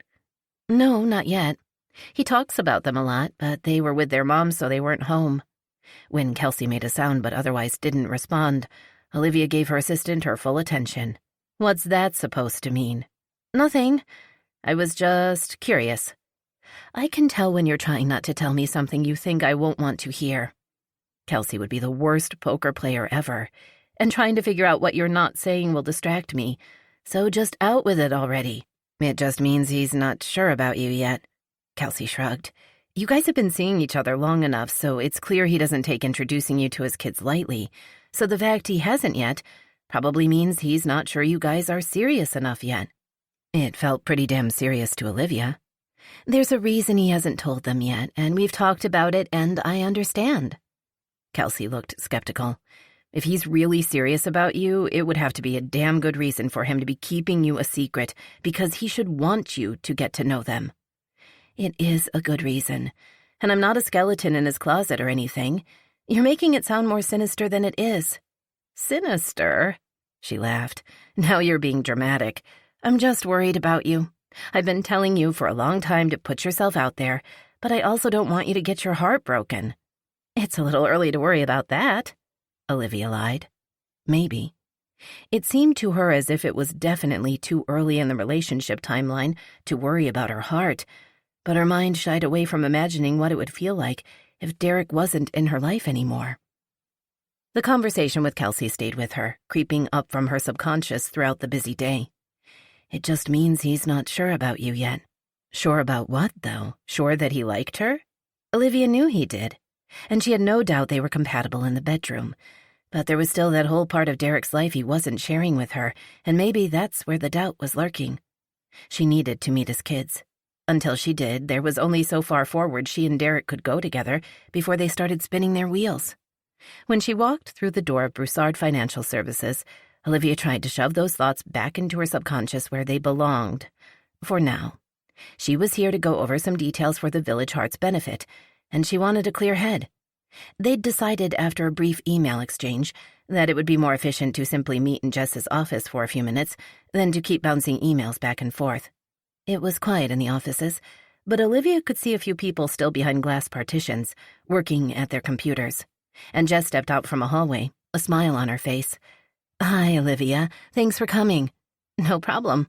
With the benefit coming up so soon, it's a better use of our time to nail down these details so we can move on to the next items on the list. And a mere 20 minutes later, when Jess emailed the results of the session to George and Ella, copying the rest of the board, Olivia felt the familiar rush of checking a job done well and efficiently off her list. We work well together, Jess said as she powered down her computer. I hate to keep repeating how glad I am you're a part of Village Hearts, but I really am. I am too.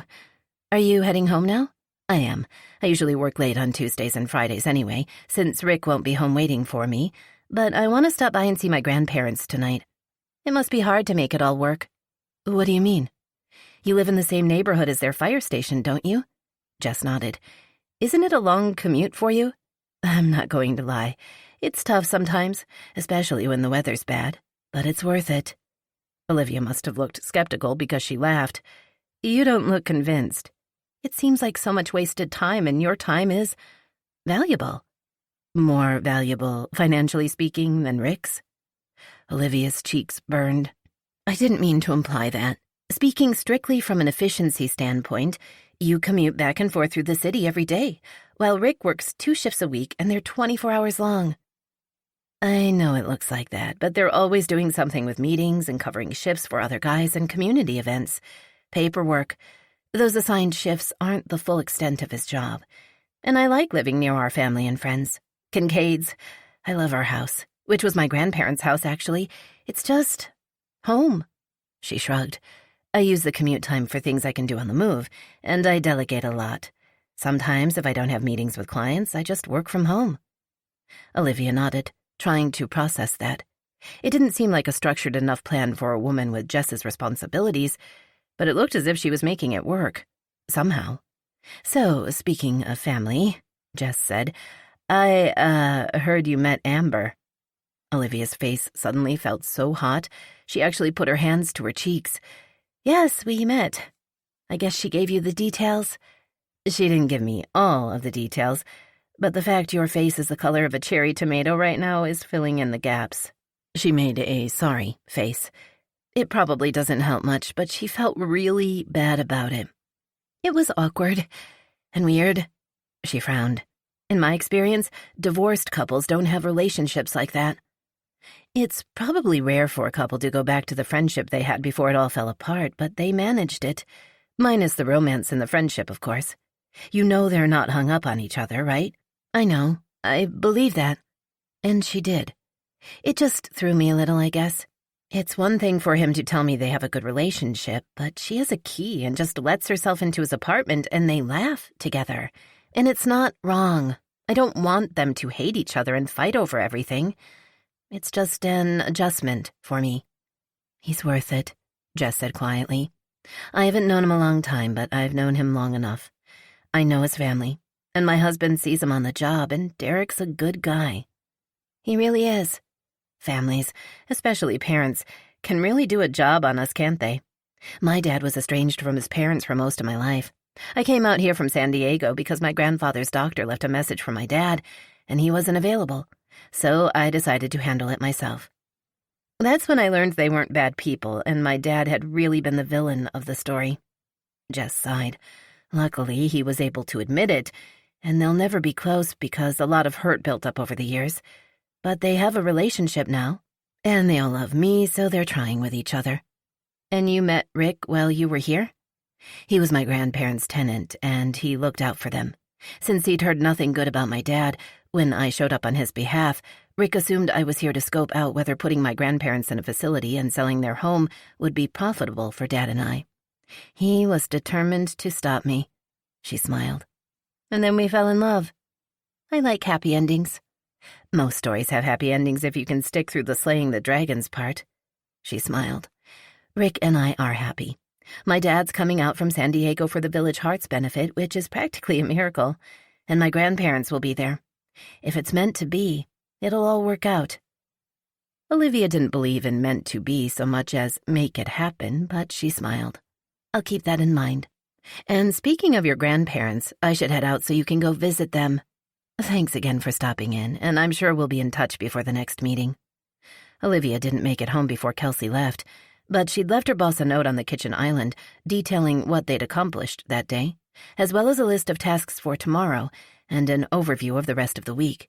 There was color coding, in the office versus on-site, and symbols, books, speaking engagements, podcast, and the different stages of client work, and she felt herself relax as she immersed herself in the familiar and comforting structure of her business methodology. Maybe relationships couldn't be structured and color-coded the way a business plan could, Olivia thought, but there had to be some kind of a plan, and there were steps to check off. If she wrote them out, she knew what she'd have to write next to the next box. Meet Julia and Isaac. It was a big step, probably the biggest yet, and thinking about it robbed Olivia of the calm she'd achieved since walking through her door. Whether for better or worse, it would change everything, and no amount of planning could give her any control over the outcome. By Monday morning, Derek felt Olivia's absence like an almost physical ache. It had been just over a week since he'd seen her in person, and, though they talked on the phone every day, it wasn't the same. He wanted to see her, kiss her, hold her hand, fall into bed with her. Falling into bed was a little harder to pull off, but he had a plan for the first 3. He didn't have the patience to type everything he wanted to say into the phone, so he called her, knowing he'd probably go to voicemail, which he did. Hey, it's me. I have to pick up a couple of donations for the auction tonight, and one's in your neck of the woods. I know you're busy, but if you don't have anything planned for after work, I thought maybe you'd like to ride along. Let me know, and if you want to go, tell me what time you'll be free. Oh, and you should meet me downstairs because I really need to get the donations tonight, if you know what I mean. Talk to you soon. It was almost an hour before he got a response. Love to. Free at 6, and I'll meet you downstairs because I do know what you mean. That made him grin as he tucked the phone away. If he went upstairs to her apartment, he was getting her naked, and she'd be naked until it was too late to do the errand he had to get done. The kids' part-time summer camp had ended for the season, so he picked them up and took them for ice cream. They were only gone a couple of hours, but it gave Amber some time to do errands or housework without them underfoot. or soak in a bubble bath eating chocolates for all he knew, and it gave him more time with them. They'd be going back to school soon, and it cut down on their flexibility a lot. He'd get the weekends, but visits during the week were shorter and less frequent because they had homework to do and sleep schedules to maintain. Once he'd dropped them off at their mom's, Derek had just enough time to shower and change into jeans and a decent shirt that didn't have black raspberry ice cream dripped on it before it was time to cross the city to get Olivia. Traffic gave him plenty of time to think about how wrong his life was beginning to feel. Kids over here, Olivia over there, no overlap. Planning dates around when he'd have Isaac and Julia. It didn't feel right anymore. He and Olivia had been living in a bubble. They were two people getting to know each other, having great sex and living for the next time they could see each other. Last weekend, the bubble had popped. Despite what had been an incredibly awkward first encounter, especially for Olivia, she and Amber had been introduced. It had gone okay, all things considered. And so would her meeting his kids, he told himself. Maybe it would be a little rocky at first, since they were already dealing with their mom having a baby. But kids were resilient, and they'd adjust, especially if everybody was happy. And he had no reason to think they wouldn't like Olivia, even if she didn't have a lot of experience with kids. She was smart and funny and had great people skills. But there was a constant nagging worry Olivia might not like Julia and Isaac, that he couldn't banish, no matter how often he told himself he was being ridiculous. His kids were awesome. He loved them without reservation or limitation, but that didn't mean they were perfect. They were young. Sometimes they got loud. They made a mess. They argued or whined or pitched fits. Bad moods or mild, fast-moving stomach bugs could ruin plans in an instant. They were cuddles and chaos, and Derek just sighed and rolled with it. They were his kids and he loved them. So what are you gonna do? Olivia wasn't a fan of chaos, and they weren't her kids, so she could choose to walk away. The problem was that if she walked away from them, she'd be walking away from him, and the possibility had been like an ulcer burning his guts for days. It was time to trust in what he and Olivia had, and rip the bandage off. She was walking down the front steps of her building when he pulled up to the curb, and he wished again his car didn't look so out of place in her neighborhood. He really should stop being a cheap son of a bitch and buy something nicer. Not new Audi nice, but maybe something that would pass inspection if he took it to somebody besides his uncle's buddy. Olivia didn't even give the old shitbox a second glance, though. She opened the door and slid into the passenger seat, smiling at him. "Hi," he said, before cupping his hand around the back of her neck and giving her a hello kiss. He'd intended for it to be a quick one, but as soon as his mouth touched hers, he forgot about his intentions and the fact he was barely pulled over, with his foot still on the brake. All he knew was the softness of her lips, the warmth of her breath, and the feel of her fingertips digging into his upper arm. "Missed you," she whispered against his mouth. She had no idea how much he'd missed her, but he didn't want to stop kissing her long enough to lay it out for her. He devoured her, and her small moan of pleasure made him forget everything until a car horn jerked them back to reality. Olivia chuckled as she reached for her seatbelt. "At least we weren't standing on the sidewalk this time. So, where are we going?" Derek pointed at the navigation screen on his phone as he pulled into traffic and then turned down a side street. "I already grabbed the first donation. Now we're just heading down to the South Shore to pick up a painting. There are some things people will bid higher on if they can look at them instead of just seeing a printed-out picture. And having some cash-and-carry items for instant gratification also helps get people in the bidding mood." "Wouldn't it be faster to take the highway?" "Probably." He glanced over long enough to see her skeptical look. "Okay, definitely. But we're not in a hurry, and I like spending time with you." "I like spending time with you, too. I was just thinking that the quicker we get the donations picked up, the more time we'd have to relax. At my place."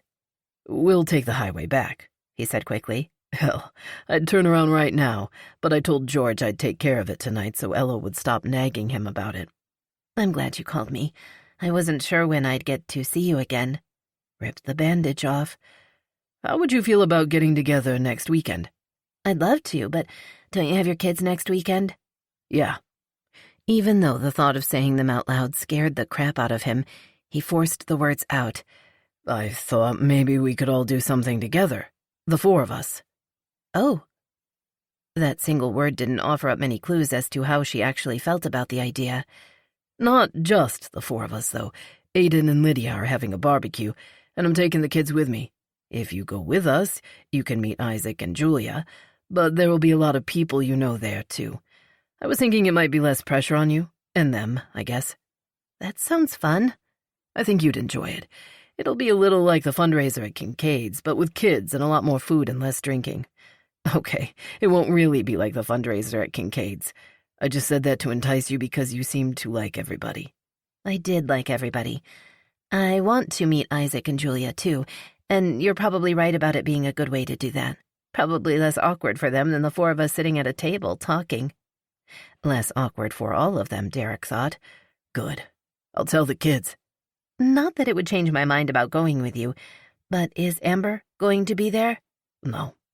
He reached over and took her hand, lacing their fingers together. She knows the guys and she's still friends with a lot of the women, but when it comes to these kinds of things, they're like my family, and I gotta keep them in the divorce. That makes sense, I guess. Jess and Rick will be there? As far as I know. Should I plan to meet you there? I have her address, so I'll be able to find it. If you come to my place, you could meet the kids first, and then we could all ride over together. He wanted to keep her first time meeting his kids casual, but not that casual. Some subtle signals to Isaac and Julia that Olivia wasn't just another friend at the barbecue might help the process along. If you don't mind doing that. Of course I don't mind. He glanced over at her, and her smile looked genuine enough. I'm looking forward to meeting them. I really am. It'll be fun. I know you usually work on your book on Saturdays. Am I cutting into your work too much? This time her smile didn't look quite as genuine, but she shook her head. I'm fine. I'll work on it a little bit each night to make up for it. Does that mean you won't take my calls after hours anymore? As if I've shown any ability whatsoever to resist you, she laughed. As if I've even tried. He hoped she didn't start any time soon. Chapter 12. Olivia looked down at the football gnome on the landing, her stomach in knots as she listened to children's voices on the other side of the door. Today was a big deal, for her and for Derek both, and she was terrified she was going to screw it up somehow. Before she could change her mind and run back to her car to text him some total lie about a migraine or upset stomach, she knocked and the voices quieted. A few seconds later, Derek answered the door. His face lit up in a smile when he saw her, but he didn't kiss her like he usually did. To be expected, she thought, as he stepped back. Come on in. You could probably hear the kids from outside. They're a little excited today. I'm excited too, and nervous as all get out, but she kept that part to herself as she faced the two kids in the kitchen. They were watching her with interest, but she didn't see any traces of animosity, which was a good start. Derek rested his hand on his son's shoulder. This is Isaac, and that's Julia. Kids, this is my friend, Olivia. She's going to ride over to the barbecue with us. That made her sound more like a hitchhiker than his girlfriend, but she knew he wanted to keep the introduction low-key, so she went with it. I've heard these barbecues are always a lot of fun. Both kids nodded, and then Isaac gave her a little smile. Do you like cheeseburgers? I love cheeseburgers. I like hot dogs, Julia said quietly. I like those too, Olivia said, though she hadn't had one in years. Food cooked outside on grills always tastes better than regular food. Is the bag ready? Derek asked, and both kids scrambled to race into their rooms. He rolled his eyes. A change of clothes for each of them in case one of them turns the hose on, or there's a condiment catastrophe, sunscreen, bug spray, and a small first aid kit, the barbecue staples. Olivia nodded, but somehow she'd thought 8- and 10-year-olds would be more self-sufficient. She was an only child with no kids, and, having distanced herself from her family, she didn't have little cousins or nieces or nephews around.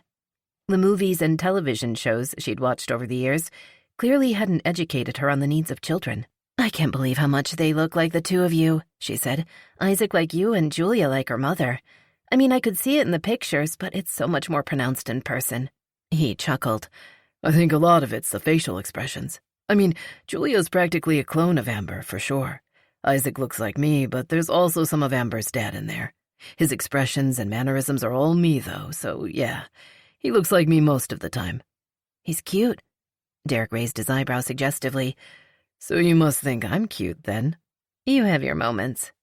We're ready, Isaac announced, as the kids reappeared. and Julia held the small gray duffel bag with their last name printed on it in bold black marker. "Does anybody have to pee before we go?" he asked, and Olivia smiled when he glanced at her to include her in the question. Nobody did, so he ushered them all down the stairs and to his car. Isaac liked to do most of the talking, she realized, and Julia let him because it meant less talking she had to do. Derek had mentioned she was a little shy around strangers, so Olivia hoped that was the cause, and not a silent protest of her inclusion in their day. "I should warn you, it'll be a lot," Derek said. "It gets loud and there's a lot of joking and laughing. Sometimes there are arguments about the grills. We men sometimes get territorial about them." "And sometimes they set the grills on fire," Julia added. Olivia laughed. "Firefighters setting barbecue grills on fire? Did you have to call 911? "God, no." Derek actually shuddered. "That's the kind of thing a house would never live down, ever. We handled it." "But we had to scrape black stuff off the hot dogs," Julia said. "Nobody likes burned hot dogs." "That one woman did," Isaac said. "I forgot her name." "There's a difference between a burned hot dog and a hot dog that was in a fire." "Nuh-uh," her brother argued. "That's how you burn them, with a fire." The bickering continued for a good part of the ride, and at one point Derek gave her an apologetic look. But Olivia didn't mind. She'd much prefer listening to them discuss charred food than spend the ride in an awkward silence. The area around the house Isaac told her was Aiden and Lydia's was so surrounded by vehicles it looked like a commercial parking lot, but Derek managed to find a spot to squeeze his car into. As soon as he cut the engine, the kids were unbuckled and gone, and Derek chuckled. "Come on!" Isaac yelled over his shoulder, but he didn't stop and wait for them. That was fine with Olivia because Derek leaned across the car and kissed her. "Hi." "Hi," she laughed. "Most of the time I'm sorry I'm an only child, but sometimes... Do all siblings bicker like that?" "Yup, and some are worse. One time, my mom had to pull the car over because my brother and I got into a fist fight in the back seat. And because we were wearing seatbelts, neither of us could run away or fall down. It was going the distance." "Okay, so being an only child isn't all bad." He nodded his head toward the house. "You ready for this?" A minute later, Olivia decided it wasn't possible to be ready for the scene in the backyard. It was a crowd, and Derek hadn't been kidding about it being loud. But once she relaxed and looked around, she was able to pick out faces she recognized. Jess and Rick, of course, who waved from across the room. The firefighters Derek worked with, and Lydia, who'd been tending the bar with her sister the night of the fundraiser. They were all very friendly, and it wasn't long before she found herself separated from Derek, who was involved in a very heated debate about cooking chicken and foil-wrapped potatoes on the same grill. "Olivia, right?" She turned to see one of the guys she recognized as working with Derek. "Yes, Olivia McGovern." "I'm Grant." He stuck out his hand, which she shook. "And this is my girlfriend, Ren. We were at the fundraiser at Kincaid's, but I don't think we technically met." She shook hands with the pretty blonde woman she had a vague memory of seeing. There are a lot of people in Derek's life. "Cutter!" Grant turned toward the shout. "Sorry, but I'll be back in a minute. They probably want my opinion on grill temps or something. I don't know how many years these guys are going to barbecue before they figure it out." "You're right about there being a lot of people in their lives," Ren said after Grant walked away. "It can be very overwhelming at times. I'm not sure they realize it because they're so much like a family. It's just the way it is for them, so they don't really get what it's like walking into it without knowing anybody. Have you and Grant been dating long?" "Yeah, it's been a while. I wasn't really looking for a relationship, but then I met him, and he made it hard to remember why." "Funny, that's exactly how I ended up here with Derek." Ren laughed. "Have you ever dated a firefighter before?" "No." Olivia shook her head. "To be perfectly honest, I never dated a guy who didn't wear a business suit to work before I met Derek. I thought I had a type, but he proved me wrong, I guess. It's hard sometimes, because their job is so dangerous. They tell me it doesn't really get easier, but you get better at dealing with it, so it seems easier." Olivia spent a lot of time trying not to think about Derek's job too much.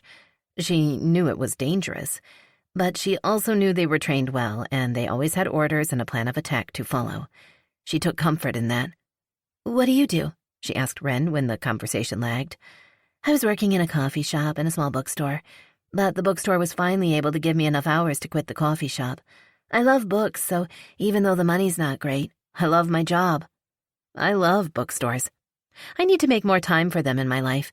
It's so easy to click a button on the computer and have a book show up in the mail or on my phone that I forget how much I love browsing the shelves and finding books I didn't know I wanted to read until I saw them. That's the best part, Wren said, and then she frowned as the conversation by the grills got very loud. They sound angry. I was warned the grill discussions could get heated. She was smiling as she said it, but she could tell Wren wasn't comforted. Anxiety clouded her expression as one of the guys yelled for somebody to give him his tongs back. Grant said they'd never figure it out, but I think this is part of the fun for them. Anger isn't fun. I don't think they're angry. They're just loud and trying to shout over each other. Then she noticed Julia walking toward her, with a couple of water bottles in her hands. She looked hesitant about talking to them, but she returned Olivia's smile. Lydia said to ask everybody if they want something to drink. Do you want a water? I would love a water, Olivia said. Wren took one too, but she didn't open it right away. She turned it around and around in her hands, keeping an eye on the grills. That situation seemed to be winding down, and there was a lot more laughter than yelling, so she slowly relaxed. I guess we should go mingle, Wren said after a few more minutes of small talk. And there's so much food on those tables already, I don't even know why they have to grill anything to go with it. She wasn't kidding. Olivia ate more over the next few hours than she had all week, and very little of it was healthy. The vegetables, maybe, if she didn't count the dip she'd dredged them through. She also laughed a lot, and had opportunities over the course of the day to have brief conversations with Isaac and Julia. Derek had been right about this being a good time to meet his kids. There was no pressure. Everybody was in a great mood, and by the end of the day, she felt a sense of almost belonging that surprised her. By putting his arm around her or taking her hand in his countless times, he'd made it clear to everybody that she was his, and they'd welcomed her with open arms. The kids couldn't have missed it either, but neither said anything about it. They either didn't care, or they were holding back questions or opinions until she wasn't around. Or they were too exhausted to talk, she thought, when it was time to go and Derek helped his son buckle up. She was almost too exhausted to talk herself, and she hadn't run like they had. Maybe she hadn't run, but she felt as if she'd cleared a big hurdle. She'd spent the day with the two most important people in Derek's life, and there had been no tears or tantrums. It was a start. Olivia agreed to go up with them when they got back to his place, and it didn't take long for Derek to get the kids cleaned up and put to bed. It had been a big day with a lot of fresh air, and he was surprised he'd kept Isaac awake long enough for a quick shower to wash the sunscreen and bug spray off him. Julia tried to resist, saying she wanted to read for a little while, but her eyelids were heavy as he kissed her goodnight. If he knew his daughter, she'd fallen asleep with her tablet beside her and her bedside lamp still on by the time he'd gotten back to the kitchen, where Olivia was waiting. She was leaning against the counter, drinking from a bottle of water she must have found in the fridge.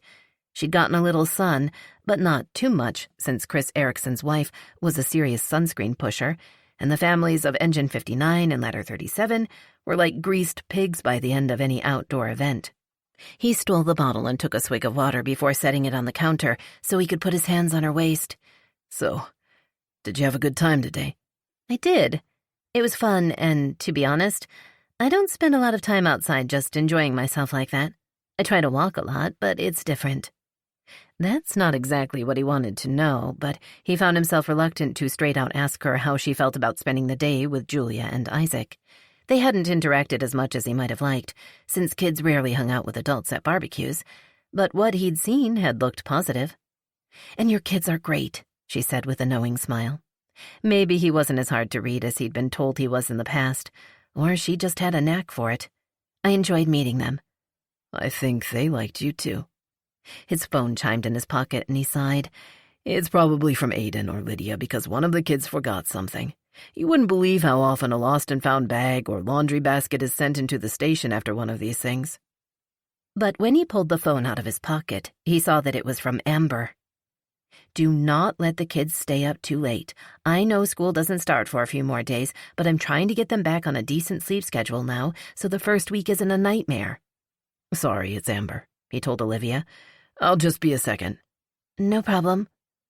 They played hard today and they're already asleep. I couldn't have kept them up late if I wanted to. Julia said they messaged you good night. She did, but the time they tell me they're going to bed and the time they actually go to bed is not always the same. I'm glad they had fun and see you tomorrow."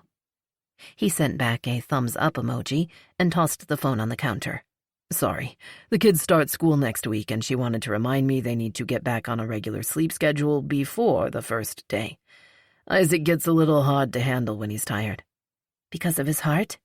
He smiled, warmed by the concern in her voice. "Because he's 8. "Oh," she gave an uncharacteristically nervous laugh and shook her head. "Did you know you smile when you're texting her?" Derek sighed, dreading where this was probably heading. "I did not know that." "You do. And for a minute I was jealous, but then when you told me what she wanted, I realized you smile whenever you talk about your kids. I guess even when you're texting." "They make me happy. It sucks that they start school soon, since I won't get to see them as much as I do during the summer, but they like school and they start getting bored, so it's good for them."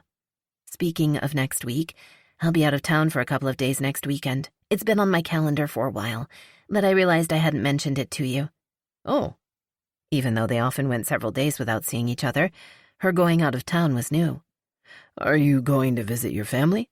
She rolled her eyes. "No.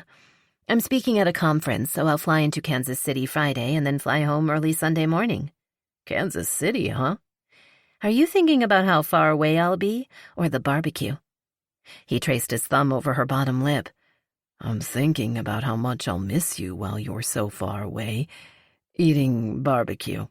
When she nipped at the tip of his thumb hard enough to straddle the line between playful and painful, he yelped. But she didn't look very contrite. "Before you even ask, Derek, I'm not smuggling barbecue home in my carry-on bag." "You could put it in your checked bag. You wouldn't even technically be smuggling it then." When she tilted her head and looked up at him through her eyelashes, he held up his hands in surrender. "Of course, you don't check a bag. That would be inefficient." "Very. Checking a bag and then standing around waiting for the carousel is a huge waste of time for short trips. And even for longer trips, it's sometimes cheaper and faster to buy toiletries and whatnot when you arrive at your destination." He put his hands on her hips and pulled her against him. "You're very sexy when you're talking about efficiency." "I can say with certainty I've never been told that before." "That's too bad because it's true. When you talk about your work, you get this look. You're passionate about it and knowledgeable, and you give off this air of confidence that's very sexy." Heat flared in her eyes, and she buried her fingers in his hair. "It's very sexy that you find that sexy." He leaned in, teasing her lower lip with his tongue before pressing deeper. She opened her mouth to him, and he kissed her with all of the hunger that had built up over a day of watching her in the sun, relaxed and laughing. But when his hand cupped her breast, he felt her hesitation and broke off the kiss. "What's wrong?" "Nothing's wrong, really. It just feels weird to be kissing you with, you know." "With my kids asleep in their rooms?" He chuckled softly against her hair. "Behind their closed doors?" "Yes, it feels weird." "Parents get to kiss people too, you know. That's why so many people have more than one kid." "You're making fun of me," she accused, eyes narrowing. "Only a little." He buried his face in her neck and growled. "When am I going to get you alone again?" "I don't know. You work Tuesday and we have a Village Hearts meeting Wednesday. I'm flying out Friday." "Or we can just go in my room and close the door and be alone right now." Her growl of frustration was even more impressive than his. "Your ex-wife already walked in on us. I'd rather not have one of your kids do the same on the very first day I met them." She had a point. The work he'd put into finding the perfect way to introduce Olivia, Julia, and Isaac in a way that enabled them to ease into it would be a waste if one of the kids walked in on them having sex. Since, as far as he knew, neither of them had done that yet, it would probably be a little traumatic. "Can we at least turn the TV on and make out on the couch a little?" She ran her hand up his stomach, making every muscle in his body clench, and hooked her finger in the neck of his t-shirt. "A little. And the clothes stay on." "I can work with that." Chapter 13. Breakfast the next morning was cold cereal, though Derek made them each have a banana on the side, per their mother's wishes. But he didn't have the energy for making pancakes after a restless night of tossing and turning. Making out on the couch with Olivia had been sweet, but not stripping her naked and then walking her to her car with an erection that wouldn't quit hadn't been as sweet, and the cold shower had not only sucked, but it hadn't really helped. He understood her reluctance, especially considering the way she'd met the kid's mother, but he hoped she got over it soon because when the kids' schedules got more rigid, so did his. Her not wanting to spend the night with him if his kids were there was going to put a serious crimp on things. Have fun yesterday? He asked, sitting down at the table with his own bowl of cereal and a mug of coffee almost as big as the bowl. Yeah, they both said at the same time. I like Wren, Julia added. She was funny. Derek had noticed that Wren seemed a lot more relaxed when she was talking with the kids than with the rest of them, and she'd seemed to particularly enjoy talking to Julia. His daughter could be shy at times, and, though she'd met them over the years, she was still getting to know his current crew on a family level. A few families from the shift he'd worked before Jeff Porter retired had shown up, but Julia had still spent a lot of time sitting in the shade with Wren, reportedly talking about books. Wren was still a little bit of a puzzle. He'd heard she could come off as reserved, almost walled off somehow, and he'd found that to be true for the most part. But over time she'd relaxed a little, and he saw glimpses of the woman Grant had fallen for. When she was with Grant, she was more animated, and everybody could sense the connection between them. Then he wondered if the people around them could sense the same kind of connection between him and Olivia, which sent him back down the mental path to how hard it had been to say goodnight to her. When do you think we'll see her again? Julia asked, and for a moment, Derek was pleased his daughter sounded as excited to see Olivia again as he was. She likes books a lot. Of course, they hadn't been talking about Olivia. She meant Wren. I'm not sure. You know we start doing a lot of stuff for the holidays with the fire department, so you'll probably see her then. Did Olivia go home for the holidays?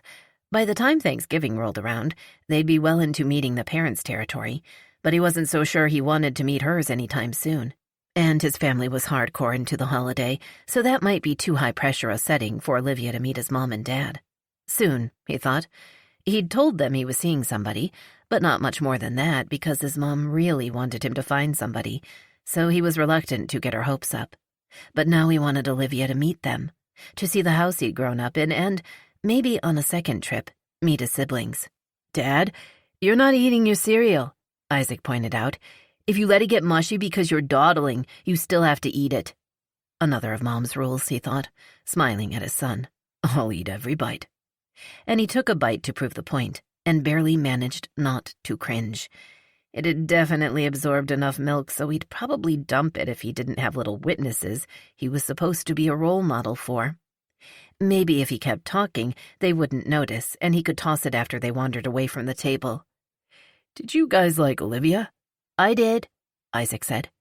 Julia only shrugged, but her mouth tightened just like her mother's did when she wasn't happy about a topic of conversation, or when she wanted to say something she knew Derek wouldn't want to hear. She liked you both? Then he stopped talking, not sure where to go from there. Julia unpursed her lips long enough to talk. Is she your girlfriend? Derek had hoped to ease into it a little slower, but he didn't want to lie. Yes, she is. Is that okay? Isaac's expression said it was anything but okay. His eyes widened, and his bottom lip got that soft look that wasn't quite a pout, but sometimes became a tremble. Are you going to have a new baby, too? No. The words seemed to fall out of his mouth in a rush to reassure his son. I'm not having a new baby. But should he add right now? He knew Olivia wanted kids someday. They were a part of her written life plan. But what he hadn't given a lot of thought to until this moment was if he wanted more children. It wouldn't be fair to her to continue a relationship if he didn't want the same things in life that she did. He had Julia and Isaac, and he'd always felt the two of them were just right. But he didn't feel a knee-jerk no to the thought of being a dad again, and imagining Olivia holding a little bundle of joy made him smile. So he obviously wasn't closed off to the possibility. Right now, he didn't need to go into any of that with an already confused little boy. The bottom line was that he wasn't having a new baby, and if that ever changed, he'd cross that bridge with them when they came to it. You guys know you're still my number ones, right? Julia smiled. I'm your number one. Isaac's number two. Like Pooh. I'm not Pooh. Derek tuned out the ensuing sibling battle of words, since he could tell they were keeping it light. And the distraction was a good way to change the subject before the conversation about Olivia turned too heavy. The best way to make his relationship with her part of their normal was to treat it as though it already was, or so Amber had said. Don't make a big deal out of it and it won't be a big deal. The advice sounded simple enough, even if it was a little hard to wrap his head around it, because it was a very big deal. Olivia was a very big deal, and the fact he was falling in love with her was a very, very big deal. Public speaking wasn't one of Olivia's favorite parts of her job. She didn't mind standing in an office, speaking to a group of employees about the changes she was going to help them implement, but having a stage and a microphone always triggered the butterflies in her stomach. It was good promotion, and she'd never left a conference without at least one new name in her list of professional contacts turning into a new business opportunity. And, thanks to her current book, buzz about her upcoming book, which was suffering thanks to her personal life, damn it, the podcast, and her general positioning as an expert on the topic, they paid her a nice fee. The stomach butterflies usually calmed down once she really got rolling, and today's workshop was her favorite kind. These weren't CEOs with skyline views from their desks or tech developers.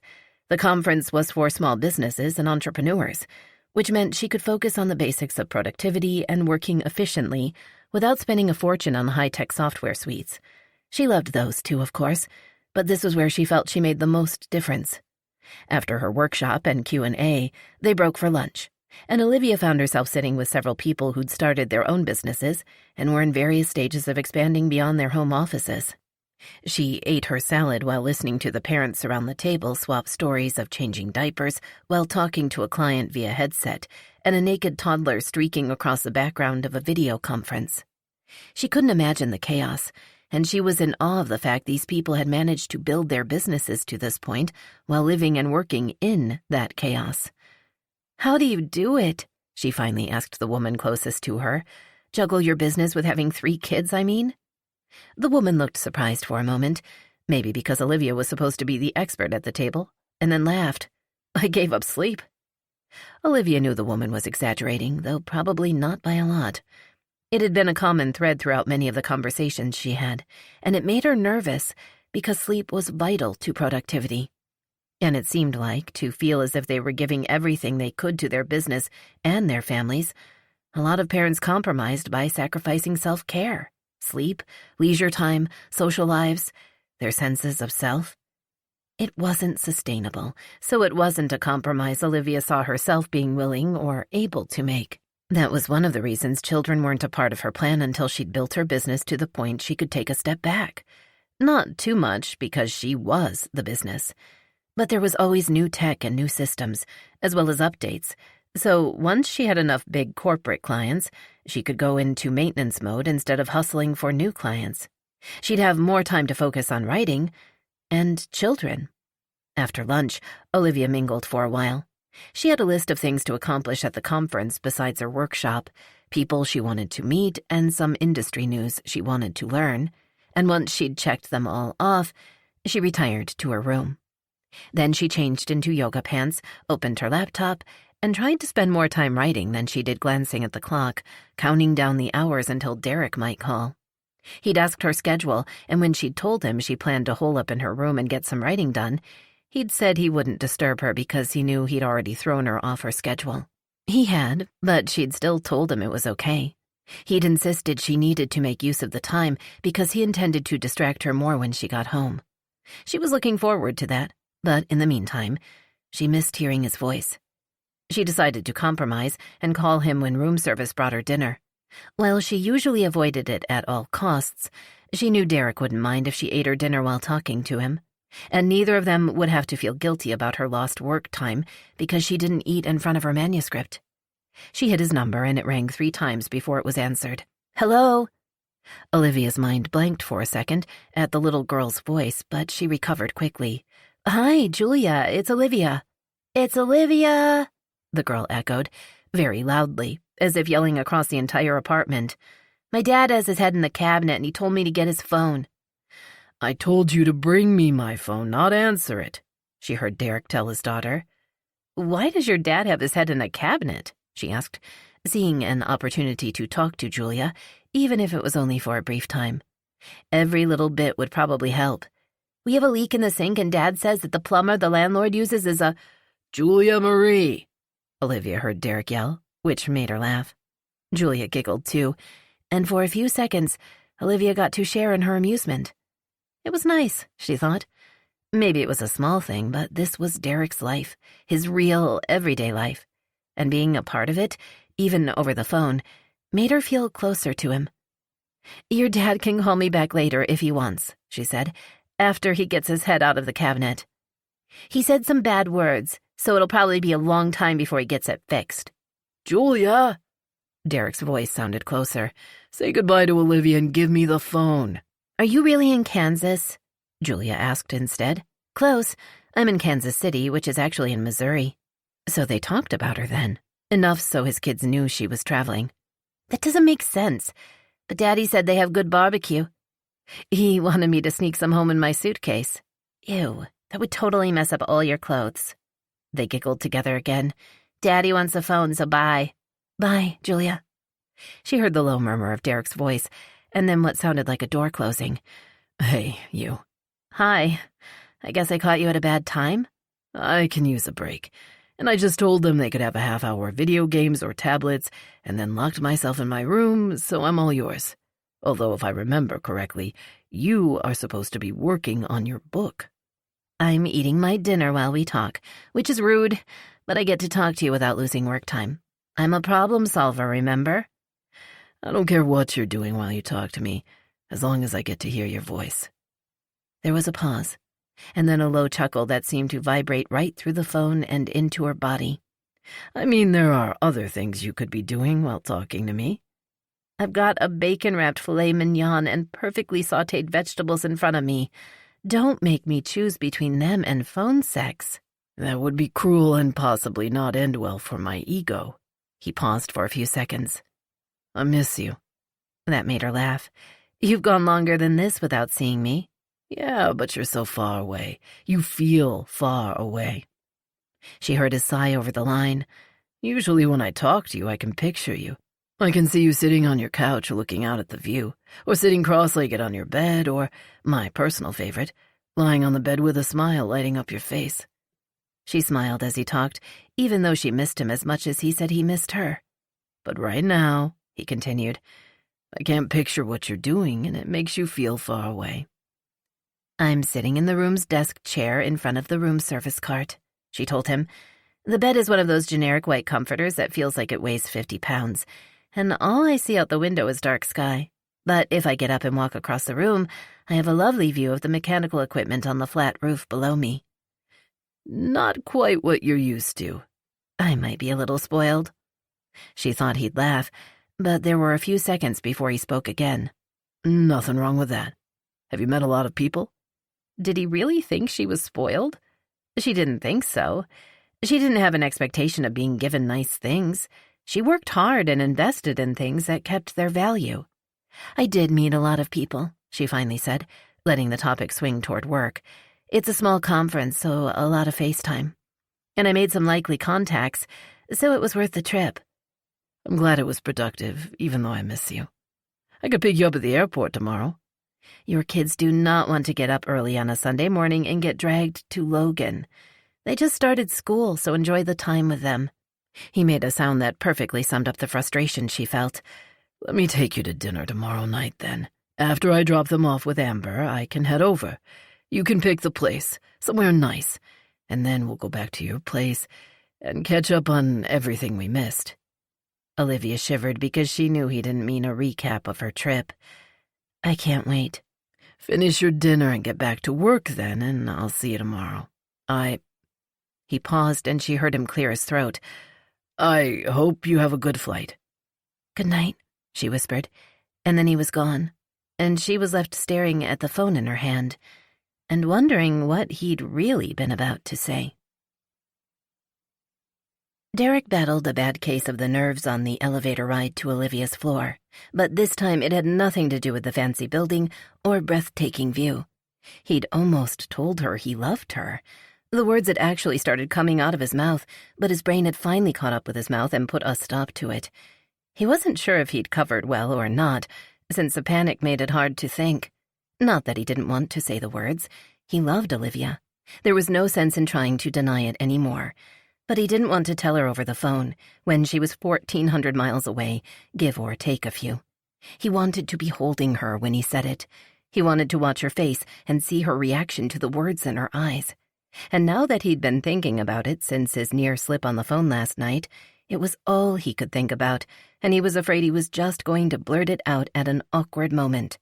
As he knocked, he reminded himself it didn't have to be tonight. Maybe the right moment would come, and maybe it wouldn't. If not, he'd wait because he wanted it to be special. When she opened the door and her eyes widened, his 3 little words' nerves gave way to a self-consciousness.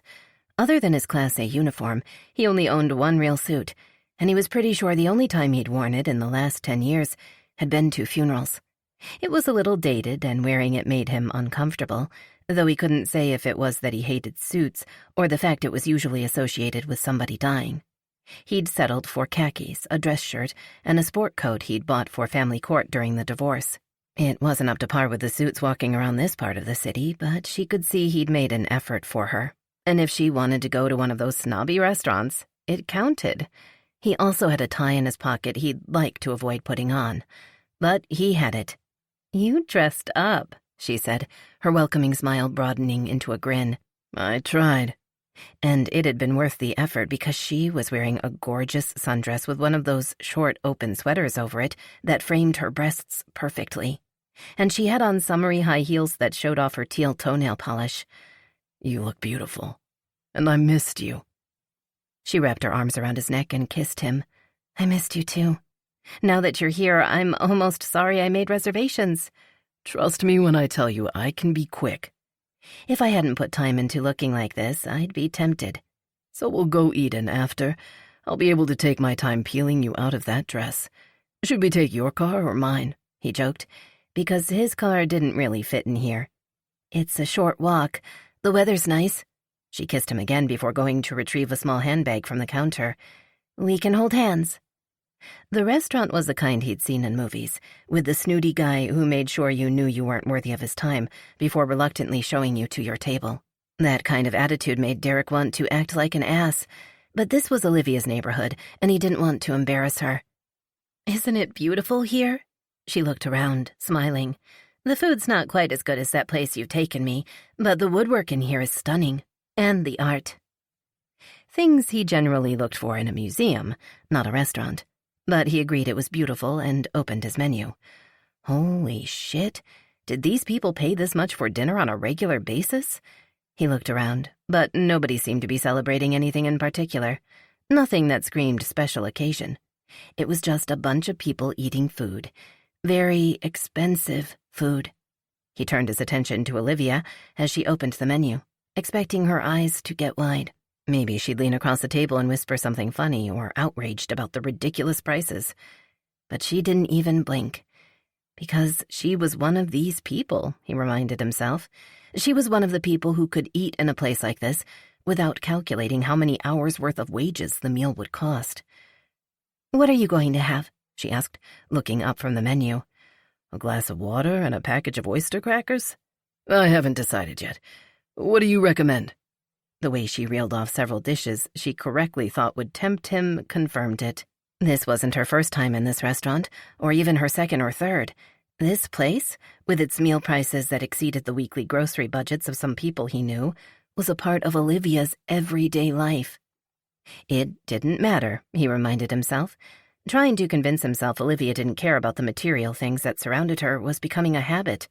But he was going to keep doing it because the alternative meant he was screwed. He'd been with the department a long time. He made good money and got good benefits, but unless he won the lottery, this kind of lifestyle was out of his reach. And she sure as hell wasn't going to give all this up to move into a second-floor apartment. "Derek."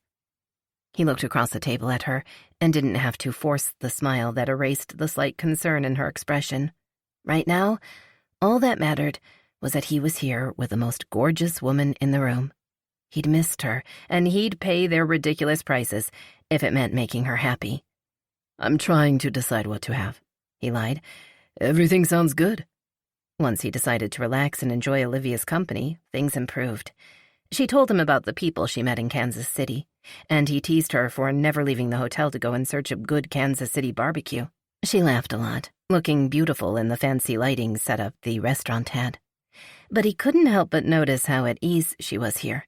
And as they walked home after dessert, and after a long argument over who was paying, which he lost, hand in hand, he wondered if she felt as out of place in his neighborhood as he did in hers. They lived in different worlds. She's out of your league. He didn't want those words in his head anymore, because they weren't true of Olivia. But if there was a league, she played in the pros, and he was minor league.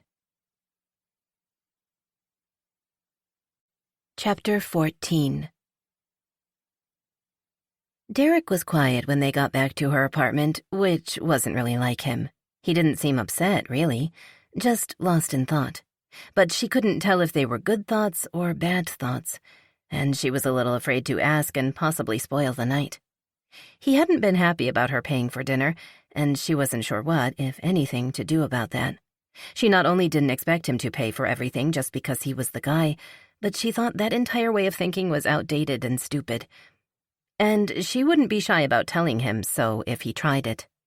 But the possibility had more to do with pride than being old-fashioned, and that was a far touchier subject. She wouldn't have chosen that particular restaurant if she hadn't assumed she'd be picking up the tab. It was overpriced, but it had good food and a really great atmosphere. She'd been there a few times with clients, and she'd fallen in love with the place. So she'd thought, maybe if Derek had been about to tell her he loved her on the phone last night, that restaurant would be the perfect location for a conversation about how they felt and where they saw things going between them. She hoped things were going someplace good. There was no denying their relationship was serious, and she'd met his kids and they didn't hate her. He walked to the living room windows, hands shoved in his pockets. I still can't believe this view. You have an amazing place here. So it was the money, she thought. Thank you. She wasn't sure what else to say, since it wasn't really her issue. The apartment was expensive. The restaurant had been expensive. She could afford them. If he was having trouble with that concept, he was going to have to come to terms with it, because she wasn't going to diminish herself or her accomplishments for the sake of his ego. And she'd like to think it was more of an adjustment than a problem for him. While he obviously had his pride, she didn't think he was the kind of guy who'd feel emasculated by a woman earning more money. Then he turned away from the view to face her, and his expression softened. I was surprised by how much I missed you. Knowing you were that far away was tough on me. I like knowing you missed me, because I missed you too. She crossed the room to him, and he pulled her into his arms as he always did. Any trace of what might have been bothering him was gone, and she relaxed in his embrace. Now, she thought, if he'd been about to tell her he loved her on the phone and stopped himself, now was when he'd say the words, and she desperately wanted to hear them. She loved him, was in love with him, and though she was fairly sure he felt the same way, until he said the words, she couldn't be certain. If they were in love with each other, all of the doubts and obstacles could be overcome. She had to believe that. His gaze held hers so intensely, she shivered in his arms. But when his lips parted, it was to kiss her and not to speak. She sighed against his mouth, trying to shove her runaway thoughts to the back of her mind and lose herself in the kiss. He took her to bed and made love to her so thoroughly, she barely noticed when he got out of bed to dispose of the condom and turned off the lights. But when the mattress dipped again, she rolled into his arms. Morning was going to come early, and she was exhausted. But she didn't mind cuddling for a few minutes. Derek kissed her forehead, squeezing her tight. I know I should go because you probably got a big Monday ahead of you, but I just want to hold you for a bit. And she wanted to be held, so she snuggled closer. You were right when you said the distance made the missing harder. I felt far away from you. Because you were far away from me. Having you in my arms is much better. I love you, Derek. She could say it. She could be the one who stepped out on that cliff, hoping he'd catch her. But she'd been so certain he was going to say it tonight, and the fact he hadn't held her back. Maybe she'd been wrong about his feelings for her, although she didn't think so, or maybe he just wasn't quite ready. And if he wasn't ready, she didn't want to put that pressure on him. Either way was scary, and she was still agonizing over whether or not to say the words when she drifted off to sleep. The alarm going off startled her awake, but when she reached for it, she was stopped short by the fact her hair was trapped under Derek's arm. He stirred, releasing her, and she slapped her hand down on the off button. They'd both fallen asleep, and it was Monday morning. Getting the day off to a good start set the tone for the week, and she usually got up and hit the ground running. 5 more minutes, Derek muttered, and then he pulled her back into his arms. He was snoring again within seconds. Olivia smiled and allowed herself to relax her head on his shoulder. This really wasn't a bad start to the day either. Maybe not as productive as getting ready for work, but definitely more enjoyable. "Hey, Olivia, are you sick?" Kelsey's voice echoing through the apartment confused her for a few seconds, until she realized she must have gone back to sleep, and Derek's 5 more minutes had become a lot more minutes. "I'll be right out," she called, wishing they'd closed the bedroom door, even though they'd had no reason to. "You're usually in the—" Kelsey appeared in the doorway and then froze. "Oh, sorry." Since she'd sat up, Olivia scrambled to make sure she was covered, and Derek was awake too, and he just lifted a hand in greeting. She took a calming breath because this might not be how McGovern Consulting usually opened for business on Monday mornings, but she had nothing to be embarrassed about either. "If you want to go in the office and get started, I'll be there in a few minutes," she said, making sure her voice was level and professional. "No bacon?" She looked at Derek, who was smiling innocently up at her from the pillow. No bacon. "There's yogurt in the fridge if you want one," Kelsey called as she walked away. "So I assume that's Kelsey?" he said, once they heard the office door close. They usually left it open, but she probably wanted to give them some semblance of privacy. "Yes, I'm usually ready for work by the time she gets here, so I'm already behind." "I'm sorry. I fell asleep." She ran her hand over his chest, unable to help herself. "So did I. And you're worth being a little late to work for." That made him smile, and he lifted her hand from his chest to kiss the back of her knuckles. "I'm glad. I'm also glad I got to meet Kelsey, since I've heard so much about her. You've met my kids and the guys I work with. It's about time I get to meet somebody in your life." "Other than my parents, she'd be the most important person for you to meet," she admitted. "She's become a good friend as well as being the best assistant ever. But I should warn you, she's young and maybe a little enthusiastic about me dating you. I think the whole trapped in an elevator thing really sparked her imagination." "Oh, there were definitely sparks," he said, giving her a look that had her scrambling to slide off her side of the bed before she forgot the workday had technically started and they weren't alone. Because of what he'd said, Olivia made sure to properly introduce him to Kelsey before he left. Despite her warnings, her assistant was on her best behavior and hit the perfect balance of friendly and professional. Until Derek had kissed Olivia goodbye with a promise to call her later, and they were alone. "Holy crap, Olivia. He's hot.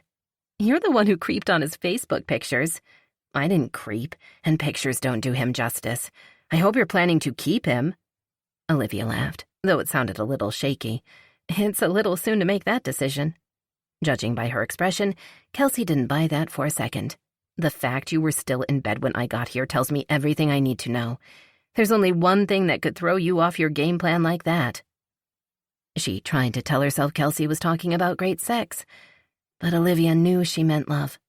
The thing she and Derek apparently weren't ready to talk about yet. But just as she'd known it was time for her to meet Julia and Isaac if they were going to move forward, she knew it was going to be time to talk about the future. Not making concrete plans, of course. They hadn't been together long enough for that kind of commitment. But it didn't change one basic fact. She did, in fact, want to keep him. Dinner at the station on Tuesday was strangely quiet, which Derek knew shouldn't be a surprise after the day they'd been having. A stubborn electrical fire in the walls of a commercial building had been chaotic and did a lot of damage, and they'd followed that up with an MVA with a fatality. He was almost done with his beef stew, mopping up the broth with a biscuit, when he put his finger on why the quiet seemed more oppressive than usual. Gavin and Grant were both talkers, seemingly incapable of not filling a silence. And once the thought was in his mind, he could see it. Gavin just looked quiet, but Grant looked off. His face was set in hard lines, and it was as though he'd put up a wall to keep everybody out.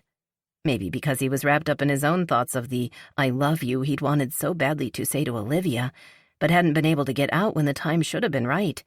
He hadn't given a lot of thought to it. But now that he'd noticed it, he realized Grant hadn't been himself all day. It wasn't until the kitchen cleanup was almost done that the wall started to crack. "I've got some ice time for tomorrow," Scott said. "Who's in?" "I'm there," Danny and Aiden said almost at the same time. "I'm in the mood for some hockey," Gavin said. "Grant, you in?" Grant shook his head. "When I leave here, I'm heading straight home to New Hampshire for a couple days. I'll probably hang out with my dad for a while, put some miles on my four-wheeler. And the guy who does my Jeep is up there, and I want to talk to him about some more customizations and some paint touch-ups. Maybe new rims." Derek whistled, holding up his hands. "Sounds pricey. What happened to saving up for a ring?" Grant's jaw clenched for a few seconds before he lifted one shoulder in a half-ass shrug. "Not gonna need one now. That's over." "Oh, shit." Derek let that sink in for a few seconds. It looked like Gavin already knew, but it had to have been recent, because he'd been talking about cool places to honeymoon just last week. "I'm sorry, man. I didn't know." Seconds ticked by in awkward silence, but Derek wasn't sure what to say. He wanted to be there for the guy, but he couldn't tell if he wanted to talk about it or not. Derek hadn't wanted to talk about the divorce when he and Amber first split, and he'd hated how often people seemed to bring it up. He'd be having a decent day, and then bam, some well-meaning person would ask him how his kids were taking the breakup. "I don't even know what happened," Grant finally said. "I called her to say goodnight, like I usually do, and she said it wasn't working out for her and she didn't want to see me anymore." "Just out of nowhere?" "Yeah. We were fine, and then she wanted out and wouldn't say why. She just kept saying it wasn't working for her, but I could tell she'd been crying. I kept asking her what was going on, and she hung up on me." "That sucks, kid," Chris said. "It surprises me she'd do that to you. She didn't seem like the type. I tried to call her back and it went to voicemail, so I went to her apartment and didn't get an answer." Grant shook his head. "It pissed me off that she wouldn't tell me what was going on, so I decided to give it a couple days so I could cool off and maybe she would be over whatever was making her cry. Then I tried to talk her into changing her mind or at least telling me why." "That was probably the right thing to do?" Derek asked. "Cooling off time, I mean." "I thought so, until I tried to call her. A recording said her number was out of service, so I went back to her apartment. I got no answer when I knocked, and then a kid from down the hall told me the lady who lived there had moved out, and they hadn't rented it yet, so nobody lived there." He looked up then, his expression so bleak, Derek felt some real concern for the guy's state of mind. "She's just gone." Derek shook his head. "That's a shitty thing to do, man. She could at least let you know what changed. I always knew she was holding back a little, but I took things slow until she started opening up and... Fuck. I wanted to marry her, and she didn't give a shit enough about me to tell me why she wanted out. She just fucking ghosted." His face flushed with anger, Grant started to walk away, but then stopped and turned around. "And you know what the worst fucking part is? I still love her. I'm worried about her. I'm worried that she held back so much because of something in her past, and whatever that thing is maybe didn't stay in her past." "Did you meet any of her family?" Rick asked. "Anybody you can reach out to?" Grant shook his head. "She never said it outright, and I can't really put my finger on specific things she said. But I always got the impression she's pretty much alone in the world." "I didn't say anything because it didn't go anywhere," Gavin said. "But I looked around online and there's basically nothing. And Kate has a friend with PD who was willing to ask a couple of questions off the record. The landlord said she told him she was leaving, and he inspected the apartment and took the key directly from her when she was done clearing it out. Which he said happened fast and without notice, but there didn't seem to be anything off other than that. And the only emergency contact listed on the paperwork he had was her boss, and she quit her job. And the emergency contact on her employment application was her landlord." "How is that even possible?" Grant demanded to nobody in particular. "How the fuck can a person not have somebody who knows anything about them?" "I don't know," Gavin said. "That was about as far as Kate's friend could or would go as a favor, But he said there's not really any sense in filing a missing person report, because as far as he can tell, she just up and moved. And the landlord didn't ask where or why. It's the kind of place with a high turnover, and he doesn't care. I care. Grant's face was still flushed, but his voice was quiet. I care, and it doesn't matter because she didn't. You don't know that, Rick said. I know that something happened in her life. I don't know if it was something bad. I don't know if it was something good. But I know that either way, she didn't bother to come to me about it, and that is the bottom line. There wasn't much any of them could say to that, Derek thought, because it was the bottom line. Grant was ready to spend the rest of his life with her, but Wren hadn't gone to him. Whether it was something from her past she was running from, or some great opportunity she was running to, if she'd been on the same page as Grant, he should have been the first person she talked to about it. If she wanted my help or wanted me to chase after her, she would have told me what was going on, or where she was going. So I don't want to talk about it again. Grant was still for a moment, and then he shook his head slowly and headed for the door. It's over. They let him go, because there wasn't anything left to say, and even if there had been, he wasn't in the mood to hear it. Derek felt for the kid. It was painful enough when a relationship ended, but to be on the verge of asking a woman to spend the rest of her life with him, and then she ends it like that? That was plain shitty, and there wasn't a damn thing any of them could say to help him feel better. Suddenly, he had an urge to call Olivia. He just wanted to hear her voice. But he knew she had a very full schedule today and was still trying to catch up from traveling and spending the time she should have been catching up with him instead. He settled for telling himself they were okay. Sure, there was some stuff they were going to have to talk about soon, like the fact the distance between his place and hers became more of an issue the closer they got. He didn't want to move that far from his kids, but he was pretty sure she'd have no interest in living in his neighborhood. But that was a problem that could be solved, he hoped, because he didn't even want to consider the possibility of Olivia walking out of his life. He knew for damn sure he didn't want to feel the way Grant did right now. They were going to make it work. Chapter 15. Admit it, that was a good movie. Olivia shivered as they stepped out of the theater into air that was a lot chillier than it had been when they went in. Now that they were heading into autumn, anything could happen when the sun went down. It was not crowded. He laced his fingers through hers as they walked down the sidewalk. I'm not sure if it's because it's a Wednesday night, or if it's because you're one of the only 24 people who wanted to see it. You're a reverse movie snob, Derek. If there aren't any explosions, you think it's boring. Well, there was one bomb. He paused until she looked over at him. That fake British accent. She laughed and bumped his arm with her shoulder. You're so bad. But thank you for seeing it with me anyway, and you can pick the next movie. As long as I get to hold your hand and you share your popcorn with me, I'll watch anything with you, he said in a ridiculously bad British accent that made her laugh again. You did promise me ice cream, though. Even though it wasn't exactly ice cream weather, they walked to the ice cream shop and bought 2 cones, black raspberry and strawberry for him and orange sherbet for her. Then they found a bench where they could sit and watch the people go by. How are the kids doing? She asked after a few minutes. Is school going okay for them? Yeah, they're good. Amber had to have a meeting with Isaac's teacher already because he reads fast, and when they read together, he always reads ahead and doesn't know where they are if she calls on him. That's pretty typical for him. And Julia got seated next to a girl who keeps talking to her and getting them both in trouble. Oh, that happened to me once, she said, laughing. You raise kids not to ignore people who speak to them because it's rude, and then you have a classmate talking to you when you're supposed to be quiet. I feel for her. Oh, you remember Wren, Grant's girlfriend? His almost fiancée? Of course. I really liked her. I guess that's over. She broke it off with him and didn't even tell him why. And then she took off, with no forwarding information. No.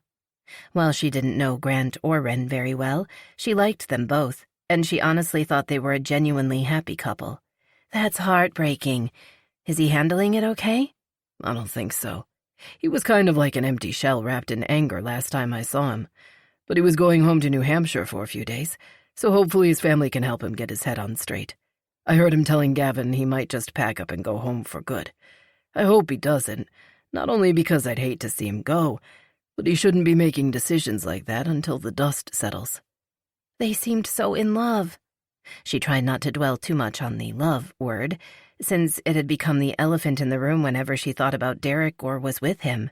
He was definitely in love with her, and we all thought she loved him too. But to not only break it off, but the way she did it, he's pretty messed up. I'm sorry to hear that. She licked around the bottom edge of her ice cream before it could drip onto her hand. How's everybody else doing? He talked about work for a while, and then he told her a funny story about the time he had to help a rookie firefighter get out of a tree while the cat he'd been trying to rescue watched them from the ground. He was a good storyteller, and she never got tired of listening to his voice when he told them. Luckily, his job and the people he worked with offered plenty of tales for him to tell. When they reached her building, he squeezed her hand. I should go. It's not that late. She felt a twinge of guilt because, even though he didn't have to be at the fire station early tomorrow morning, it would take him a while to drive home. She'd known from the beginning that being in a relationship with somebody who lived on the other side of the city would be tough. But the deeper in they got, the more difficult it became. And maybe it was time for just stay over. But not only was she getting up early, but Kelsey was showing up early too. It wasn't a work night for him, but it was for her. You told me you have a meeting earlier than usual tomorrow because it's the only time the guy could fit you in, he said, echoing her thoughts. If I go upstairs with you, you'll stay up late again, and I know it's an important client you want to get. Looking up into his face, with the streetlight shining behind him, it was so tempting to tell him she didn't care. So she'd be a little tired in the morning. He was worth it. Stop looking at me like that, he said, his voice low and rough. I'm trying to be a gentleman, and you're making it hard. Her mouth curved into a smile as she raised an eyebrow. Am I? Oh, you know you are. He cleared his throat. You're making it rough on me, trying to behave over here. She sighed and moved in close, wrapping her arms around his waist. I guess you're right. He bowed his head, bringing his mouth close to her ear. And you can make it up to me in the near future. Make it up to you? This isn't any easier for me than it is for you, and I really do think you have a thing for kissing on sidewalks. I told you, I have a thing for you. I love you. It was right there, and she almost said the words. Not that she had a thing for him, but that she loved him. But then his mouth was on hers, and she let him kiss her goodnight so thoroughly, she almost changed her mind about going upstairs alone. He broke it off and took a step back. Okay, you need to go in now, and I'm going to walk away. But call me when you get a chance and tell me how your meeting went. I will. Good night. She forced herself to walk because dragging out their goodnight would only make it harder for him to leave, and he wouldn't go until he saw that she was through the doors. As she pulled the heavy glass door open, she looked back and wasn't surprised he was in the same spot, watching her. He lifted his hand in a wave and then tucked his hands in his pockets and headed off in the direction of his car. Olivia watched him until he was out of sight, wishing she'd changed her mind and called him back. When the phone rang and Derek's name came up on her screen, Olivia almost sent it to voicemail. She was home, but they were doing a video chat staff meeting in 10 minutes, and then she'd blocked off an hour for following up with contacts she'd made at the conference. Then she had a follow-up appointment with a smaller client who shouldn't have any problems, but it was still a tight schedule. He knew she rarely answered phone calls during the workday, but she also knew that, other than in the evenings, he usually sent a text message, so it might be important. She answered it on the third ring. Hi, Derek. I'm sorry to bother you like this, he said, and she heard the stress in his voice. She could also hear sirens and a lot of noise in the background. I hate to ask you this, but is there any way you could pick up Julia at school and hang with her at my place until Amber or I can get there? It would only be for a few hours. She has a key. Only a few hours? She stared at the planner, which sat open on the counter next to her as always, and blinked. She didn't have 10 minutes, never mind a few hours. Isn't there a babysitter or somebody? All regular sitters in Pennsylvania with her family this week, and we've called everybody else. Amber and Jason are on their way to an appointment with the orthopedic surgeon, and if they cancel, it could be weeks before you can get another appointment." There was a pause. "I know it's a big ask, Olivia. I wouldn't ask if I had any other options. I'm on a scene. But she can wait for me in the nurse's office until we're cleared, and I can get somebody to cover me if you can't get away." No. Leaving the poor child at school for hours wasn't an option. "I can work from your place. I'll leave in 5 minutes and be there as soon as I can. Will they dismiss her to me?" "Yeah, Amber will call them and take care of that." She could hear the relief in his voice and felt guilty for having hesitated. "I'll make it up to you somehow." Not unless he could manipulate time and get her some extra hours in the rest of the week. "Don't worry about it. Be safe." As soon as the call ended, the panic hit. "Kelsey, can you come in here?" Kelsey appeared in the doorway 2 seconds later. "You okay?" "I have to go." "Go where? When?" "Now, and I have to go pick up Derek's daughter at school because she's sick, and then take her to his place and stay with her until he or his ex-wife can get there." "Okay." Kelsey stared at her for a few seconds, obviously trying to wrap her head around this unexpected and unusual turn of events. "We'll still do the staff meeting, and I'll do a transcript for you. We can follow up by email or with a second meeting, and I can do the follow-up appointment." Olivia paused in the act of shoving her laptop into its bag. "On site?" "Yeah. I'm thoroughly versed in the system you implemented for them, and we both know the visit's just a courtesy because it's in the contract. They're all set, and if he has any questions, I'll answer them. And I'm wearing black leggings and boots. I'll grab a jacket out of your closet and rock that millennial office casual look. It's no power suit, but I'll look professional." "I don't know." Olivia shoved the power cord and mouse in the bag, zipped it, and then set her planner on top. "Your other option is to reschedule them, squeezing them into an already tight day in the future." Kelsey put her hand on Olivia's arm, making her stop and look at her. "You are amazing at taking a group of people, analyzing the various ways their brains are wired, and finding them the system that allows them to all work together efficiently. That's the magic you bring. But the actual tech and troubleshooting the system you implemented, I can do that, Olivia." "Okay." Decision made, she nodded sharply and grabbed her car keys. She'd drive herself because she wasn't sure how long it took to retrieve a child from a school building, and she wasn't sure just how sick Julia was. "Let me know how it went. If everything's quiet, maybe we can do a video chat. And good luck." Kelsey laughed. "I think you'll need the luck more than I do." "I don't actually believe in luck," Olivia said, picking up her bag. "It's just an expression." But when she was standing in a school office, signing her name and waiting for Julia, she almost wished she did believe in luck, because she could use a little right now. Maybe Julia just had a headache, or she could even be faking to get out of a test she hadn't studied for. Olivia had tried that a few times before her parents decided she needed a better plan and taught her how to structure her study time. But then a very pale, slightly sweaty Julia was walking down the hall toward her, a woman at her side, and Olivia's stomach sank. She wasn't faking. "She was just sick again, so you have a short window to get her home," the woman said. She handed over Julia's backpack and an empty plastic shopping bag. "You're all signed out?" "Yes, we are." She held the bag up. "What's this?" "In case the window until she gets sick again is shorter than the drive home." "Oh, thank you." At least she had a leather interior. "You ready to go, Julia?" The little girl nodded, and they walked out to the Audi in silence. Olivia opened the door, but Julia just looked at her blankly for a few seconds. "I'm not tall enough to sit in the front yet," she finally said. "The airbags." "Sorry." Great. They weren't even in the car yet, and she was failing at this. Once Julia was buckled in, with the empty bag in her lap just in case, and her backpack next to her, Olivia punched Derek's address into the GPS. Luckily, it was a short drive, and she caught mostly green lights, so she was able to get Julia out of her car and up the stairs to Derek's apartment without using the shopping bag. The little girl was making a whimpering sound as she dug the key out of her backpack, though, and as soon as they were inside, Julia bolted for the bathroom. Olivia kicked the door closed and dumped everything on the kitchen table, anxiety clouding her brain.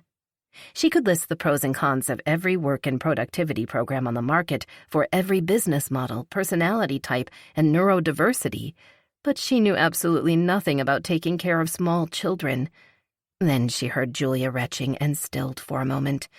She'd never been responsible for a sick child before, but she'd been sick herself. All she had to do was offer what comfort she could until she could be with her mom. The bathroom door was open, and Julia was bent over, her little hands braced on the toilet seat. Olivia grabbed a clean washcloth from the shelf and wet it with cool water. After wringing it out, she put one hand on Julia's back and used the cloth to wipe her forehead. Then she unrolled some toilet paper and had the girl blow her nose. "All done for now?" Julia nodded, so Olivia wiped her face again and then walked her to the couch. "I'll be right back." She grabbed the pillows from Julia's bed, along with a small throw blanket that looked very well loved. On her way back, she opened cabinets until she found a large plastic bowl. "When will Mommy be here?" Julia asked as Olivia set the bowl on the floor in front of the couch and then helped her sit up so she could put the pillows against the arm of the couch. "I'm not sure, but I know she'll come as fast as she can." Once Julia was snuggled against the pillows with her blanket, Olivia turned on the television and handed her the remote control. Then she went back into the girl's bedroom and looked around. There were a ton of ponytail elastics on her dresser, but she finally found a soft band that would hold all that dark, curly hair back without pulling on her scalp. Derek didn't have any ginger ale in the fridge, but he did have some crackers, so she grabbed those, too. She took 2 out of the package and put a little bit of water in a cup. After setting them on the coffee table, she pulled it closer to the couch. "If you want those, just little nibbles and sips, okay?" "Okay." Julia kept her gaze on the TV screen, but her eyelids were heavy, and it looked as if she might even sleep a little. Olivia had no sooner unzipped her laptop bag than Julia jumped up and ran for the bathroom. She almost made it. About 15 minutes after Olivia tucked a cleaned-up Julia back into her nest on the couch, her phone vibrated. "How's Julia? They're trying to find somebody to cover for me, but a lot of people took vacations this week, I guess. Amber might get there before I do." There was nothing to be gained by frustration at the situation. She knew if Derek could be there, he would be. "She's been sick several times, but she's resting right now." "Thank you again. I'm sorry." "We're fine." Amber got there first, almost an hour later. She knocked this time, but was through the door before Olivia could cross the room to open it. "Hi, Olivia. Thank you so much for picking her up. I swear, this almost never happens."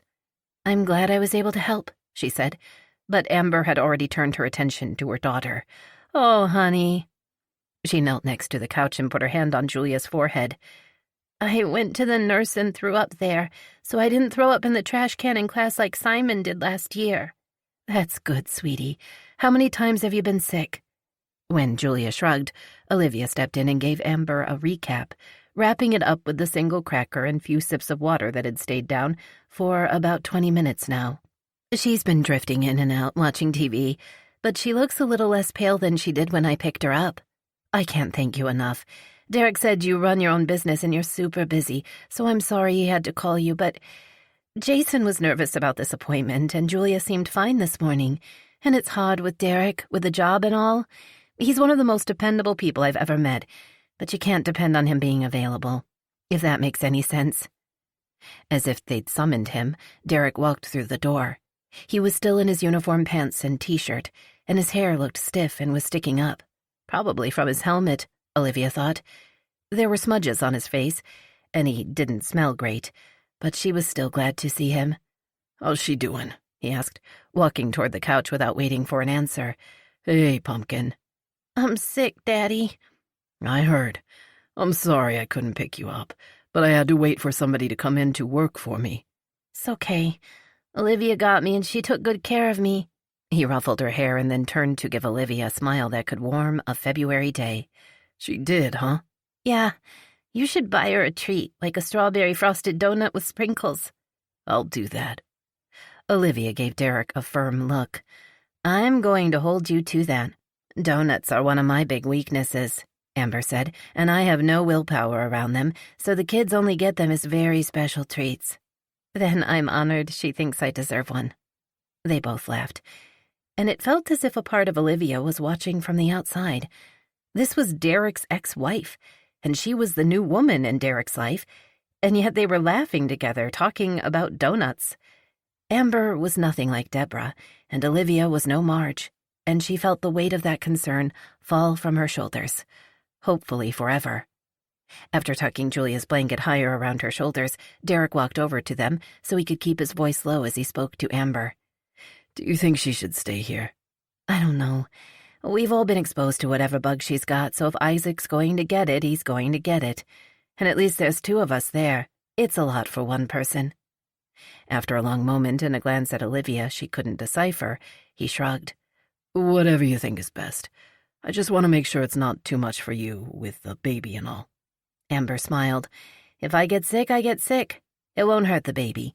And it won't be the first time I've been sick while pregnant. As long as you're sure. I don't mind if she stays. But you know if she wakes up sick in the dark, she wants Mommy. It didn't take long for Amber to gather Julia's things, and Derek pulled her SUV up to the curb before carrying his daughter out and buckling her in the back seat.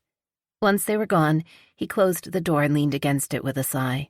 I'm sorry, Olivia. You don't have to keep apologizing. He looked past her, and she knew he was looking at the kitchen table, where her laptop was still half in the case. She hadn't even opened it. It's not easy to work with a sick kid. She shrugged, faking a casual tone she didn't feel. I'll make up the work later. And Kelsey took care of some things for me. Fortunately, I didn't have any high-priority meetings today. I'm glad it didn't mess up your day too much. He ran a hand over his hair and then winced. I should take a shower. How about after I get cleaned up, I take you out? We can get something to eat and whatever. Olivia glanced over her shoulder at the pile representing the work she hadn't done today. What she should do was go home, lock herself in the office, and not leave it until she was caught up. But she could tell Derek felt guilty, and he'd feel worse if she didn't let him at least feed her a meal to make up for it. Sure, and maybe a glass of wine. She'd earned one. When Derek got out of the shower, he could hear Olivia's voice and wondered for a moment who she was talking to. Then he heard a woman's voice he didn't recognize and realized it was probably the Kelsey he'd heard so much about because she was talking about work. I just hope you don't get sick, he heard Kelsey say. That would be a nightmare right now. Make sure you leave before I get back. By Monday, I'll know how that went. He winced, really hoping his daughter hadn't managed to infect Olivia with whatever bug she'd picked up. A lot of things tended to go around in the fall when the kids were all closed up together in school again, so he was used to it. Olivia probably wasn't. Fortunately, I didn't have any high-priority meetings today. What if she had? He wondered how he'd feel right now if he'd called her and she'd said no. After he took his time drying off and pulling on a pair of jeans, trying to give her time on the phone, he took a moment to think about that possibility. Working it out in his head lessened the possibility something he'd regret might come out of his mouth. He didn't totally understand Olivia's job. He had a grasp on the basic concept of it, but for a guy who needed his ex-wife to show him how to use his calendar app multiple times, it didn't all make sense. But what he did know was that big companies looking for organization and scheduling help wouldn't give money to somebody who couldn't keep to a schedule. He got that part. And yet she hadn't said no.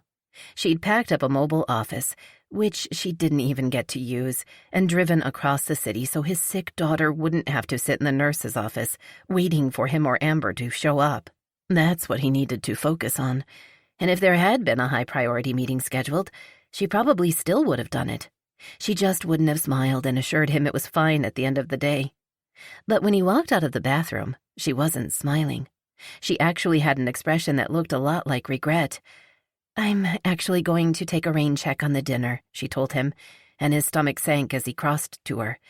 Kelsey just got an email that a client I had to reschedule has some free time this evening, so I'm going to head back. They can't wait? He trailed his fingers down her arm.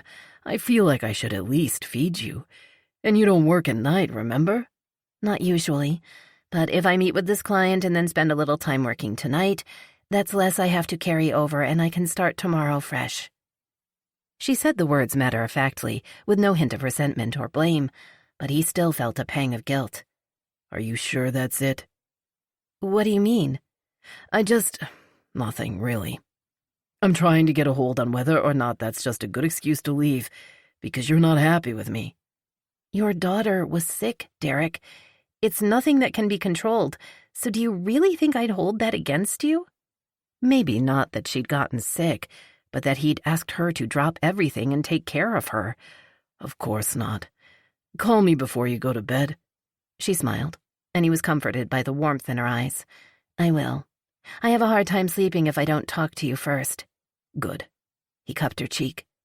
I want you to miss me when you're alone in bed. Oh, I do. She kissed him, a sweet kiss that felt almost like an apology. I should go before I change my mind. Is that a possibility? She zipped up her work bag and he lifted it off the table. The damn thing was heavier than it looked. With you, it's always a possibility, but it would be better for me to go back to work. Then I'll walk you down. He felt her resolve wavering when he leaned her up against her car and kissed her goodbye, but he forced himself to step back and open her door. He'd already thrown off her schedule enough today. He wasn't going to compound it by talking her out of trying to catch up. Call me later. I will, she promised. Once her car was out of sight, he sighed and walked back up the stairs. It felt weird to be alone after a tense day of scrambling, so he turned the television on and flipped through the channels until he found a game to watch.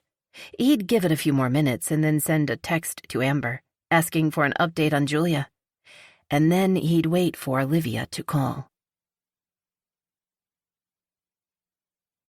Chapter 16. Do you see her, Dad?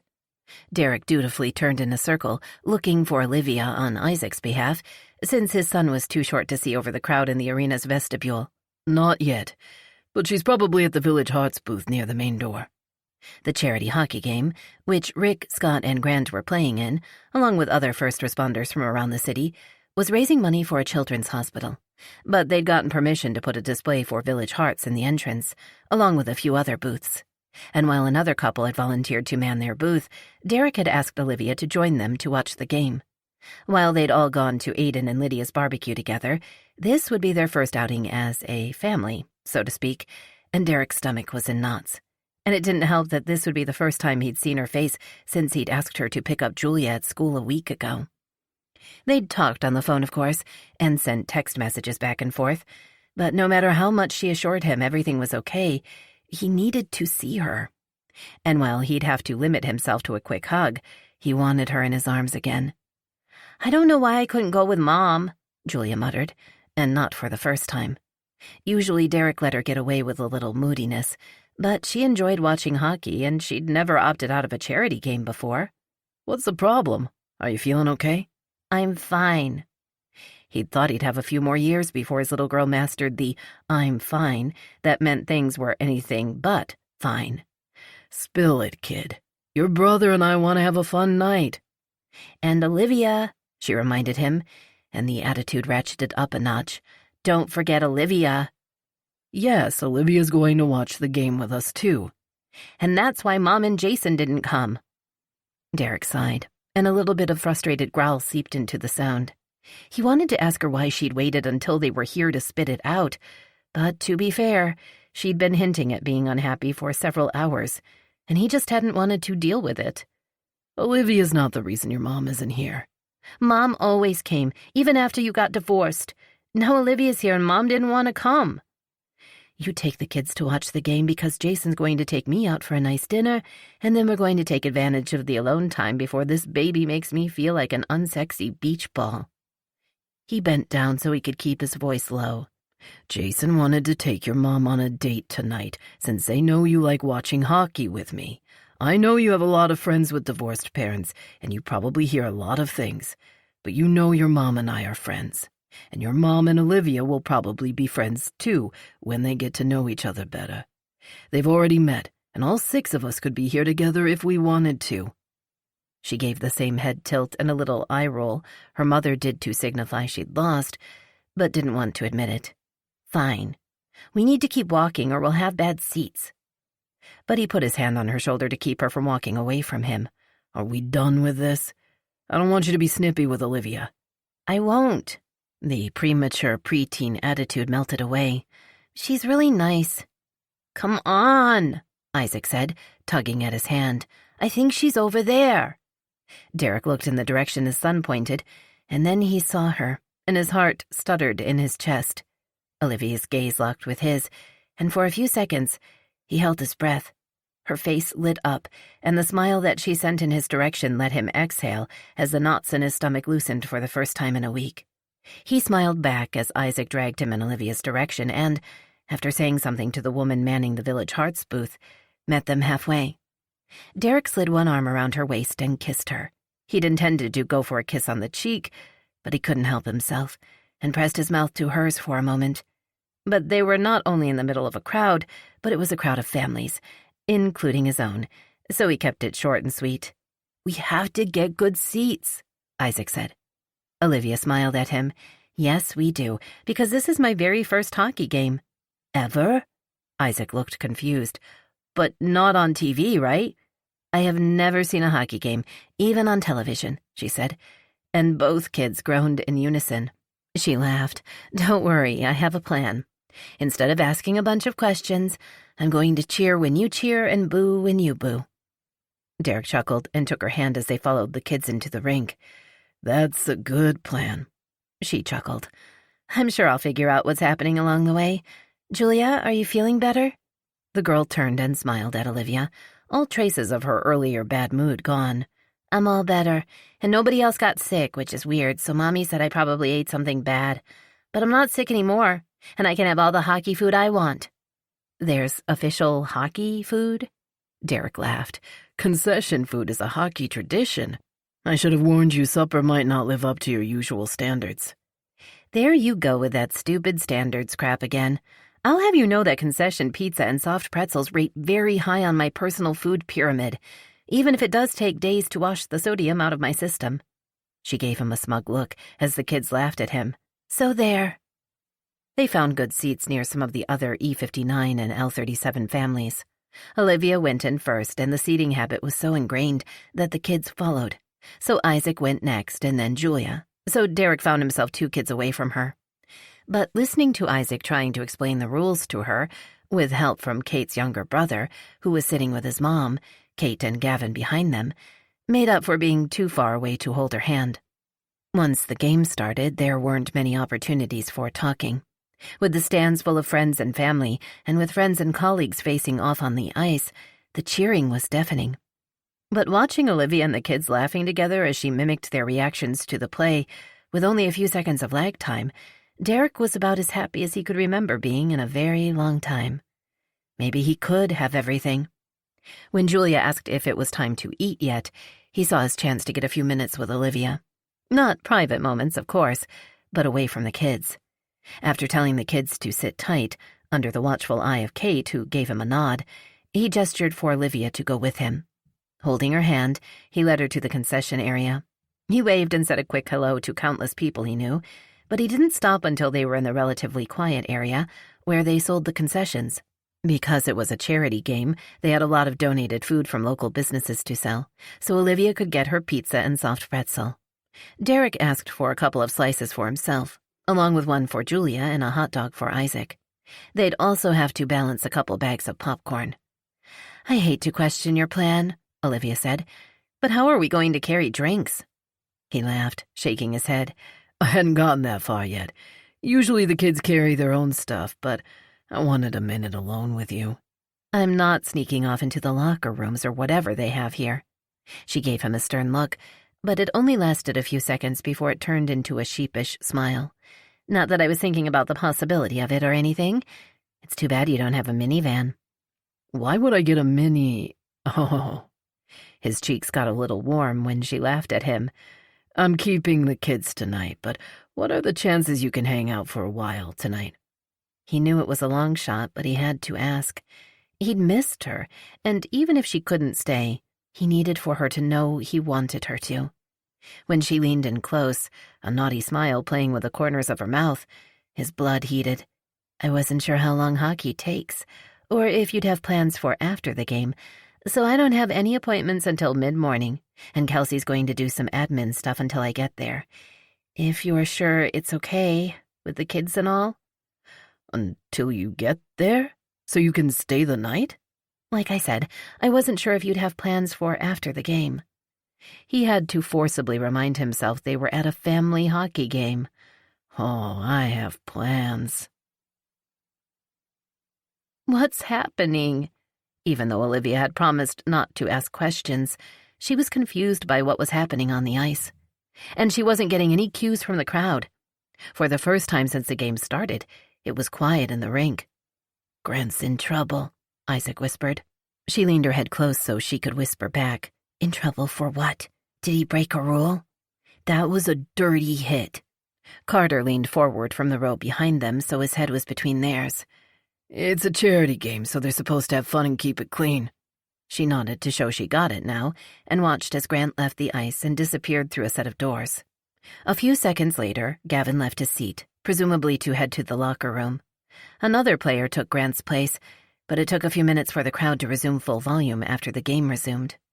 Olivia fell back into the pattern of mimicking Isaac and Julia's reactions, surprised to find herself enjoying the game far more than she'd expected to.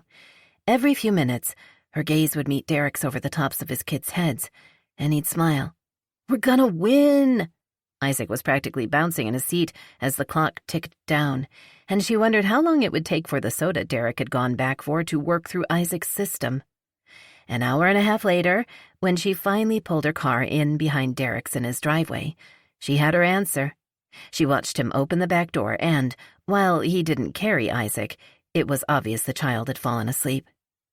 "They're going to be fun at school tomorrow," Derek said after sending the kids to brush their teeth and get ready for bed. "I should have thought about the fact I'm the one who has to get them up in the morning before I let them have soda." Olivia laughed, even though she was already turning the morning's logistics over and over in her mind. Since she'd be doing the drive home of shame in tonight's clothes, she'd like to be up and out before it was time for Isaac and Julia to get up. She had no idea what time that was, but she was an early riser, so hopefully she could avoid any awkwardness. After saying goodnight to the kids, she turned on the television and sat on the couch to wait while Derek went through the bedtime routine with them. And then she laughed when he flopped down beside her with an exaggerated air of exhaustion. "No more soda for them," he said. "How many times have you said that?" He chuckled and took her hand in his as he turned his head to look at her. "Every time I take them out and buy them soda." "Did you have a good time tonight?" "I did. I'm not sure I'll ever really understand hockey, but it was fun, and Isaac and Julia obviously love it. He was so funny tonight." "They enjoyed having you there." He tugged on her hand, pulling her closer. "I enjoyed having you there, and I'm enjoying having you here." She moved closer, then yelped as he lifted her and turned her so she was straddling his lap. Then she covered her mouth. "Don't make me do that." "They're probably already asleep."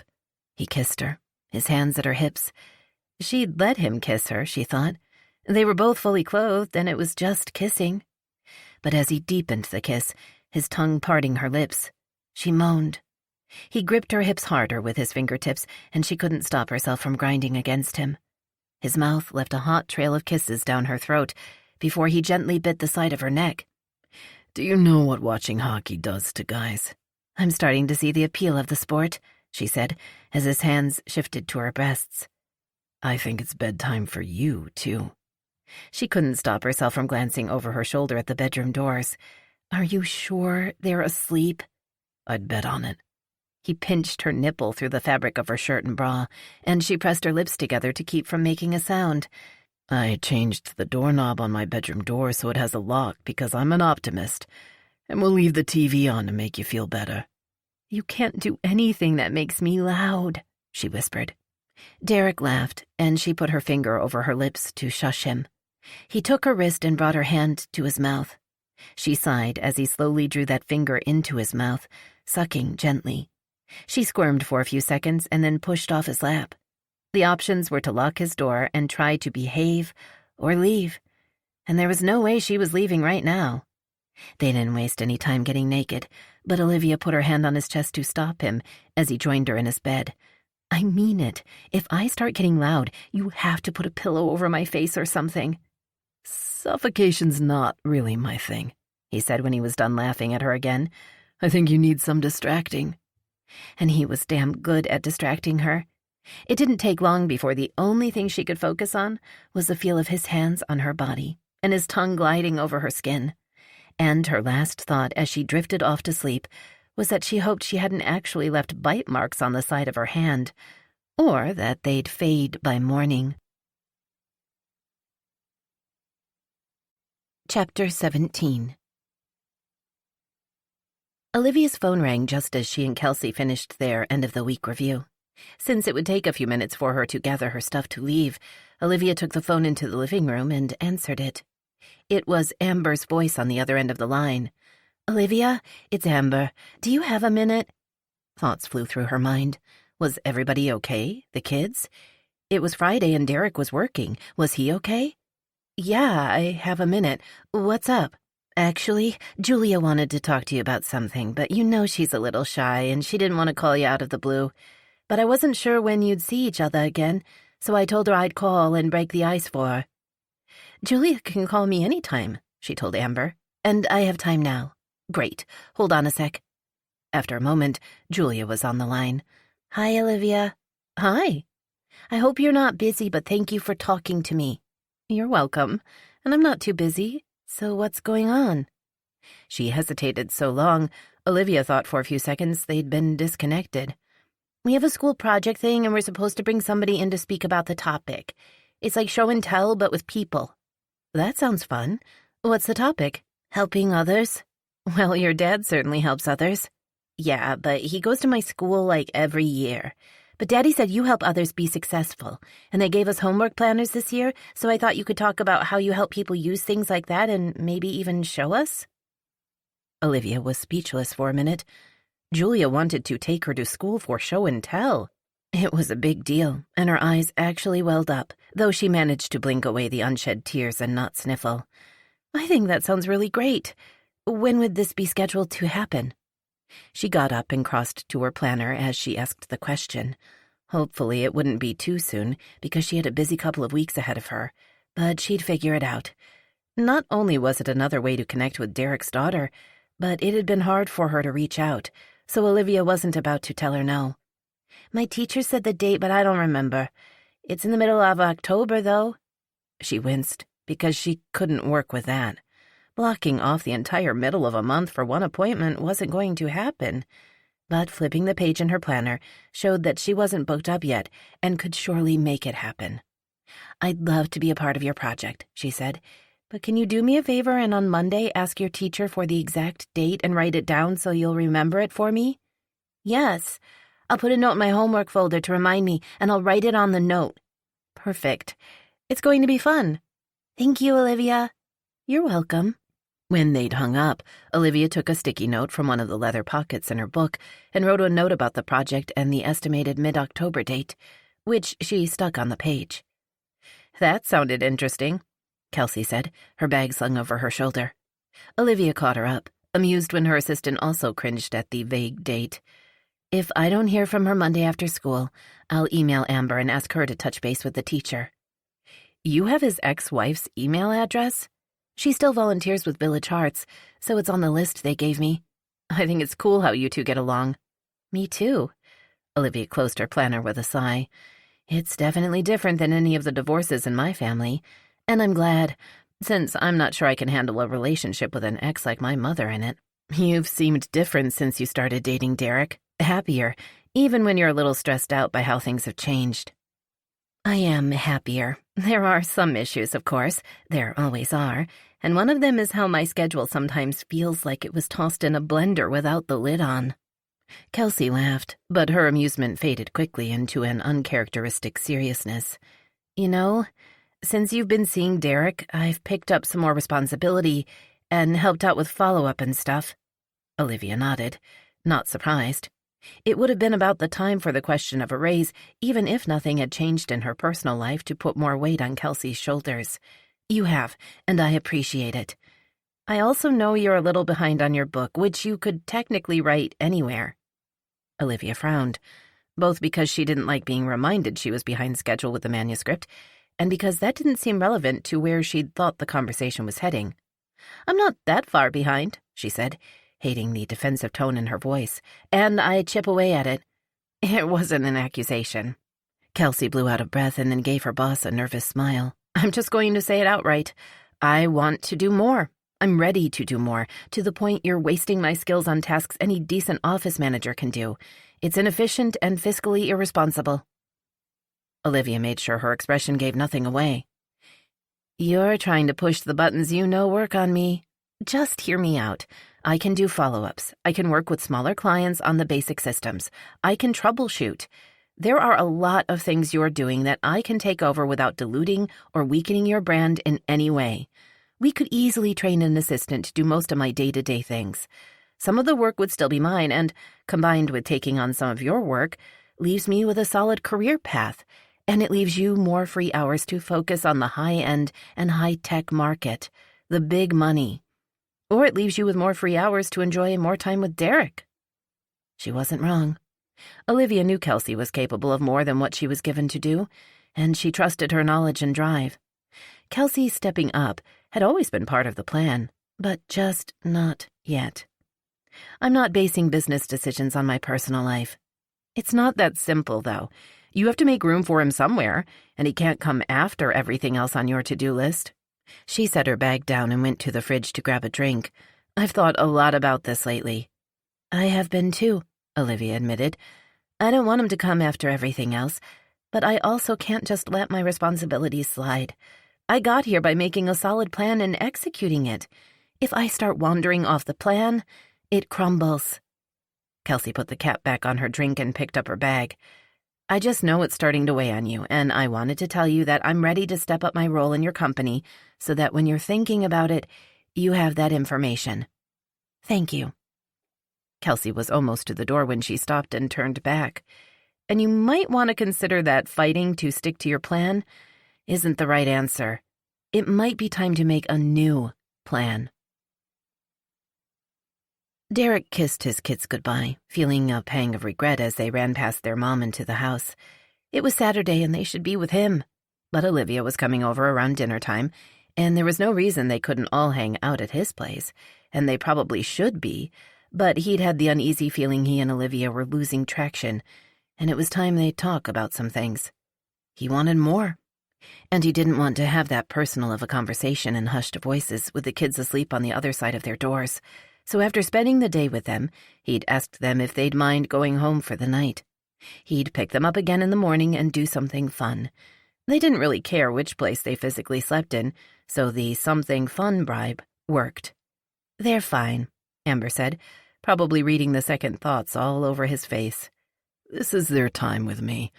I don't get to see them as much when school starts, so I feel guilty about not taking every minute.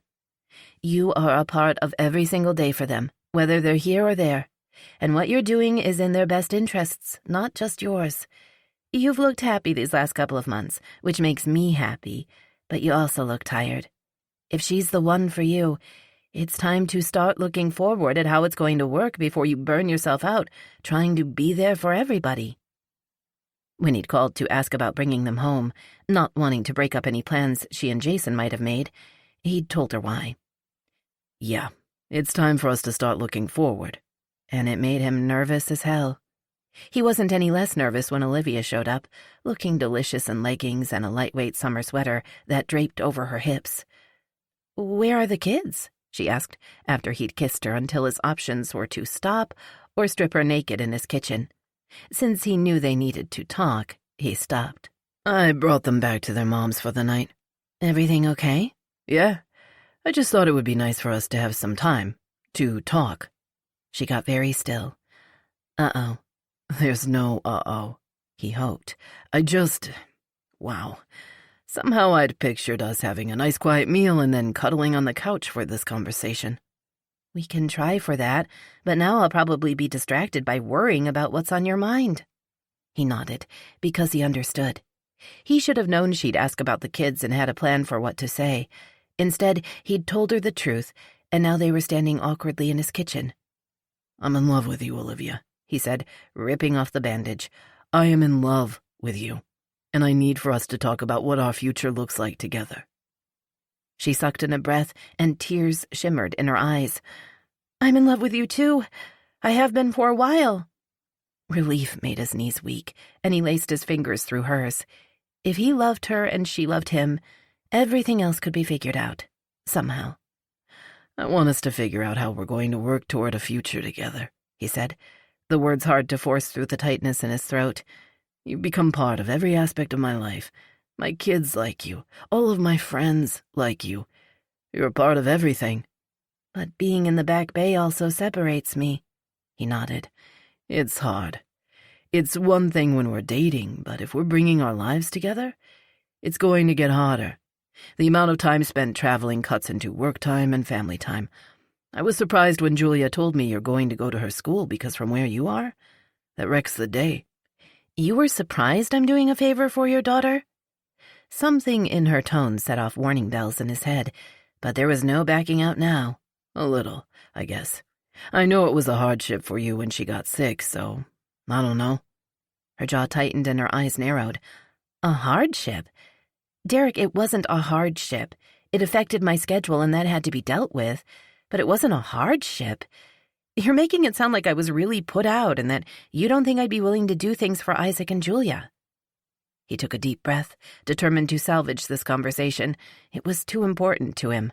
I hear you saying that, but I worry that you don't really know how messy it can be, and that it'll be too much for you. You still don't trust me, and you don't trust that I know what's too much for me and what's not. It's not just that. I'll probably have the kids more when Amber has her baby, especially the first couple of weeks, so she doesn't have to worry about getting them to and from school. My schedule makes that a little tough, but we'll make it work. It takes juggling. But with proper planning and scheduling, anything can be made to work. But I'm hesitant to factor you into that. He shook his head. I shouldn't be wondering if the person I want to be my partner in life is willing or able to help me out with my kids. And I can't believe you would wonder if I'd help you. There's a difference between not being willing or able to help and making a set plan with Amber and the kids so work can be scheduled around it. Life isn't something you can schedule in a book, Olivia, especially in ink. My life is. It's worked for me pretty damn well so far. I made a plan for my life in ink, and I've achieved everything I set out to do to this point. Because you're alone in that plan. It sounded harsh, even to his own ears, but it was true. Her lips tightened for a few seconds. I'm not alone. Trust me, the people in my life factor very much into my plan. Because they work for you. You're still ultimately in control. And maybe there are things happening in their lives that can complicate things. But I know how you work. Your core plan allows for that, and you make sure things never spin out of control. You make that sound like a bad thing. He pinched the bridge of his nose, trying to find the words to explain what was in his head. I spend every day trying to maintain the slightest illusion I can control my life, and I can't. If I wrote down my plan for the next 24 hours, it would probably be such a mess of crossed-out things and notes and rescheduling, I wouldn't even be able to read it. Fires refuse to be knocked down. One kid's puking. The other one's waiting for a ride because her mother got stuck behind an accident on the highway. Science projects forgotten until the night before. Emergency dentist appointments. Some guy I barely know gets the flu, and all of a sudden I'm covering his shifts at a house a half hour away on a good day. Shit happens. There are people in my life I can't let down, and I can't control that. I have people I can't let down too. I know you do. I'm not trying to diminish that, I swear. He blew out a breath because he knew it sounded that way. But if you let those people down, they'll find other jobs. Oh, good job at not diminishing my obligation to my team. I'm talking about family, Olivia. You dealt with a messy family situation by moving several states away, and you used the phone to control the impact they're allowed to have on your life. That wasn't messy. It was toxic. She shook her head, but it was a quick shake, like she was trying to stay in control. I told you why I came to Boston and why I stayed, and don't you dare compare my choice to put distance between my parents and I to you thinking I wouldn't be willing to help your daughter with a school project. Right now you have distance from us, too. My life is in the Back Bay. You've known that from the day we met. Your work is in the Back Bay. The look she gave him, full of hurt and disappointment, broke his heart. No, that's my home. You've tried to diminish that truth over time by making jokes about hotels and calling it my office, but that's my home. I can't live that far away from my kids. She took another step back, and he couldn't do anything to stop the growing distance between them. He couldn't see himself or his kids making a home there. I just can't see myself doing that. My kids are here, my work, my friends, my life is here. I know. And the life I've built, which includes my work and my friends, is there. And you're not willing to give it up. I'm willing to talk about it, she snapped, her temper flaring. I'm willing to find a compromise, but what about you? What are you willing to give up to make it work? Because from over here, it sounds like nothing. I have the kids to consider. I know you and Amber have a great relationship, so your kids are used to having access to both of you all the time. I know better than anybody how wonderful that is. She paused for a second and took a deep breath. But what I hear you saying is that you don't care that plenty of parents deal with some distance when seeing their kids, even living in different states. You're not willing to drive across the city to see them if that's what it takes to be with me. And you're not willing to commute if that's what it takes to be with me. He heard a note of finality in his voice that he didn't want to be real. What if we buy a place in between somewhere? She asked the question calmly, but her body was trembling. I'm sure we can find a nice neighborhood that's still close to the kids and splits the work commute between us. Jesus, Olivia, I can't afford anything deeper into the heart of the city. He ran his hand through his hair, blowing out a breath. And before you say it, no, I'm not okay with you paying for the kind of place you're talking about. A man wants to be able to take care of his family. Okay. She said it so softly, he barely heard the word, then swiped at her eyes with a hand that was visibly shaking. He wanted to go to her, but he felt frozen to the spot. Their hearts were both breaking, but he didn't know how to stop it. He wanted to hold her and kiss away the pain on her face, but he didn't have the answers. He didn't know how to keep them from being in the exact same place when the tears dried. I'm going to go, she said, as she moved toward the door. Then she paused with her hand on the doorknob and took a long, shuddering breath. I'm not going to come back. Goodbye, Derek. She didn't look back. He stared at the door without moving for what felt like days after she closed it behind her, but it didn't open again. She wasn't coming back.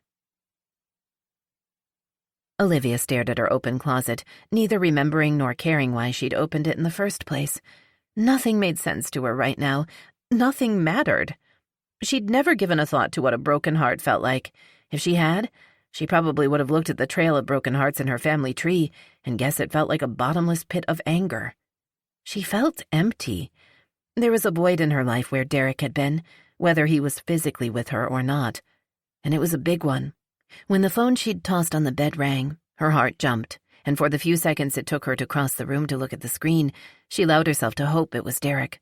That they'd talk and work it out, and everything would be okay. That hope died when she saw her mother's name. Since she didn't think it was possible to feel worse than she already did, she answered it. Hi, Mom. You sound weird. What's the matter? I literally said 2 words. You're usually very brisk, and you just sound tired or sad. She was surprised her mom had even noticed, which probably wasn't fair.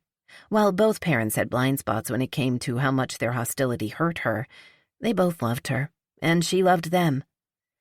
I'd been seeing somebody for a while, and it ended. Oh, honey, I'm sorry. I didn't know you were dating anybody. I thought you were focused on your company right now, and your book. I was. I still am. You just what? She wasn't capable of spilling the entire story right now. It was too raw. I just wasn't ready for a committed relationship right now. I'm sorry it didn't work out for you, honey, but you have a plan, and you know success lies in the execution. I know, Mom. You taught me well. I did, and look at you. You've made yourself a nice business, and in a few years, you'll be able to relax and find yourself a nice, like-minded man, just as you planned. Her mom paused, and then made a smug sound. You're a smart woman, like your mother. Olivia froze, unable to summon the right words to stroke her mom's ego, as pieces fell into place. Or maybe it was more like somebody strolling through her brain, flipping on light switches. Smart, like her mother. Successful, like her mother. Focused and driven, like her mother. Alone and unhappy, like her mother. Olivia? I'm here. She needed to get off the phone before she said something she couldn't take back. I'm here thinking about the fact I've lived my life the way you taught me, and I've achieved professional and financial success, but I didn't leave any room for the people I love to actually be a part of my life, and I learned it from you. What did you call me for? Oh, I just wanted to know if you were coming home for Thanksgiving this year. It's September. I know, which means you should already know your schedule for the quarter. I'll let you know soon. She hadn't even thought about the holidays this year. If she had, she probably would have assumed she'd be celebrating her first Thanksgiving with Derek. Maybe she would have been meeting his parents and the rest of his family. It didn't matter now. If she didn't go home, she'd do the same thing she'd done last year, which was politely decline Kelsey's invitation to join her family and then spend the day working. I have to go, Mom. I made a note to look at my schedule and I'll get back to you. Okay. Keep your chin up. If it didn't work out, he obviously wasn't the right man for you, so stay focused. That was possibly the worst advice she could have given her daughter at that moment, but Olivia knew she meant well, and it was the best she could do. I will. I love you, Mom. I love you, too. I hope you know that, and I'll talk to you soon. Once the call was over, Olivia let the phone drop back onto the bed. She shouldn't make a note about Thanksgiving. She should get some work done. She should do anything that took her mind off Derek. Hey, Olivia, I was looking for you. What are you doing? I don't know. She sat on the edge of her bed, looking up at her assistant. It's slipping away. What is? Everything. Derek? Derek is a him, not an it. What's slipping away? Control, she whispered, looking at her hands. My plan? I don't know how to get back on track. He told me he loved me, and I told him I love him too. But then it just blew up.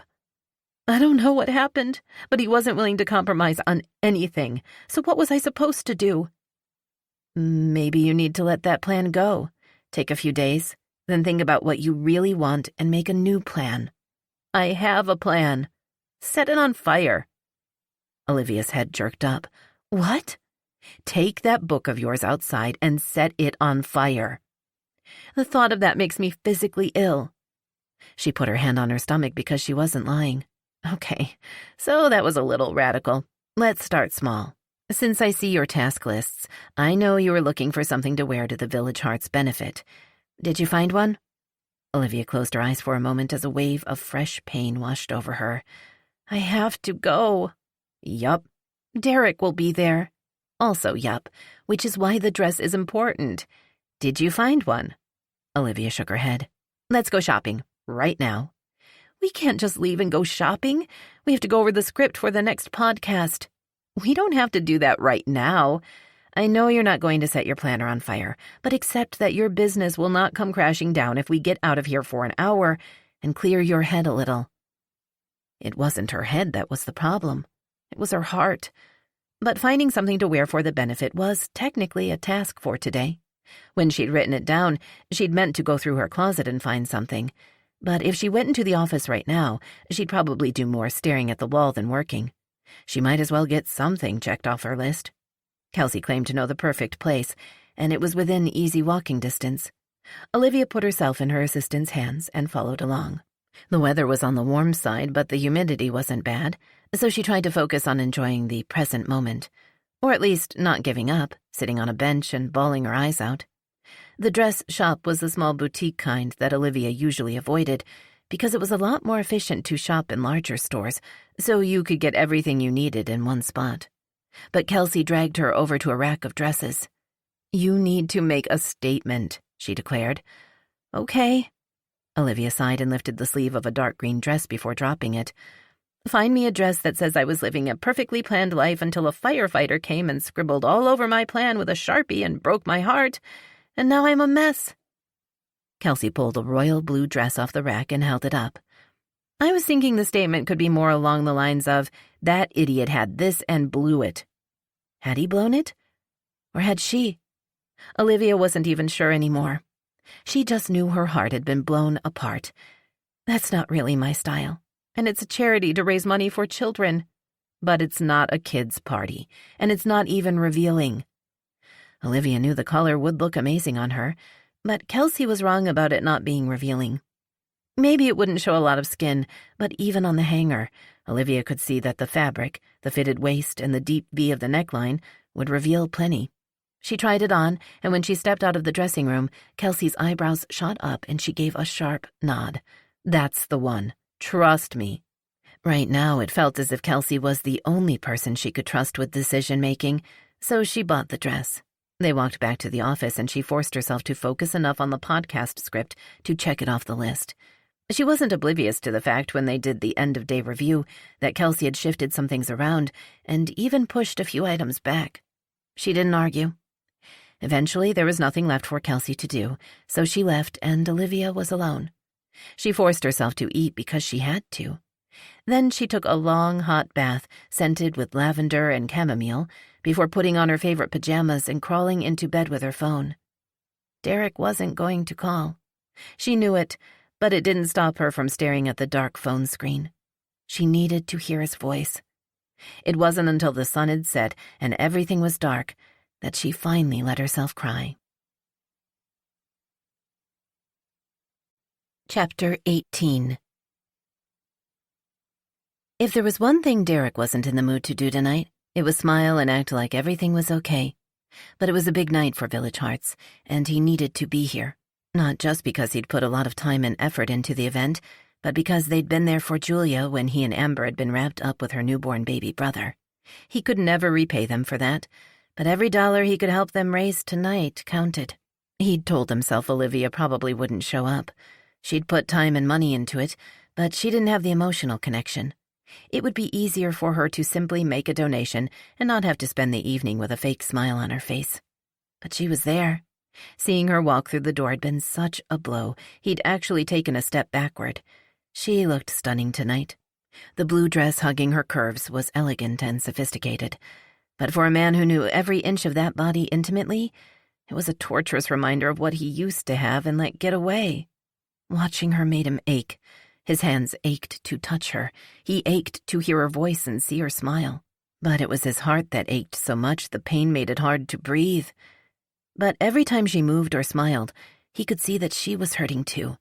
She looked brittle, as if she was so tense she'd shatter if somebody touched her. He knew the feeling. You okay? Yeah. He jerked his attention away from Olivia to look at Scott, and then shrugged. No, not really. I've been there, man, and it sucks. Honestly, I can't believe you're both here tonight. I couldn't have come to a thing like this with Jamie here while we were broken up. It would have killed me. It is killing me, he admitted, just really slowly from maximum pain effect. If it hurts that much, you might want to consider fixing it. If it was that easy, I would. Scott snorted. Easy? Nothing about it's fucking easy, but it's worth it. I had to learn some hard lessons to get Jamie back, and it was worth it because every time I open my eyes, I'm excited to see Jamie, even if she's right there lying in bed next to me. I know that feeling. He missed that feeling. Now when he opened his eyes, it was to dread facing a day without Olivia. It was a lot of work. Scott tilted his head for a second. It's still work. We're both on the job. She outranks me. We worry about each other. We're going to have kids soon, and that's a whole new bunch of challenges. But we do the work together because it's worth it. There was a time Derek would have laughed out loud at the idea of Scott Kincaid giving him advice about his love life. And not just love, but the serious and forever kind of love. But Scott and Jamie were the real deal, and somehow the knowledge that they'd gone through a rough time and come out the other side together eased some of the tightness in his chest. Scott clapped his hand on Derek's shoulder. You'll work it out. In the meantime, some of us want to go in together on a bid for that deep-sea fishing package. You in? That'd be a fun way to ring in the summer. It's for 6, but we're thinking a 4-way split. Me, Aiden, Chris, and you. And then we all pitch in for Isaac and Chris's boy. Maybe it was because his emotional walls were beaten and battered as hell right now, but that actually choked him up a bit. Losing Jeff to retirement had been a big blow for these guys, but when Derek replaced him, they'd made it clear right from his first day of permanent duty with them that he was family. Let's do it. They wandered around the tables, checking out the different auction listings and bidding on a few things. He was pretty sure the deep-sea fishing trip was going to end up out of their price range, but they wrote down a bid anyway. Then he sucked it up, plastered a smile on his face, and went to work the room. He lost himself in small talk and schmoozing. George and Ella were in their element, sweet-talking the wealthier people in the room, while he circulated among the rest of the supporters and their families. It got him out of his own head for a while, until George took the microphone and asked everybody to find their names on the place cards and be seated for dinner. There was a seating chart, and after much moving around to get a good mix of Village Hearts supporters and potentially generous donors at each table, it had been nailed down before he and Olivia broke up. This was going to hurt. After the marathon strategic seating plan session, he didn't have to look for his name on the place cards.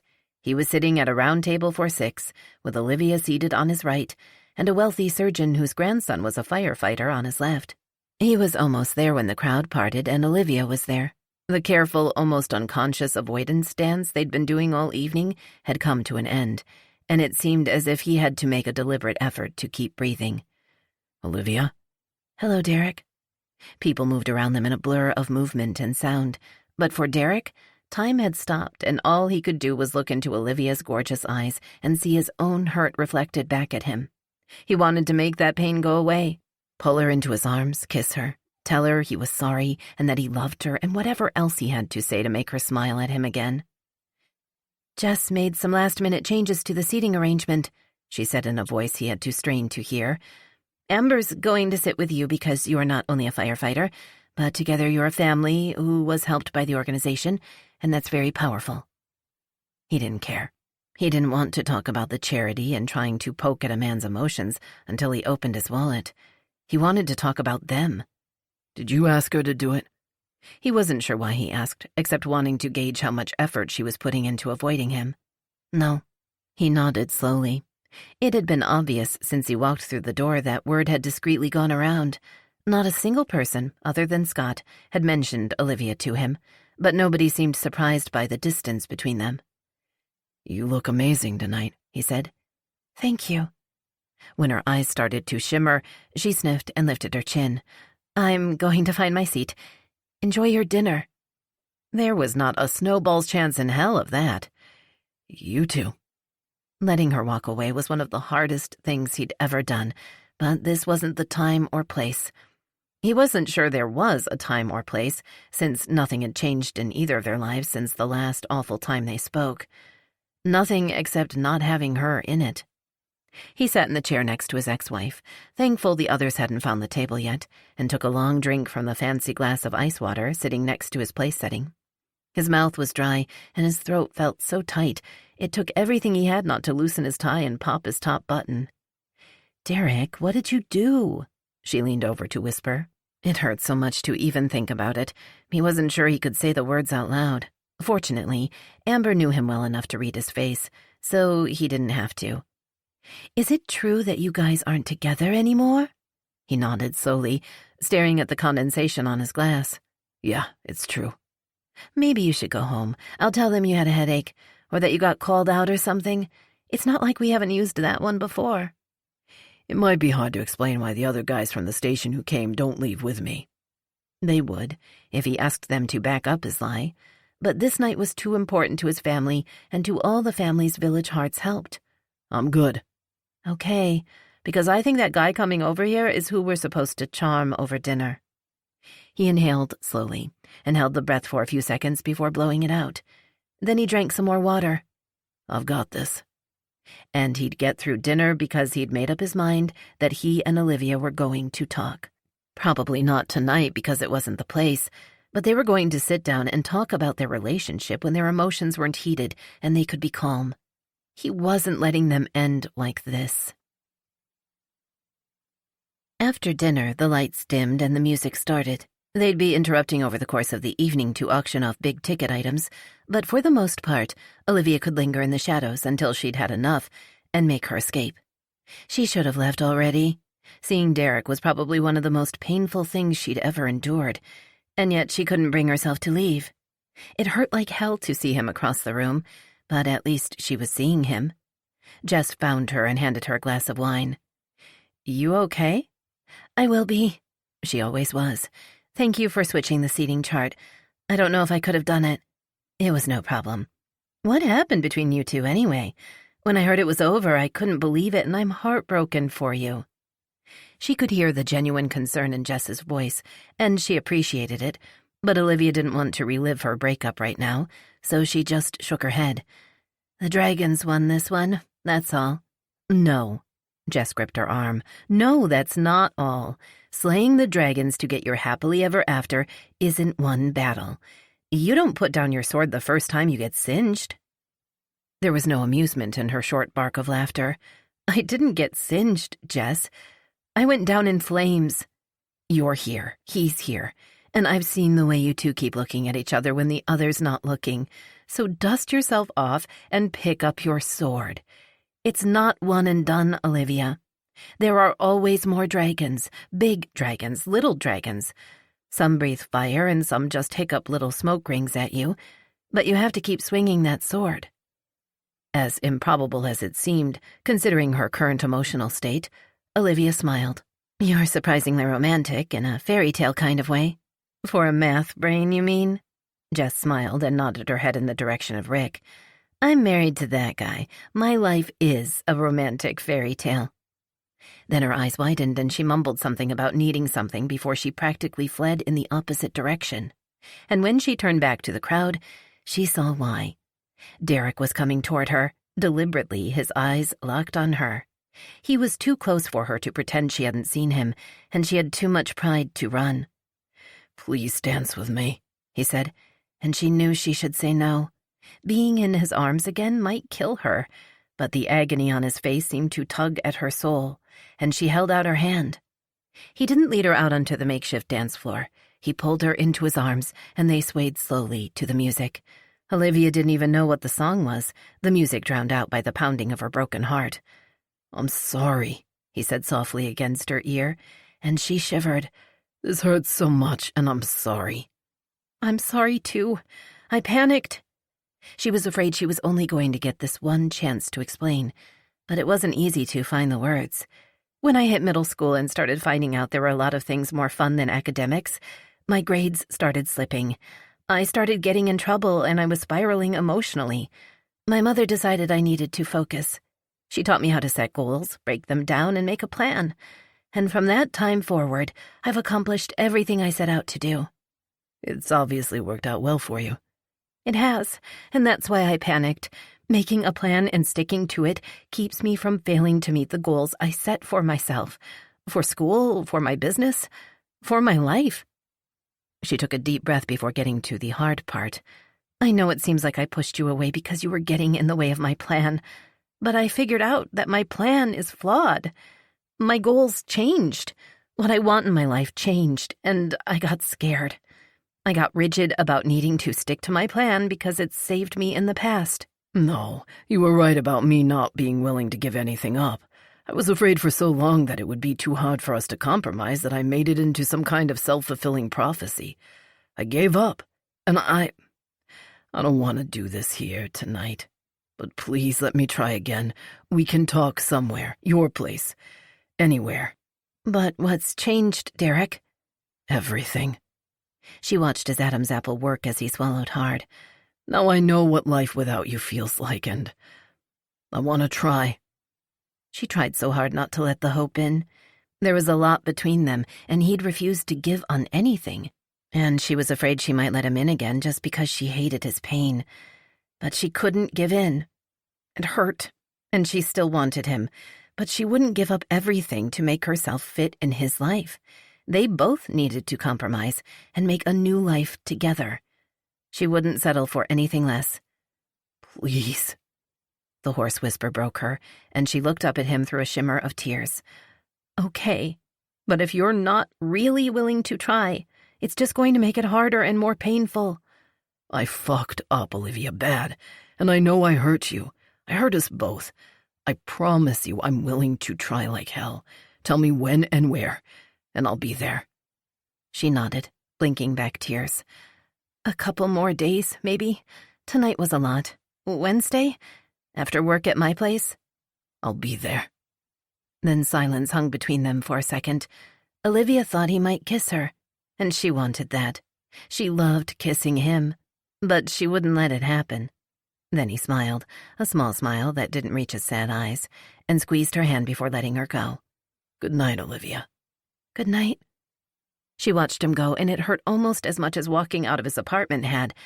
But now there was hope, whether she wanted to let it in or not.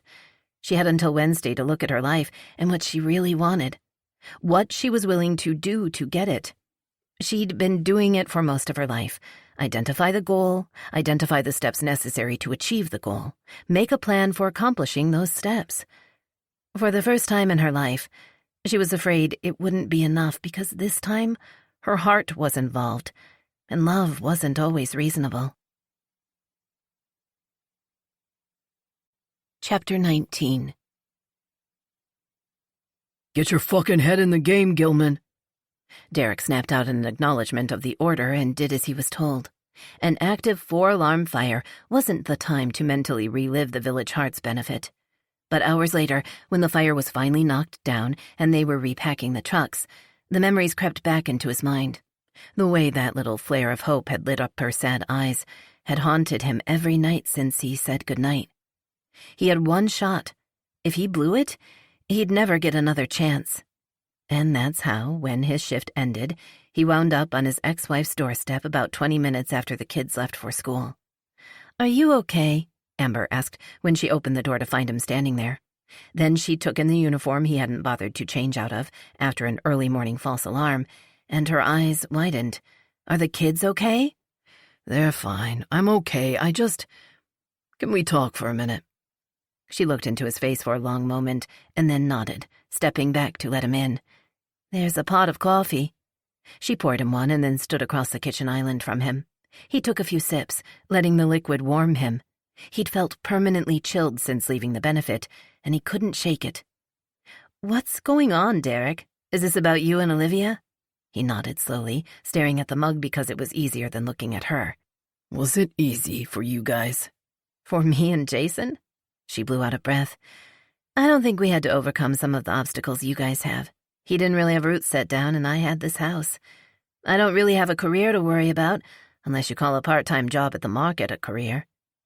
So Jason was just all in on the family? There weren't really issues? "I didn't say that.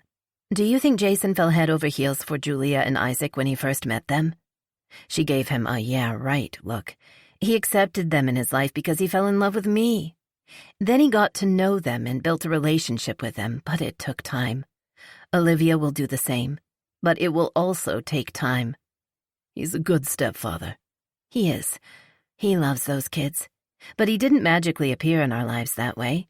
It took time and compromise and trust on my part." Trust? He nodded. I get that. It wasn't easy to just trust some guy with my children. "I know it wasn't. But in this case, I mean that I had to trust my gut, or my heart, I guess. I had to trust that I wouldn't fall in love with a guy who wouldn't accept my kids. And you're not afraid of Olivia hurting the kids, or you wouldn't be with her. You're afraid of feeling like you might have to choose." I would never choose anybody over my kids. "Why do you feel like you have to? What is going on in your head right now, Derek?" He shook his head, his throat feeling as if it was closed up. His eyes burned and he cleared his throat, trying to stop the emotion from bubbling to the surface, but he couldn't hold the words back. If I move to Olivia's, will Isaac and Julia think I left them for her? "No." She covered his hand with hers and squeezed. "Jesus, Derek, no. They wouldn't think you left them because you would never leave them, and they know that. That's not about how many minutes the car ride is. You are an amazing dad, and that's not going to change if you live on the other side of the city. Hell, that wouldn't change if you lived on the other side of the country." It'll be harder for everybody. "It'll be an adjustment. They'll adjust." She sighed. "I know I speak for everybody who cares about you when I say we'd all rather have you be happy over there than miserable and lonely up the street." And she makes a lot of money. Her apartment is... I can't even describe it. She laughed. "Confession? Her building has a website and I looked at it." Can you picture the kids there? "Sure. The kids are going to be sprawled across the couch no matter what kind of couch it is. Isaac will be on his stomach on the floor reading a book. Julia will sit in a chair to read and then slowly twist herself around so she's half hanging off of it. They'll spill things and leave fingerprints on the fridge." It's so... neat. She's not big on clutter. Enough, she snapped. Stop using my kids as a shield against the risk of having your heart broken. He opened his mouth to say something, then snapped it closed again because he wasn't sure what to say. You're hiding behind them, she continued. You're using them as an excuse not to figure out some hard, maybe even scary changes in your life, and that's bullshit. They're great kids who love you. They'll love you here. They'll love you there. They'll love you any... Shit. I've got to stop reading Dr. Seuss to this baby bump. He laughed, maybe for the first time in days, and she laughed with him. Then she topped off their coffees and leaned on the island again. I'm going to ask you one question, Derek, and you know I'll know if you lie to me. Do you love her? Yes or... Yes. He didn't even have to think about it. He knew it without question. Then stop twisting yourself up. Remember when we sat down together and admitted to ourselves and to each other that the best way to take care of our kids was to take care of ourselves first? It's still true. Take care of you, be happy, and the kids will be happy. Thank you, Amber. Hey, you know I'm always happy to give you a kick in the ass. During the time between being notified Derek was on his way up and when he knocked on her door, Olivia stood in front of her windows and centered herself. She felt a little stronger than she had at the benefit, but with strength came hope. The hope still scared her, but she wasn't ready to give up on them, and she believed the man she'd fallen in love with wouldn't put them through the ringer again for no reason. They'd already dumped all the issues in a tangled mess on the table. Now they were hopefully going to sift through them and find a solution. She'd done nothing special for today. She was wearing her yoga pants and a long scoop-necked sweatshirt. Her hair was loose and she had no makeup on. Her feet were bare. And when she opened the door and saw him in worn jeans and a t-shirt, she was relieved he'd done the same. No fuss, no grand gestures, just their two everyday selves. Come on in, she said, closing the door after him. I have a glass of wine going, but you can help yourself to anything you want. I'm good, thanks. He looked around and then gave her a ghost of a teasing smile. I thought you might have hung a big whiteboard up, with plans and arrows and stuff. I thought about it, she said, returning the smile. But I didn't make a plan for tonight because then it would be my plan. The whole point is to come up with our plan together. Together is the most important thing to me, he said. I've done a lot of soul-searching. I've gotten a verbal ass-kicking from Amber, which probably sounds weird, but obviously nobody knows my kids like their mother. I get it. She gestured toward the couch because it felt too formal and strange standing in her living room. Sit down, for goodness sake. This doesn't have to be weird. I want you to know I'm ready to do whatever you need me to do, he said, and her heart skipped a beat. I'll move here. Whatever's going to make you happy. Derek. She reached across the space between them and took his hand. I don't want you to do whatever it takes to make me happy. I want us to figure out what's best for us and for our family. And I don't think it's here. I don't think Isaac and Julia would feel at home in this building. And I don't want them on company manners. The relief in his face was obvious, but she also didn't doubt the sincerity of his offer. He was willing to make that sacrifice for her. But she didn't want sacrifice. She wanted compromise. I know my place doesn't work, he said, and not because it's nothing like this place, but because it literally won't work. There's no room for you to have an office, and even if you kept this place, you'd still need a space for that at home. And one bathroom's not fun. I do think a long-term plan includes a home office space and a master bath, yes. I'm sorry I said a man needs to be able to take care of his family. It was pride and it was stupid. The truth is we need to be able to take care of our family. Who writes the check doesn't matter as much as finding a place we both love. Her heart was beating so fast, she was surprised she didn't pass out. This was what she almost hadn't dared hope for. I'm promoting Kelsey. She's going to take on some of the workload that I've held on to simply because I thought I had to. Because we don't need a place open to the public, she was able to find an affordable office space, just big enough for the three of us to work out of, since we're going to hire an assistant for her.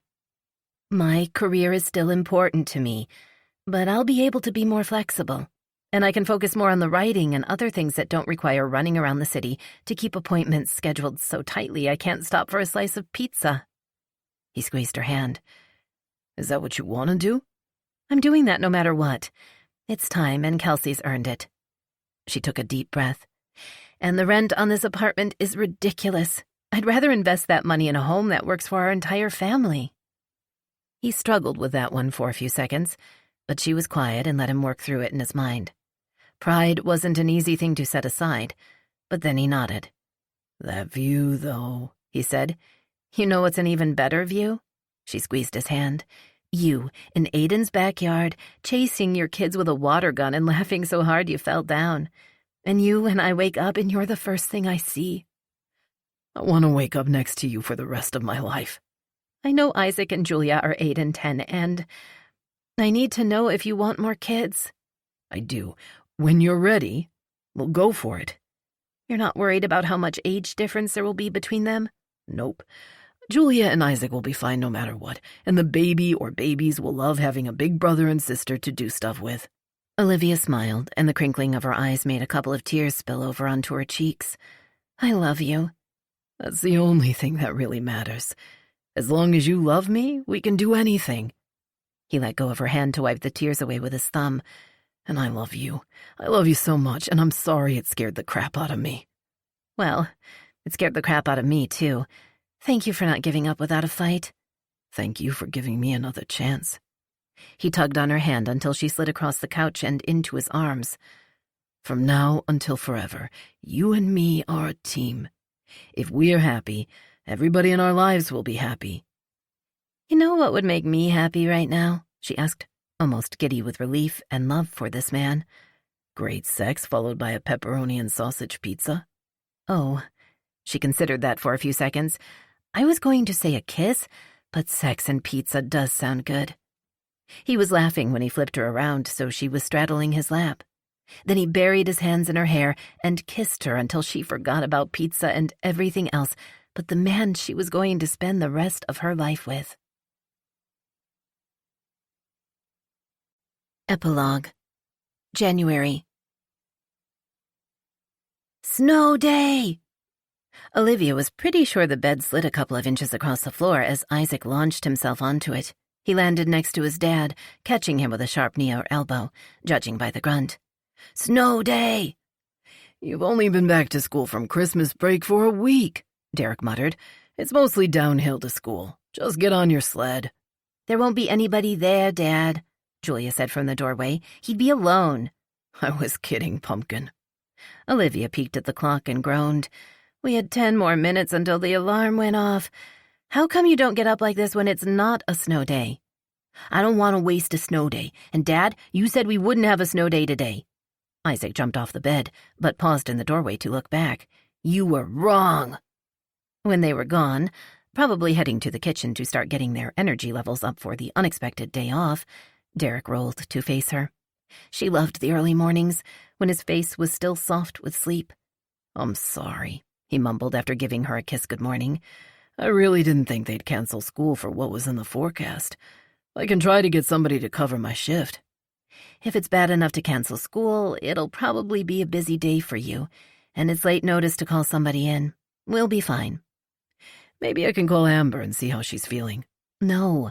Regardless of how she's feeling right now, having 2 kids with snow day energy levels isn't going to help. Amber still had a month or so before her due date, but she'd had some issues, and they were worried about her blood pressure. While they hadn't directly confined her to bed, she was supposed to be taking it very easy. Sleep was an issue, and she'd been struggling with mornings.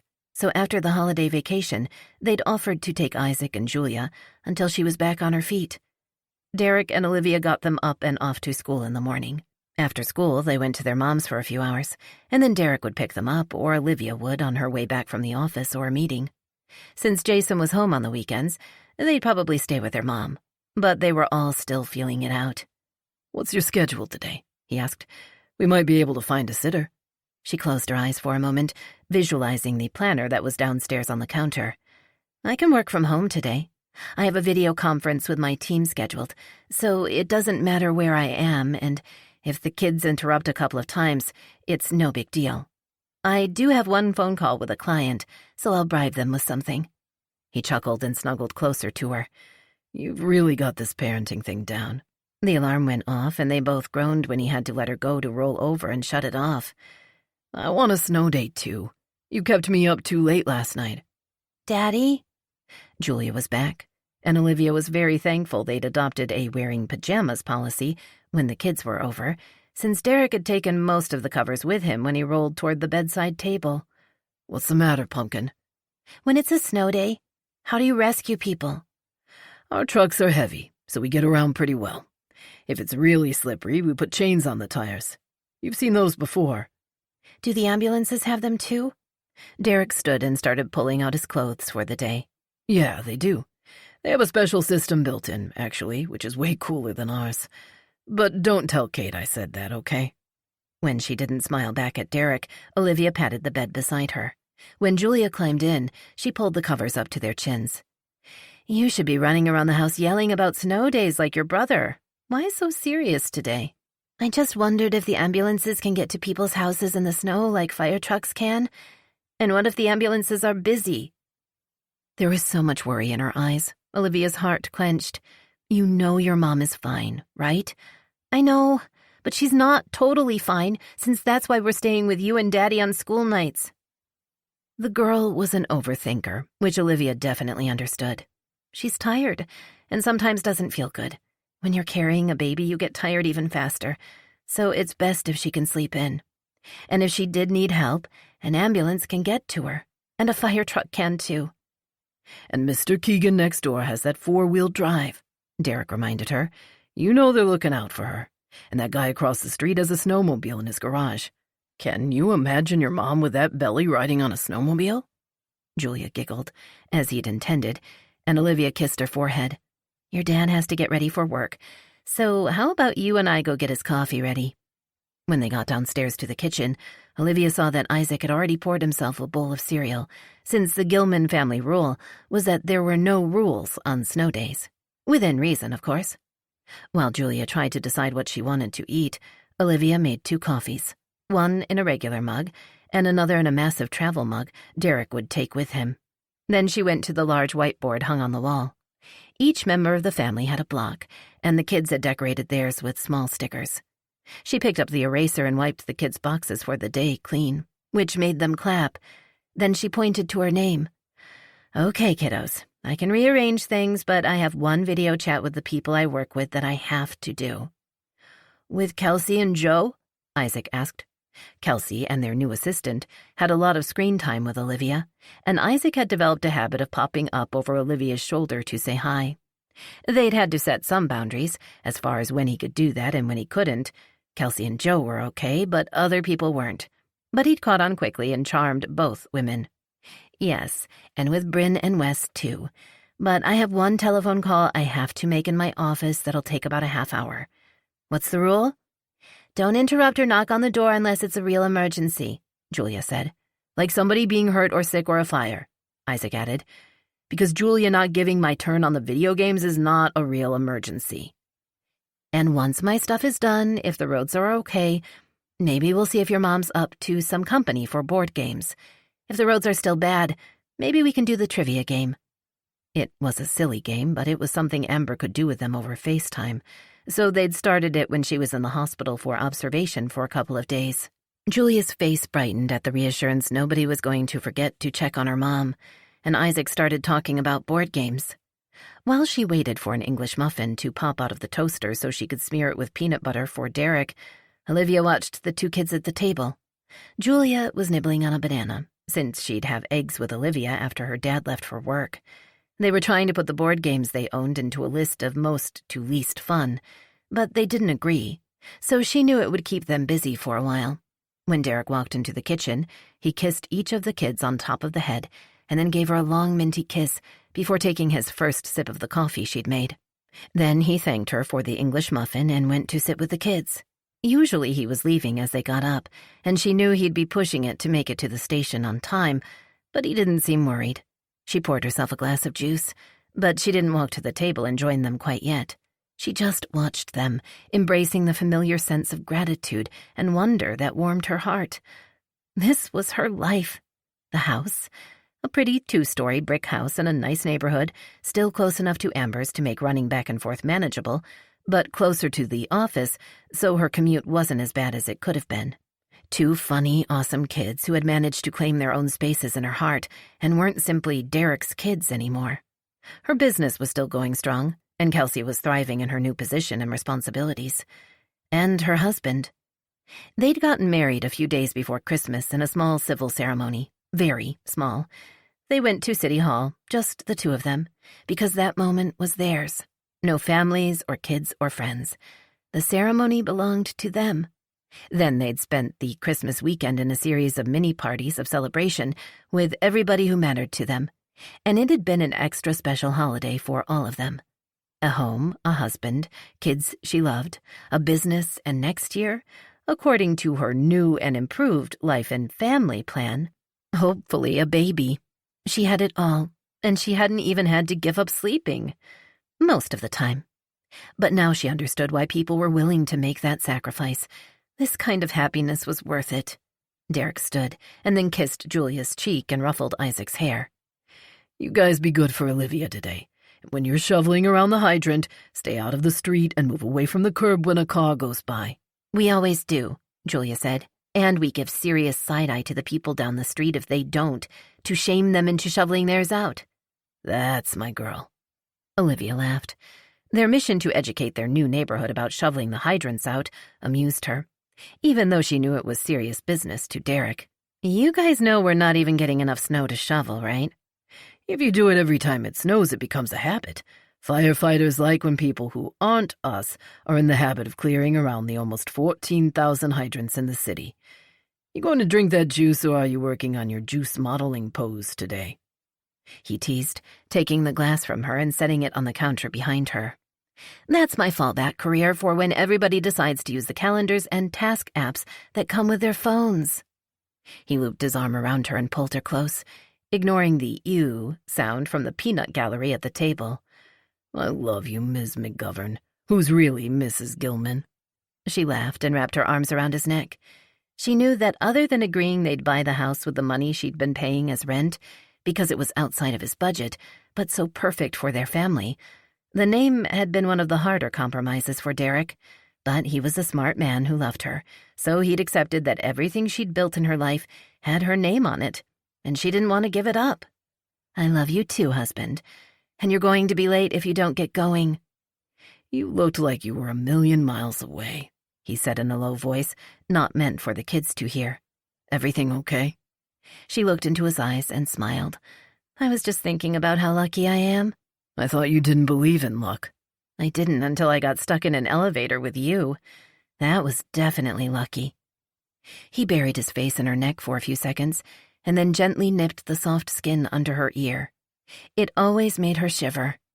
I hope I'll get lucky when I get home tomorrow morning. You usually do, she whispered back. Be safe, and when you get home, you can crawl into bed with me and I'll warm you up. He rewarded her with a soft groan. There's nothing sexier than a woman with a plan. To purchase and read more from Shannon Stacy, please visit her website at www.shannonstacy.com. Author's note. The processes and organizational structures of large city fire departments and emergency services are incredibly complex, and I took minor creative liberties in order to maintain readability. To first responders everywhere, thank you. This is Tatiana Sokolov. We hope you have enjoyed this unabridged production of Under Control by Shannon Stacy, presented by Carina Press and Harper Audio. This program was produced by Elgin Productions. Executive producer, Jennifer Lopes. Text copyright 2018 by Shannon Stacy. Production copyright 2018 by Harlequin Enterprises Limited. Used under license with Harlequin Books S.A. All rights reserved. Thank you for listening.